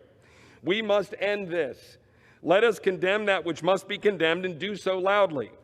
But let us do it the right way, with deliberation and without disastrous side effects. We must end tearing apart our nation by social media and sound bites. Let us stop. Let us debate. Let us sit down and lead this nation together. I yield back. Gentleman yields back. The gentleman from Ohio reserves. The gentleman from New York is recognized. Madam Speaker, I now yield 30 seconds to the distinguished gentlelady from New York, Ms. Maloney. The gentlewoman from New York is recognized for 30 seconds. Madam Speaker, this vote is not about one man, one party, or even one day. It's about protecting our nation, preserving democracy, and the rule of law. The facts are clear and undisputed. President Trump used a litany of lies about a stolen election and willfully incited an armed insurrection with the intent of stopping the peaceful transfer of power. He attacked not just the Capitol, not just Congress, he even attacked democracy itself. That's why he must be impeached. The gentlewoman's time is and expired. I yield back. The gentleman from New York reserves. The gentleman from Ohio is recognized. Madam Speaker, we reserve. The gentleman from Ohio wishes to reserve. The gentleman from New York is recognized. Madam Speaker, I now yield 30 seconds to the distinguished gentleman from North Carolina, Mr. Price. The gentleman from North Carolina is recognized for 30 seconds. Madam Chairman, the President has engaged in conduct that is criminal, impeachable, and profoundly threatening to our democracy. He pressed state officials and members of this body to overturn an illegitimate election and to keep him in power. And he then invited and activated a violent mob to invade the Capitol and achieve his desired result by insurrection. If that is not impeachable conduct, I don't know what is. The President must be removed from office immediately and never allowed to hold office again. Our democracy The gentleman's requires time it. has expired. The gentleman from New York reserves. The gentleman from Ohio. Thank you, Madam Speaker. I would yield 1 minute to the gentleman from Texas, Mr. Fallon. Thank you, Mr. Chair. The gentleman's recognized for 1 minute. Thank you, Madam Speaker. Last summer, the Antifa and BLM riots swept all over our country. Cities were burnt, businesses destroyed, and lives violently stolen. And it wasn't just for an afternoon like those horrible hours we had on January 6th, but rather they went on for weeks and in some cases even months. So if there's any silver lining in this dark cloud, it's that our friends from across the aisle have come to realize that riots are bad. We conservatives have known this all along. This snap impeachment is a sham, and it didn't go through the Judiciary Committee, and it's not even about the President's actual words, but it's about how our Democratic colleagues want to interpret his words and fashion a particular meaning to them. Now, this is just political grandstanding at its worst. The American people desperately want us to move on and tackle the issues and find solutions to them forthwith. Madam Speaker, let's end this obsession and charade, and let's get to work. I yield back. The gentleman yields back. The gentleman from Ohio wishes to reserve. The gentleman from Ohio wishes to reserve. Yeah, we reserve. The gentleman from New York is recognized. Madam Speaker, I now yield 30 seconds to the gentleman from Illinois, Mr. Quigley. The gentleman from Illinois is recognized for 30 seconds. Madam Speaker, now we hear talk of the President's notion of a peaceful transfer of power, which apparently means what? Minimal casualties?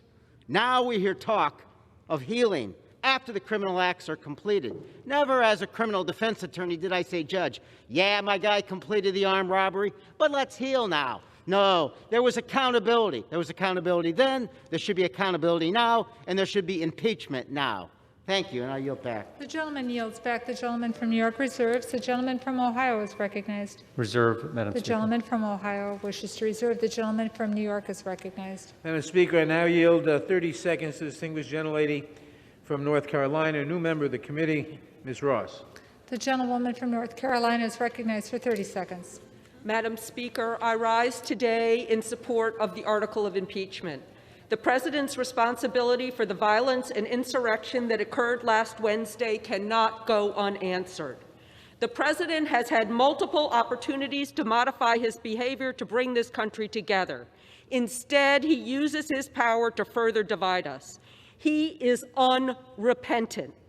Congress must act for the good of this country. Madam Speaker, I yield back my time. The gentlewoman yields back. The gentleman from New York reserves. The gentleman from Ohio is recognized. Thank you, Madam Speaker. I would yield 1 minute to the gentleman from Virginia, Mr. Good. The gentleman from Virginia is recognized for 1 minute. Thank you. I stand today in support of President Trump and against this sham impeachment proceeding with literally 1 week, 7 days remaining in his term.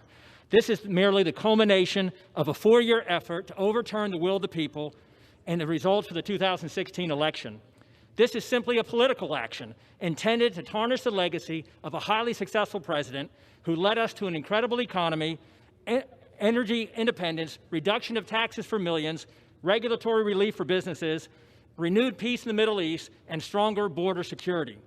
This action will only serve to further offend the 75 million people who voted for President Trump and further deepen the division within our nation as we try to move forward with a peaceful transition of power. However, the Democrat majority has determined he's already guilty and there's no need of a trial, and they therefore move forward quickly with this phony impeachment charge. Today, I join my Republican colleagues in standing against this further effort to divide our nation. Thank you, and I yield back. And yields back. The gentleman from Ohio wishes to reserve. The gentleman from New York is recognized. Madam Speaker, I now yield 30 seconds to the distinguished gentleman from Texas, Mr. Cuellar. The gentleman from Texas is recognized for 30 seconds. Thank you, Madam Speaker. I rise in support of the impeachment. It's very simple. What we saw on January 6th was a person, the President of the United States, incite a crowd to come and attack the Capitol. We have to make sure that we stand up for democracy. If we don't do this, then what are we going to stand for? We stand for democracy, we stand for American values, and I stand for the impeachment of Donald Trump. I yield back the balance of my time. The gentleman yields back the balance of his time. The gentleman from New York reserves. The gentleman from Ohio is recognized. Madam Speaker, we reserve. The gentleman from Ohio wishes to reserve. The gentleman from New York. Madam Speaker, I now yield 30 seconds to the distinguished gentlelady from Pennsylvania, Ms. Scanlon. The gentlewoman from Pennsylvania is recognized for 30 seconds. On January 6th, President Trump launched an attack against the United States Capitol. I, too, urge my colleagues to unite, but to unite in love of country and to hold this president accountable. What unites our country is respect for the rule of law. Without accountability for those who would shatter the rule of law by overturning a presidential election, we cannot take seriously the cries of being a united people.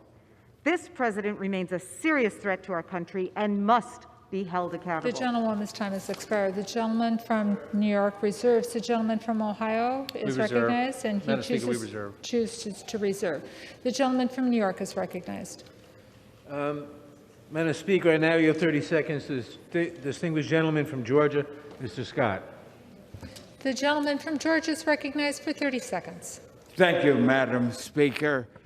Madam Speaker, let me make everybody aware that on those just sun-bleached bones of history of many great nations are written those pathetic words, too late. They moved too late to save their great nations. Let us not this day move too late to save our great nation. Gentleman's time's expired. The gentleman from New York wishes to reserve. The gentleman from Ohio is recognized. Thank you, Madam Speaker. I would yield 1 minute to the gentleman from South Carolina, Mr. Norman. The gentleman from South Carolina is recognized for 1 minute. Mr. Speaker, I rise today for two reasons. One, to voice my strong opposition for the impeachment of this president with 7 days left. I also want to voice my support for the strong police department.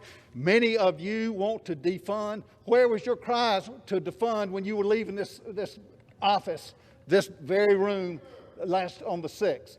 Height of hypocrisy. I yield back. Members are kindly reminded to remind yourself to address your remarks to the chair. The gentleman from Ohio wishes to reserve. We do, Madam Speaker. The gentleman from New York is recognized. Madam Speaker, I yield 30 seconds to the distinguished gentleman from California, Mr. Sherman.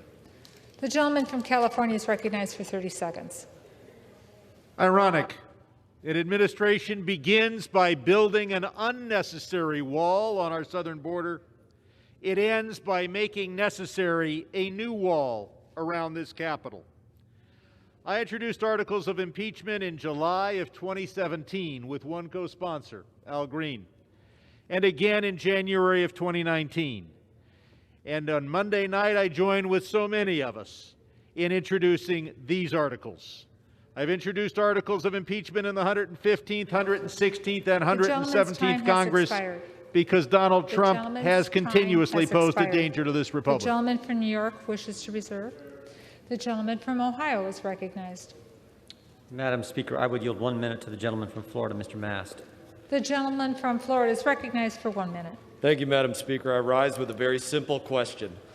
On January 6th, thousands broke the law by taking siege of our Capitol here with us inside. Has any one of those individuals who brought violence on this Capitol been brought here to answer whether they did that because of our president?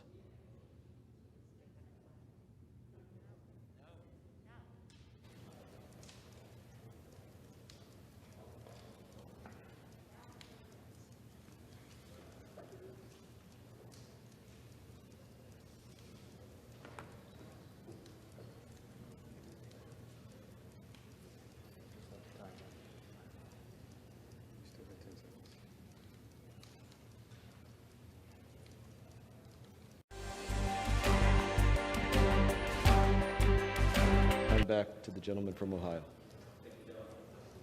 Gentleman yields back. The gentleman from Ohio wishes to reserve his time. The gentleman from New York is recognized. I now yield 30 seconds to the distinguished gentleman from Arizona, Mr. Stanton. The gentleman from Arizona is recognized for 30 seconds. Donald Trump is the first president in the history of this republic to incite a violent insurrection against our own government, against our own people. It is a shocking betrayal of his oath of office and our American values. We don't know yet if the president will face criminal charges, but we do know he must be held to account. Each one of us in this House took an oath to protect and defend our Constitution against all enemies, foreign and domestic, even if that enemy is the president. We must move forward as a nation from these darkest days. But we can't move forward without accountability. We must impeach this president. I yield back. The gentleman from New York reserves, and the gentleman from Ohio is recognized. Madam Chair, we reserve. The gentleman from Ohio reserves. The gentleman from New York is recognized. Madam Speaker, I now yield 30 seconds to the distinguished gentlelady from Michigan, Ms. Stevens. The gentlewoman from Michigan is recognized for 30 seconds. Insurrection, a violent mob. A week ago today, 5 people were killed, many injured, and everyone in this building forced to hide for their very life. The president was called for help, but he did not answer our call while our government was being taken over. He failed to lead and therefore proved himself incapable of doing so. Some may say impeachment is political. Some may cry it is divisive. But, Madam Speaker, our obligation to our Constitution is anything but. Expired. The gentleman from New York reserves. The gentleman from Ohio. Madam Speaker, we reserve. The gentleman from Ohio reserves. The gentleman from New York is recognized. Madam Speaker, I yield 30 seconds to the gentleman from California, Mr. Takano. The gentleman from California is recognized for 30 seconds. Madam Speaker, I rise today in support of the impeachment of President Donald Trump. The gravity of the moment demands it, and the fate of our republic depends on it. He committed an impeachable offense by inciting a violent and deadly insurrection at the U.S. Capitol. For this, Congress must hold him accountable to preserve our democracy, our Constitution, and the rule of law. He should serve not 1 minute more and be barred forever from public office. He is toxic to our republic and toxic to our democracy. I yield back. The gentleman yields back. The gentleman from New York wishes to reserve. The gentleman from Ohio is recognized. Thank you, Madam Speaker. So Democrats can say, quote, I just don't even know why there aren't uprisings all over the country, while there are uprisings happening around the country. But they impeached the President of the United States for saying peacefully and patriotically, make your voices heard. Democrats can say, quote, you know, there needs to be unrest in the streets, while there is unrest in the streets. But they're going to impeach the president for saying peacefully and patriotically, make your voices heard. Let's be consistent, all of us. All of us need to be consistent and condemn the violence all the time. And with that, I yield 1 minute to the gentlelady from New Mexico. The gentlewoman from New Mexico is recognized for 1 minute. Thank you, Madam Speaker. I rise in opposition to these articles of impeachment. Political violence has no place in our constitutional republic, and those who assaulted police officers and forced their way into the Capitol are responsible for their criminal actions. Leaders in both parties have a responsibility to condemn such violence, whether in the halls of Congress or in the streets of America. I don't believe, Madam Speaker, that the American people have an appetite for this. They are expecting us to do the will of them, those who sent us from each state around the nation. Right now, Madam Speaker, we've seen this body impeach once before, trying to do it a second time. Two wrongs do not make a right. We have got to stand for the American people because we will not get a second chance to get this right the first time. Madam Speaker, I yield back. The gentlewoman yields back. The gentleman from Ohio wishes to reserve. We do. Thank you, Madam Speaker. The gentleman from New York is recognized. Madam Speaker, I now yield 30 seconds to a new member, the distinguished gentleman from New York, Mr. Torres. Gentleman from New York is recognized for 30 seconds. Madam Speaker, the dangerous mob that Donald Trump unleashed on the United States Capitol represents a violent assault on the separation of powers and on the peaceful transfer of power that we have long taken for granted. The impeachment of Donald Trump is not politics but law, not passion but reason, not vengeance but justice. And we as the people's representatives must rise to the challenge of defending democracy in the face of its gravest threat, and we will. I yield back. The gentleman yields back. The gentleman from New York reserves. The gentleman from Ohio is recognized. Thank you, Madam Speaker. We reserve. Gentleman from Ohio reserves. The gentleman from New York is recognized. Madam Speaker, I now yield 30 seconds to the distinguished gentlelady from Massachusetts, Ms. Tran. The gentlewoman from Massachusetts is recognized for 30 seconds. Madam Speaker, I stand before you today in disbelief. Disbelief that after the president incited a violent mob to commit an act of insurrection and remained silent as police officers were assaulted, the Capitol was ransacked, and members of this body fled for their lives, that there are still members of his party who refuse to hold him accountable. It's because of that inaction that there is only one path forward to put an end to this presidency. Donald Trump must be impeached, removed from office, and barred from ever holding the office of the presidency again. Thank you, Madam Speaker. I yield back. The gentlewoman yields back. The gentleman from New York reserves his time. The gentleman from Ohio is recognized. Thank you, Madam Speaker. We reserve. The gentleman from Ohio reserves his time. The gentleman from New York is recognized. Madam Speaker, I now yield 30 seconds to the distinguished gentlelady from New York, Ms. Velasquez. The gentlewoman from New York is recognized for 30 seconds. Madam Speaker, I rise in support of this resolution because in America, we hold power to account. In America, we do not succumb to violent insurrections incited by a head of state. In America, we do not turn a blunt eye to high crimes and misdemeanors.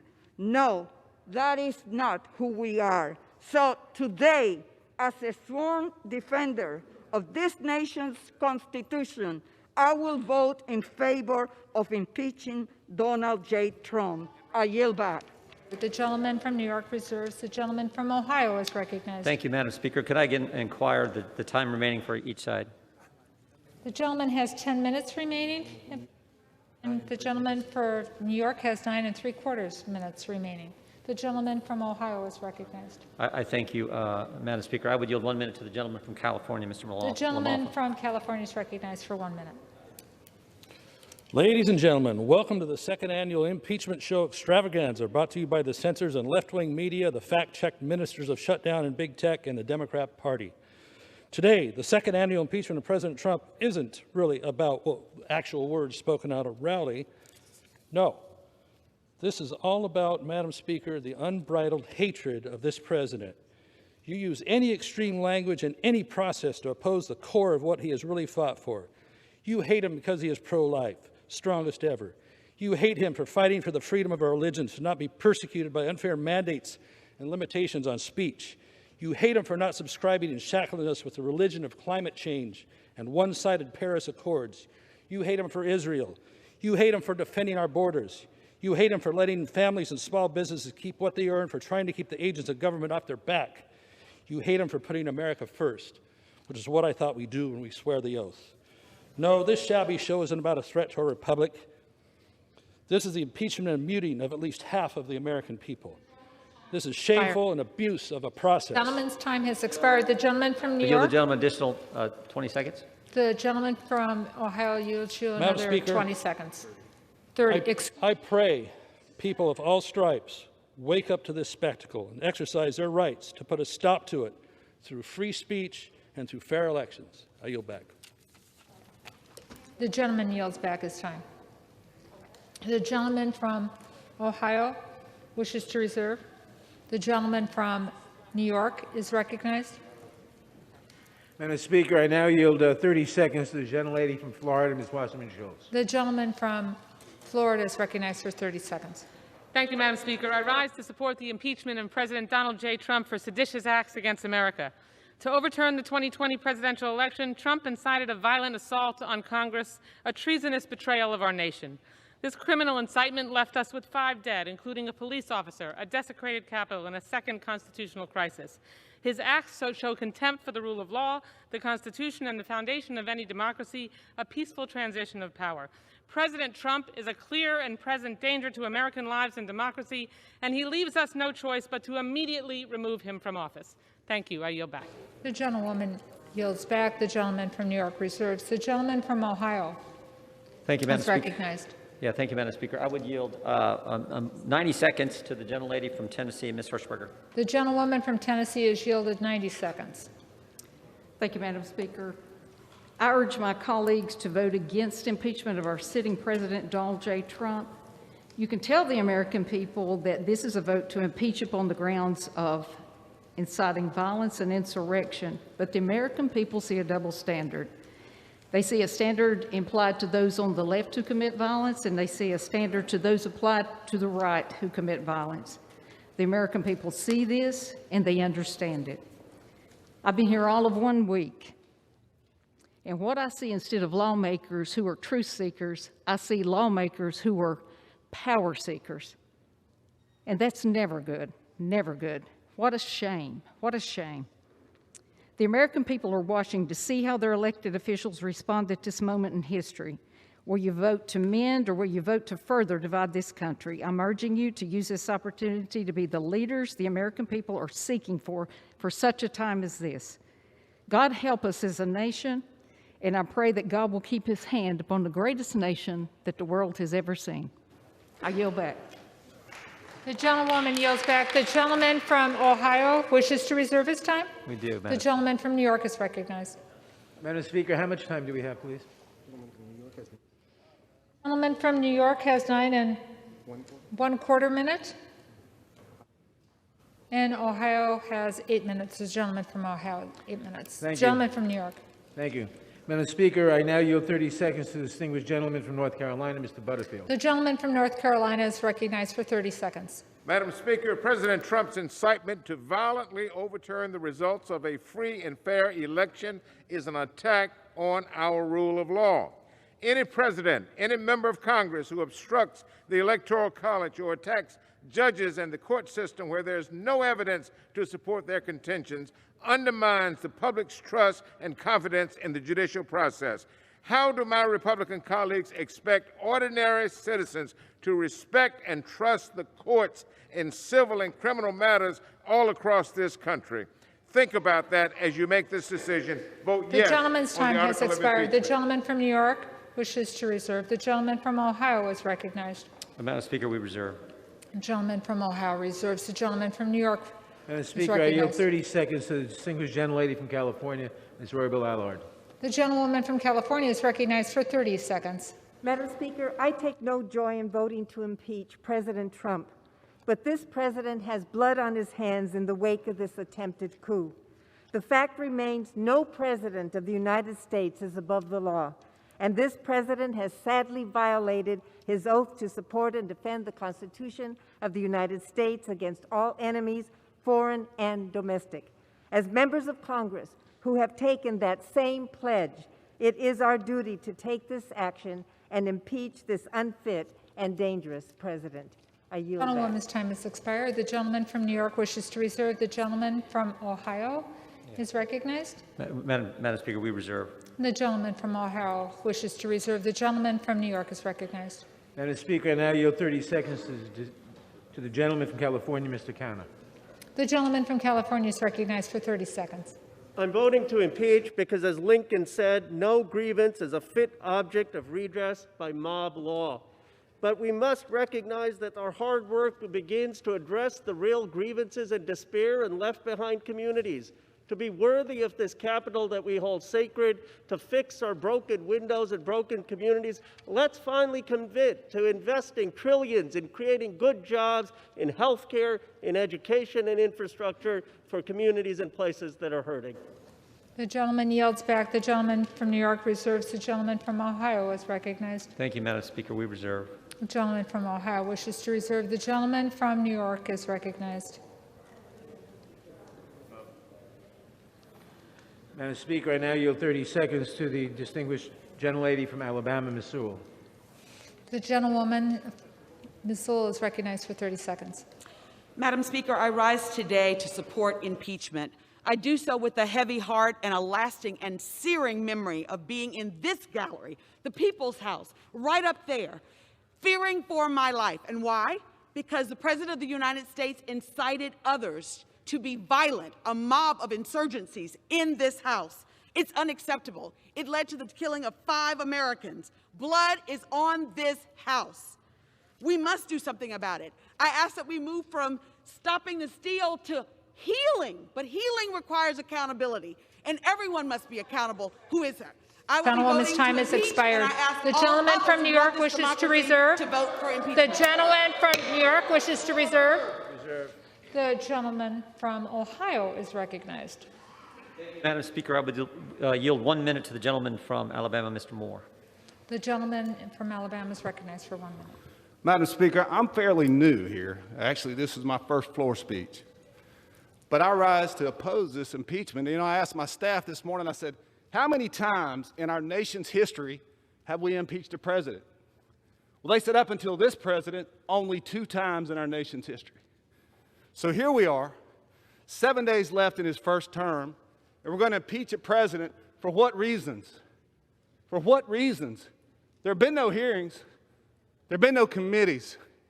We must defend the right and protect the process of impeachment.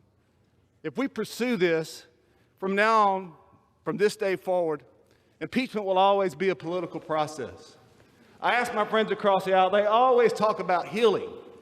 Healing. How do we come together as a nation? Since 2016, there has been hashtags going around in our nation that said, not our president. Resist, resist. Members across the aisle have said things in public to have supporters of this president attacked and demeaned. Thank you, Madam Speaker. The gentleman from Ohio wishes to reserve. The gentleman from New York is recognized. Madam Speaker, I now yield 30 seconds to the distinguished gentlelady from Illinois, Ms. Schakowsky. The gentlewoman from Illinois is recognized for 30 seconds. Last Friday, I sent a letter to my constituents telling the story about the violent attack on our Capitol building, which is really like the temple of our democracy. I have now taken the oath of office, the same oath of office that the President of the United States has taken, that all of us here have taken, and he has been the orchestrator of this attack. It is time to hold this president accountable. It is time, and history demands that we impeach The gentlewoman's time has expired. The gentleman from New York wishes to reserve. The gentleman from Ohio is recognized. Thank you, Madam Speaker. We would reserve. The gentleman from Ohio reserves. The gentleman from New York is recognized. Madam Speaker, I yield 30 seconds to the gentleman from Connecticut, Mr. Himes. The gentleman from Connecticut is recognized for 30 seconds. The words have almost all been said. Search your soul, consider your oath. And I add 4 more words. Reflect on your legacy. My friends, which way is history flowing right now? Will Donald Trump join the pantheon of Washington, Lincoln, Roosevelt, and Reagan? Or will his 33% approval ratings and the condemnation of principled Republicans consign him to the heap of reviled demagogues with Joseph McCarthy and Andrew Johnson? Where he goes in history, you go in history. Unless today you make a stand. I yield back. Yields back. I would like to remind members to please direct their remarks to the chair. The gentleman from New York reserves. The gentleman from Ohio is recognized. Thank you, Madam Speaker. We reserve. The gentleman reserves. The gentleman from New York is recognized. Madam Speaker, I now yield 30 seconds to the distinguished gentleman from Hawaii, Mr. Carolan. The gentleman from Hawaii is recognized for 30 seconds. Madam Speaker, as a member of our armed forces, now a member of Congress, I have taken and given the oath of office many times.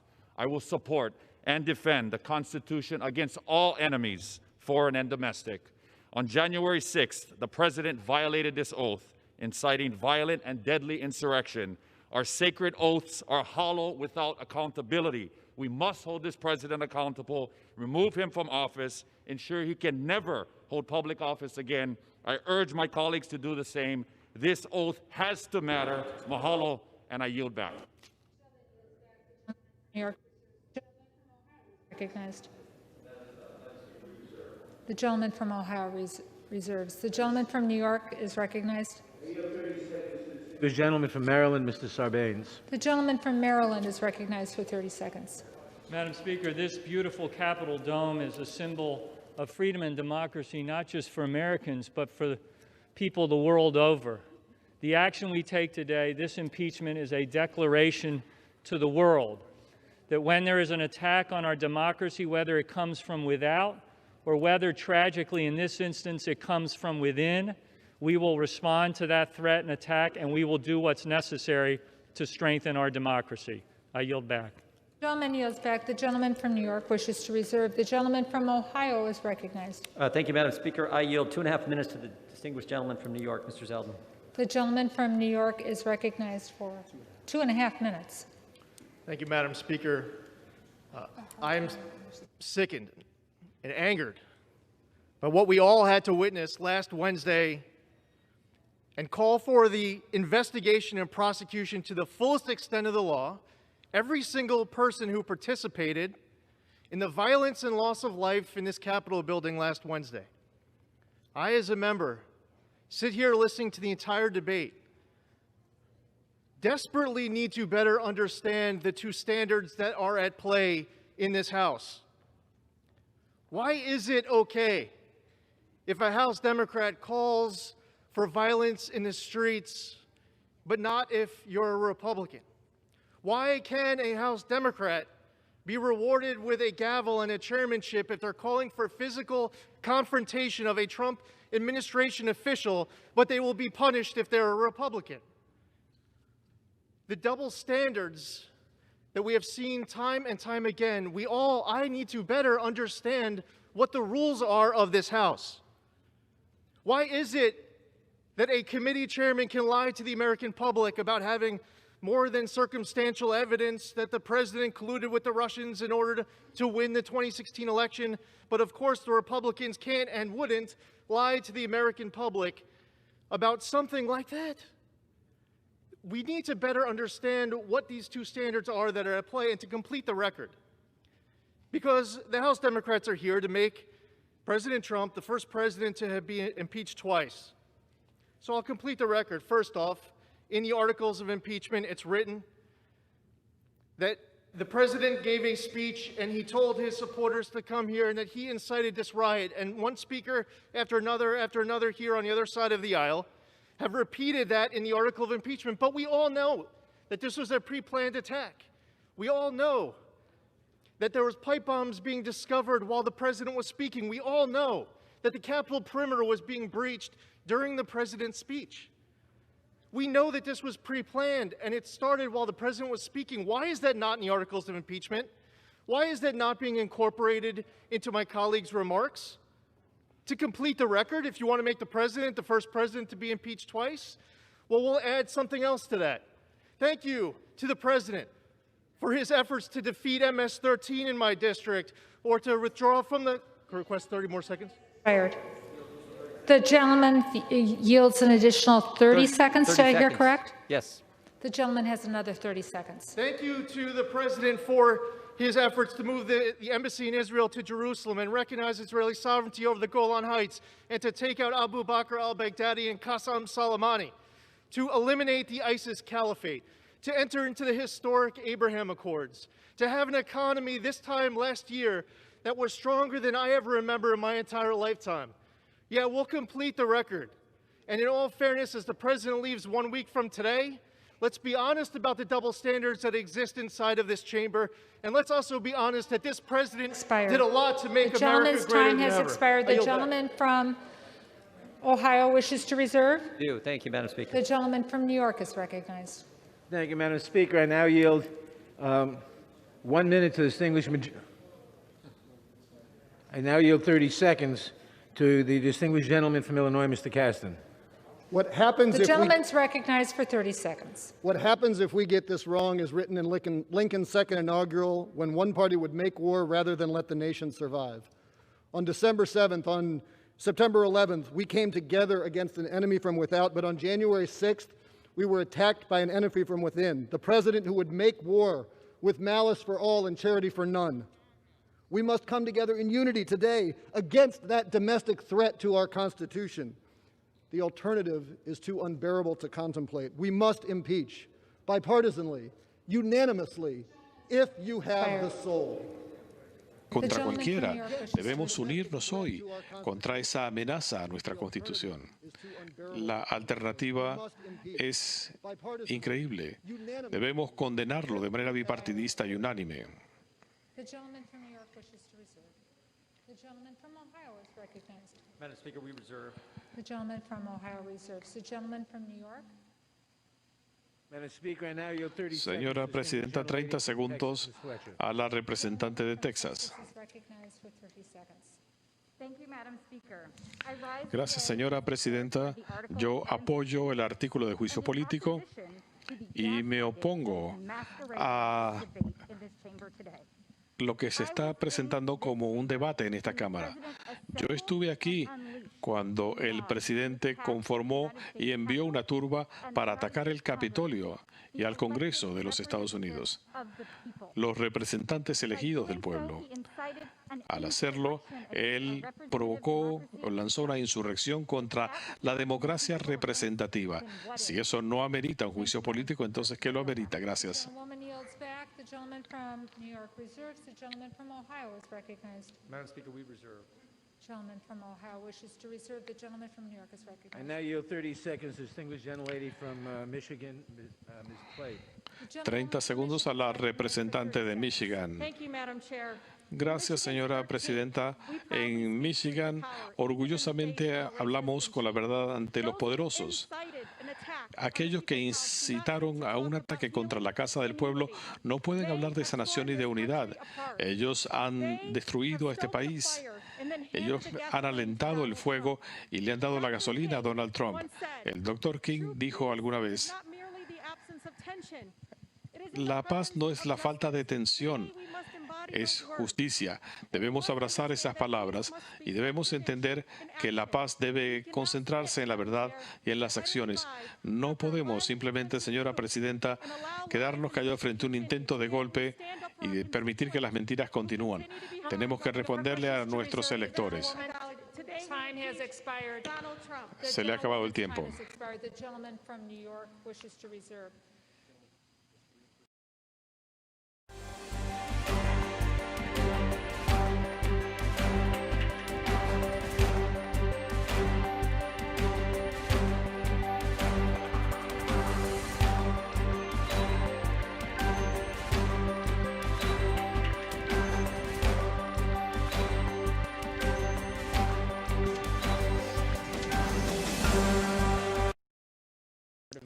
Y no solo estamos lidiando con eso ahora, fuimos parte de esto entonces. Pero cuando las emociones están caldeadas y hay tensiones, los procesos cuentan, hoy más que nunca. Y la realidad es esta. Hay algunos cuestionamientos constitucionales sobre estos artículos y Donald Trump va a ser presidente hasta el 20 de enero. Y el 20 de enero Joe Biden se convertirá en presidente. Pero concluyo con esto. Voy a votar contra el juicio político.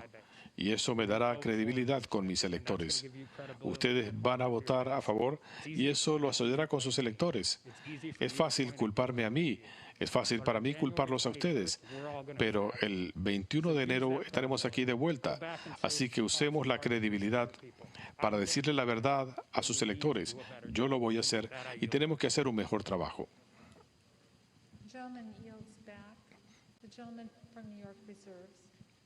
Excuse me, the gentleman from Ohio reserves. The gentleman from New York. Madam Speaker, I now yield 30 seconds to the gentleman. 30 segundos a la representante de Carolina del Norte. Señora Presidenta, este presidente repetidamente le ha mentido al pueblo estadounidense sobre su derrota electoral. Él ha instigado a sus seguidores a alzarse y eso causó 5 muertes. Ha quebrantado su juramento. Este presidente no es apto para ser el líder de nuestra nación o para cumplir con sus funciones.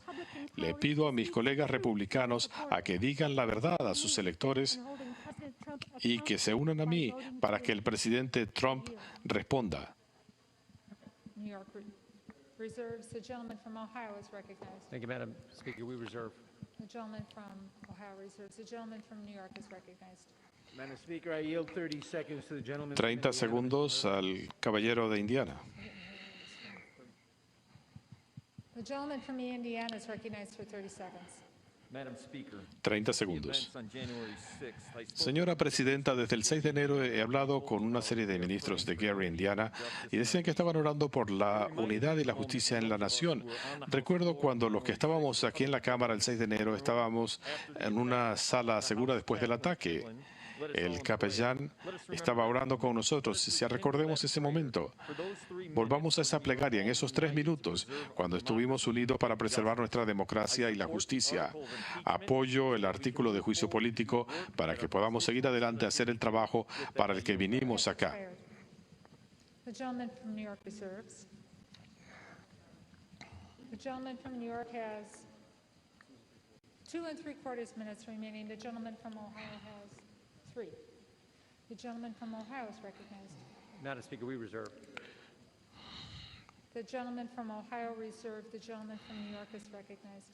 Madam Speaker, I now yield 30 seconds to the gentleman from 30 segundos al señor Moulton de Massachusetts. Is recognized for 30 seconds. Señora Presidenta, en este momento hay más efectivos militares en Washington que en Afganistán y están aquí para defendernos del comandante en jefe, del presidente de los Estados Unidos y sus turbas. Le pido a mis colegas que vean a los rostros de esos jóvenes estadounidenses defendiendo la democracia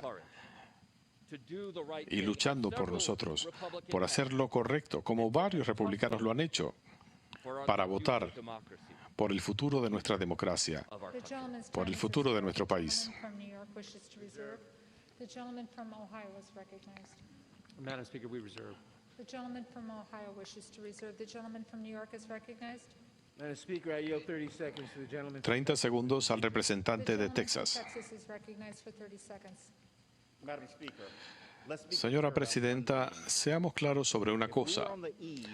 Si estuviéramos en la víspera de la juramentación de un presidente republicano y su predecesor demócrata hubiera dicho lo que este presidente ha dicho y hubiera incitado a las turbas de sus seguidores a asaltar el Capitolio, estaríamos junto con ellos, no por hacer comparaciones, porque ¿saben qué?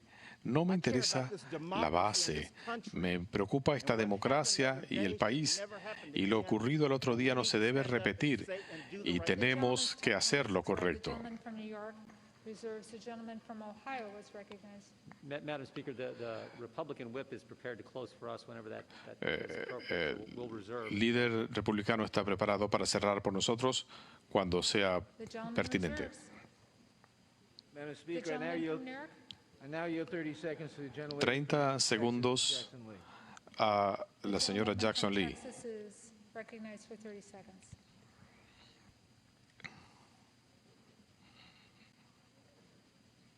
I was on the floor just 1 week ago. Hace una semana estaba en la Cámara y hoy se va a condenar al insurrecto en jefe. Él no ha defendido a esta nación de enemigos externos e internos.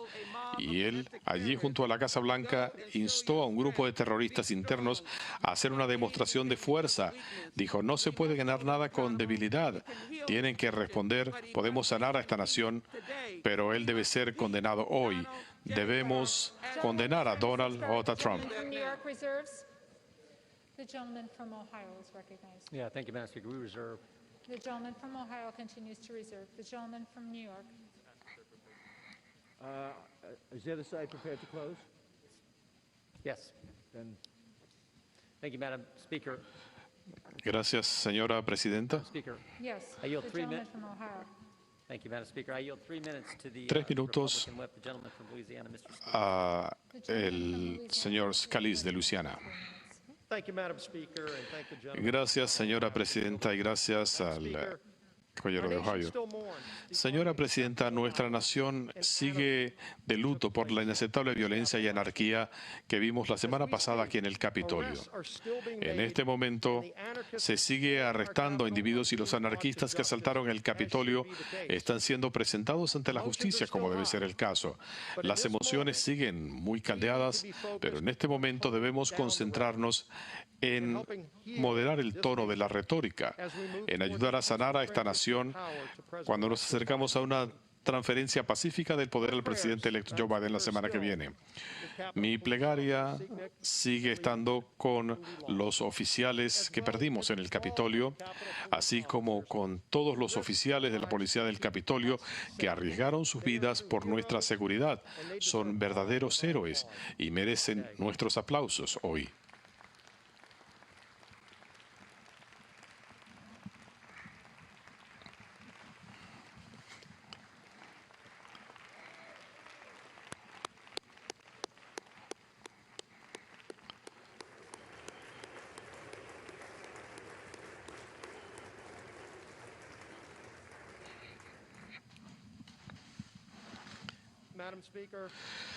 Señora presidenta, yo he visto el mal de la violencia política y esto debe parar.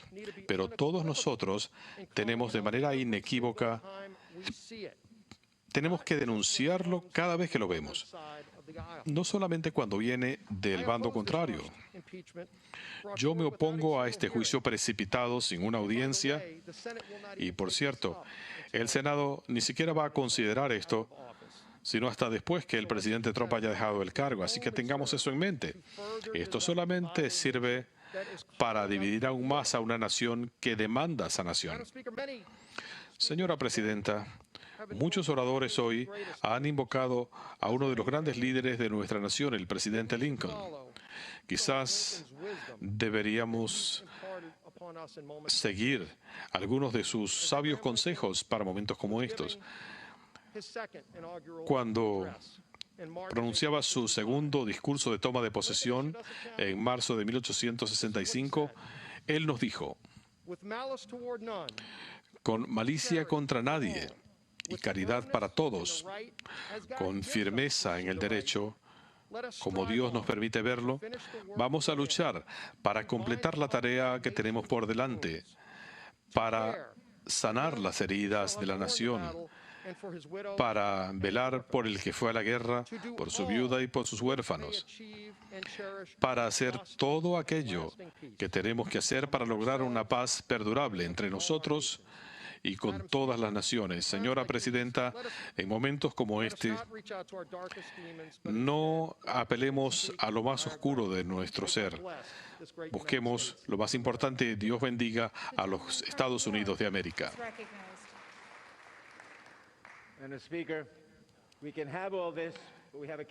Señora Presidenta, podemos tener todo eso, pero tenemos que tener responsabilidad. El señor Hoyer tiene el resto de nuestro tiempo. Gracias a la presidencia.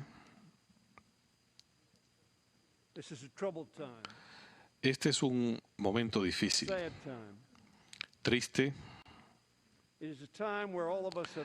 Es un momento que todos nosotros al unísono condenamos y deploramos la violencia y el asalto contra el Capitolio, el asalto contra la democracia misma.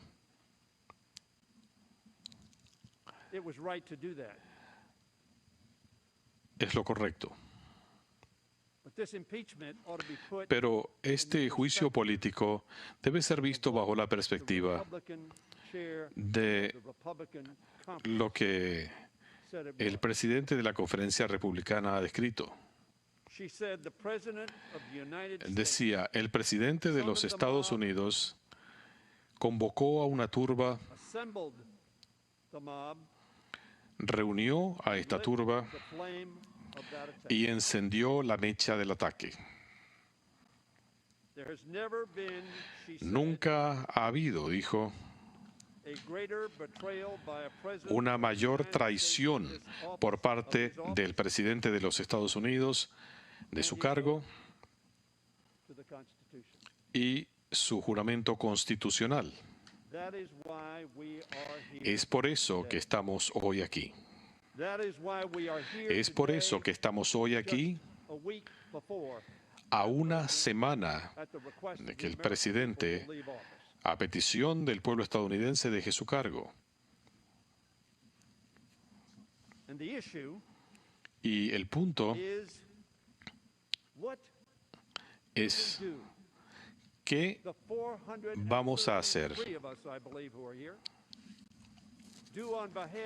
¿Qué es lo que vamos a hacer todos nosotros en nombre del pueblo estadounidense? Para responder a lo que la representante Cheney describió como lo ocurrido el 6 de enero.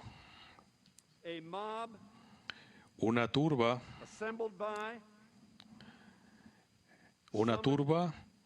conformada, convocada y acicateada para que lanzara este ataque,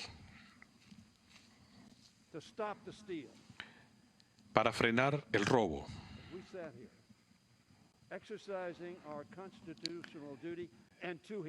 para ejercer esta tarea. Y para su crédito, el vicepresidente de los Estados Unidos siguió la Constitución de los Estados Unidos de América, no obstante el hecho que el presidente lo instó a que no lo hiciera.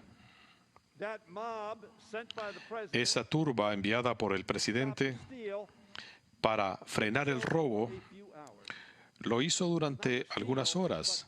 No el robo, sino la responsabilidad constitucional que tenemos.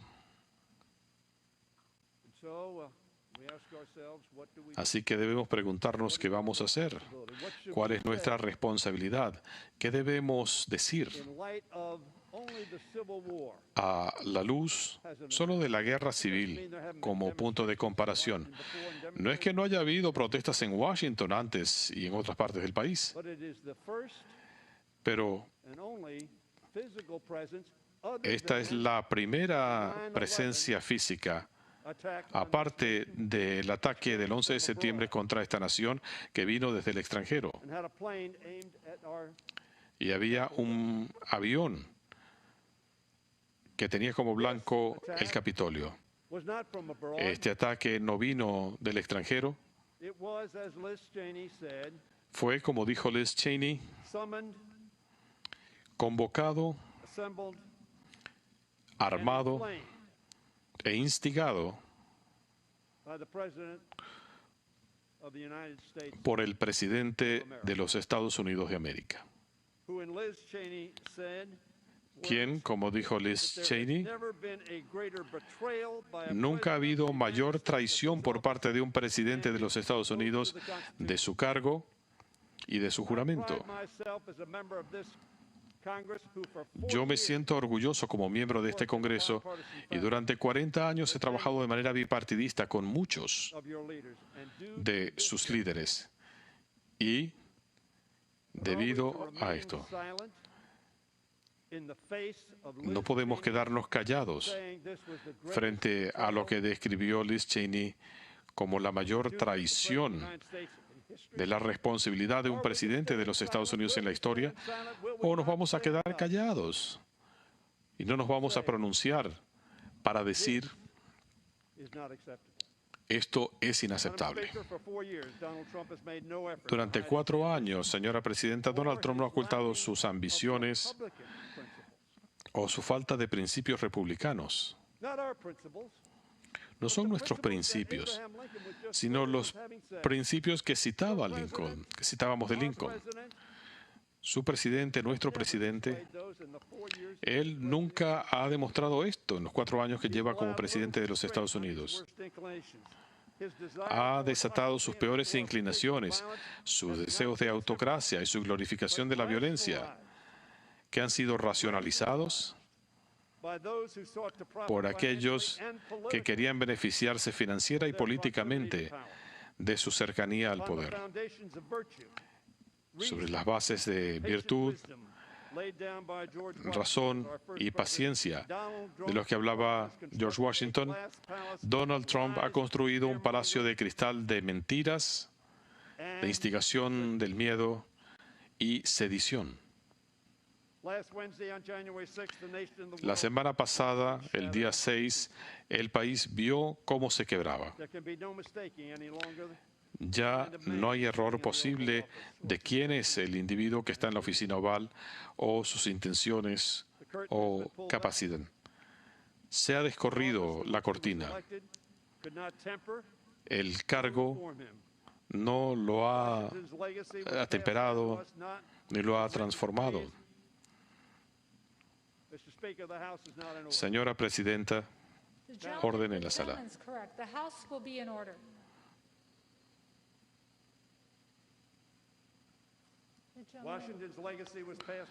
El legado de Washington no nos llegó a través de decretos, sino como normas entendidas, cómo debemos actuar, cómo debemos comportarnos. Gobierno tras gobierno, cada ocupante de la Casa Blanca ha reconocido que los artículos de la Constitución no son la única defensa de la democracia. Por más de 2 siglos, señora presidenta, cada vez que esas normas fueron puestas a prueba, ciudadanos virtuosos de ambos partidos han encontrado unidad de propósito reafirmando esas normas. Pero la memoria se desvanece y de tanto en tanto hay que refrescarla. Señora presidenta, cuando culminaba la Convención Constitucional le preguntaron a Benjamin Franklin si América sería una monarquía o una república. Todos conocemos la respuesta. Una república, dijo, si pueden preservarla. Y esa es la interrogante que tenemos hoy. Si podemos mantenerla. Y la forma de mantenerla es diciendo no a las acciones y palabras que no promueven la preservación de la república. Durante milenios se ha entendido que una república solo es tan estable y perdurable como sus ciudadanos y sus líderes comprometidos a mantenerla. Este presidente nos ha demostrado que no tiene ese compromiso con el proyecto. En sus mensajes de Twitter, todos los días, ha demostrado que no está comprometido con eso. Abiertamente los desdeña y prefiere la alternativa. Pero, ¿y el resto de nosotros? los que hemos tenido el honor y el gran privilegio y la grave responsabilidad de representar los puntos de vista de nuestros conciudadanos. Nosotros en este Congreso tenemos una oportunidad, la obligación de demostrar nuestro compromiso como líderes y ciudadanos de mantener nuestra nación como una república que zanja sus diferencias, no ordenando que alguien vaya al Capitolio a evitar que se roben las elecciones, lo cual es un absurdo total desde el primer día. No podemos borrar los últimos 4 años, no podemos revertir el reloj, pero sí podemos ver los ideales y principios heredados de grandes presidentes, como Washington, como Jefferson, y sí, ciertamente, como Abraham Lincoln y Franklin Roosevelt, y de distinguidos estadounidenses como Frederick Douglass, Harriet Tubman, Susan Anthony, César Chávez, Martin Luther King, Thurgood Marshall, nuestro querido John Lewis, y sí, Ruth Bader Ginsburg, quien nos enseñó mucho sobre igualdad e inclusión. Depende de nosotros el devolverle la vibración a nuestra democracia, reafirmando las normas que nos han sido legadas y que debemos mantener. Pero para que eso sea posible, señora presidenta, debemos estar a la altura de las circunstancias, no solo afirmando las virtudes que nos son tan caras, sino también rechazando los vicios que aborrecemos. Por eso le pido a los otros representantes del otro partido que hagan hoy. Todos aborrecemos la violencia que vimos y la amenaza a la democracia que hemos jurado proteger y defender.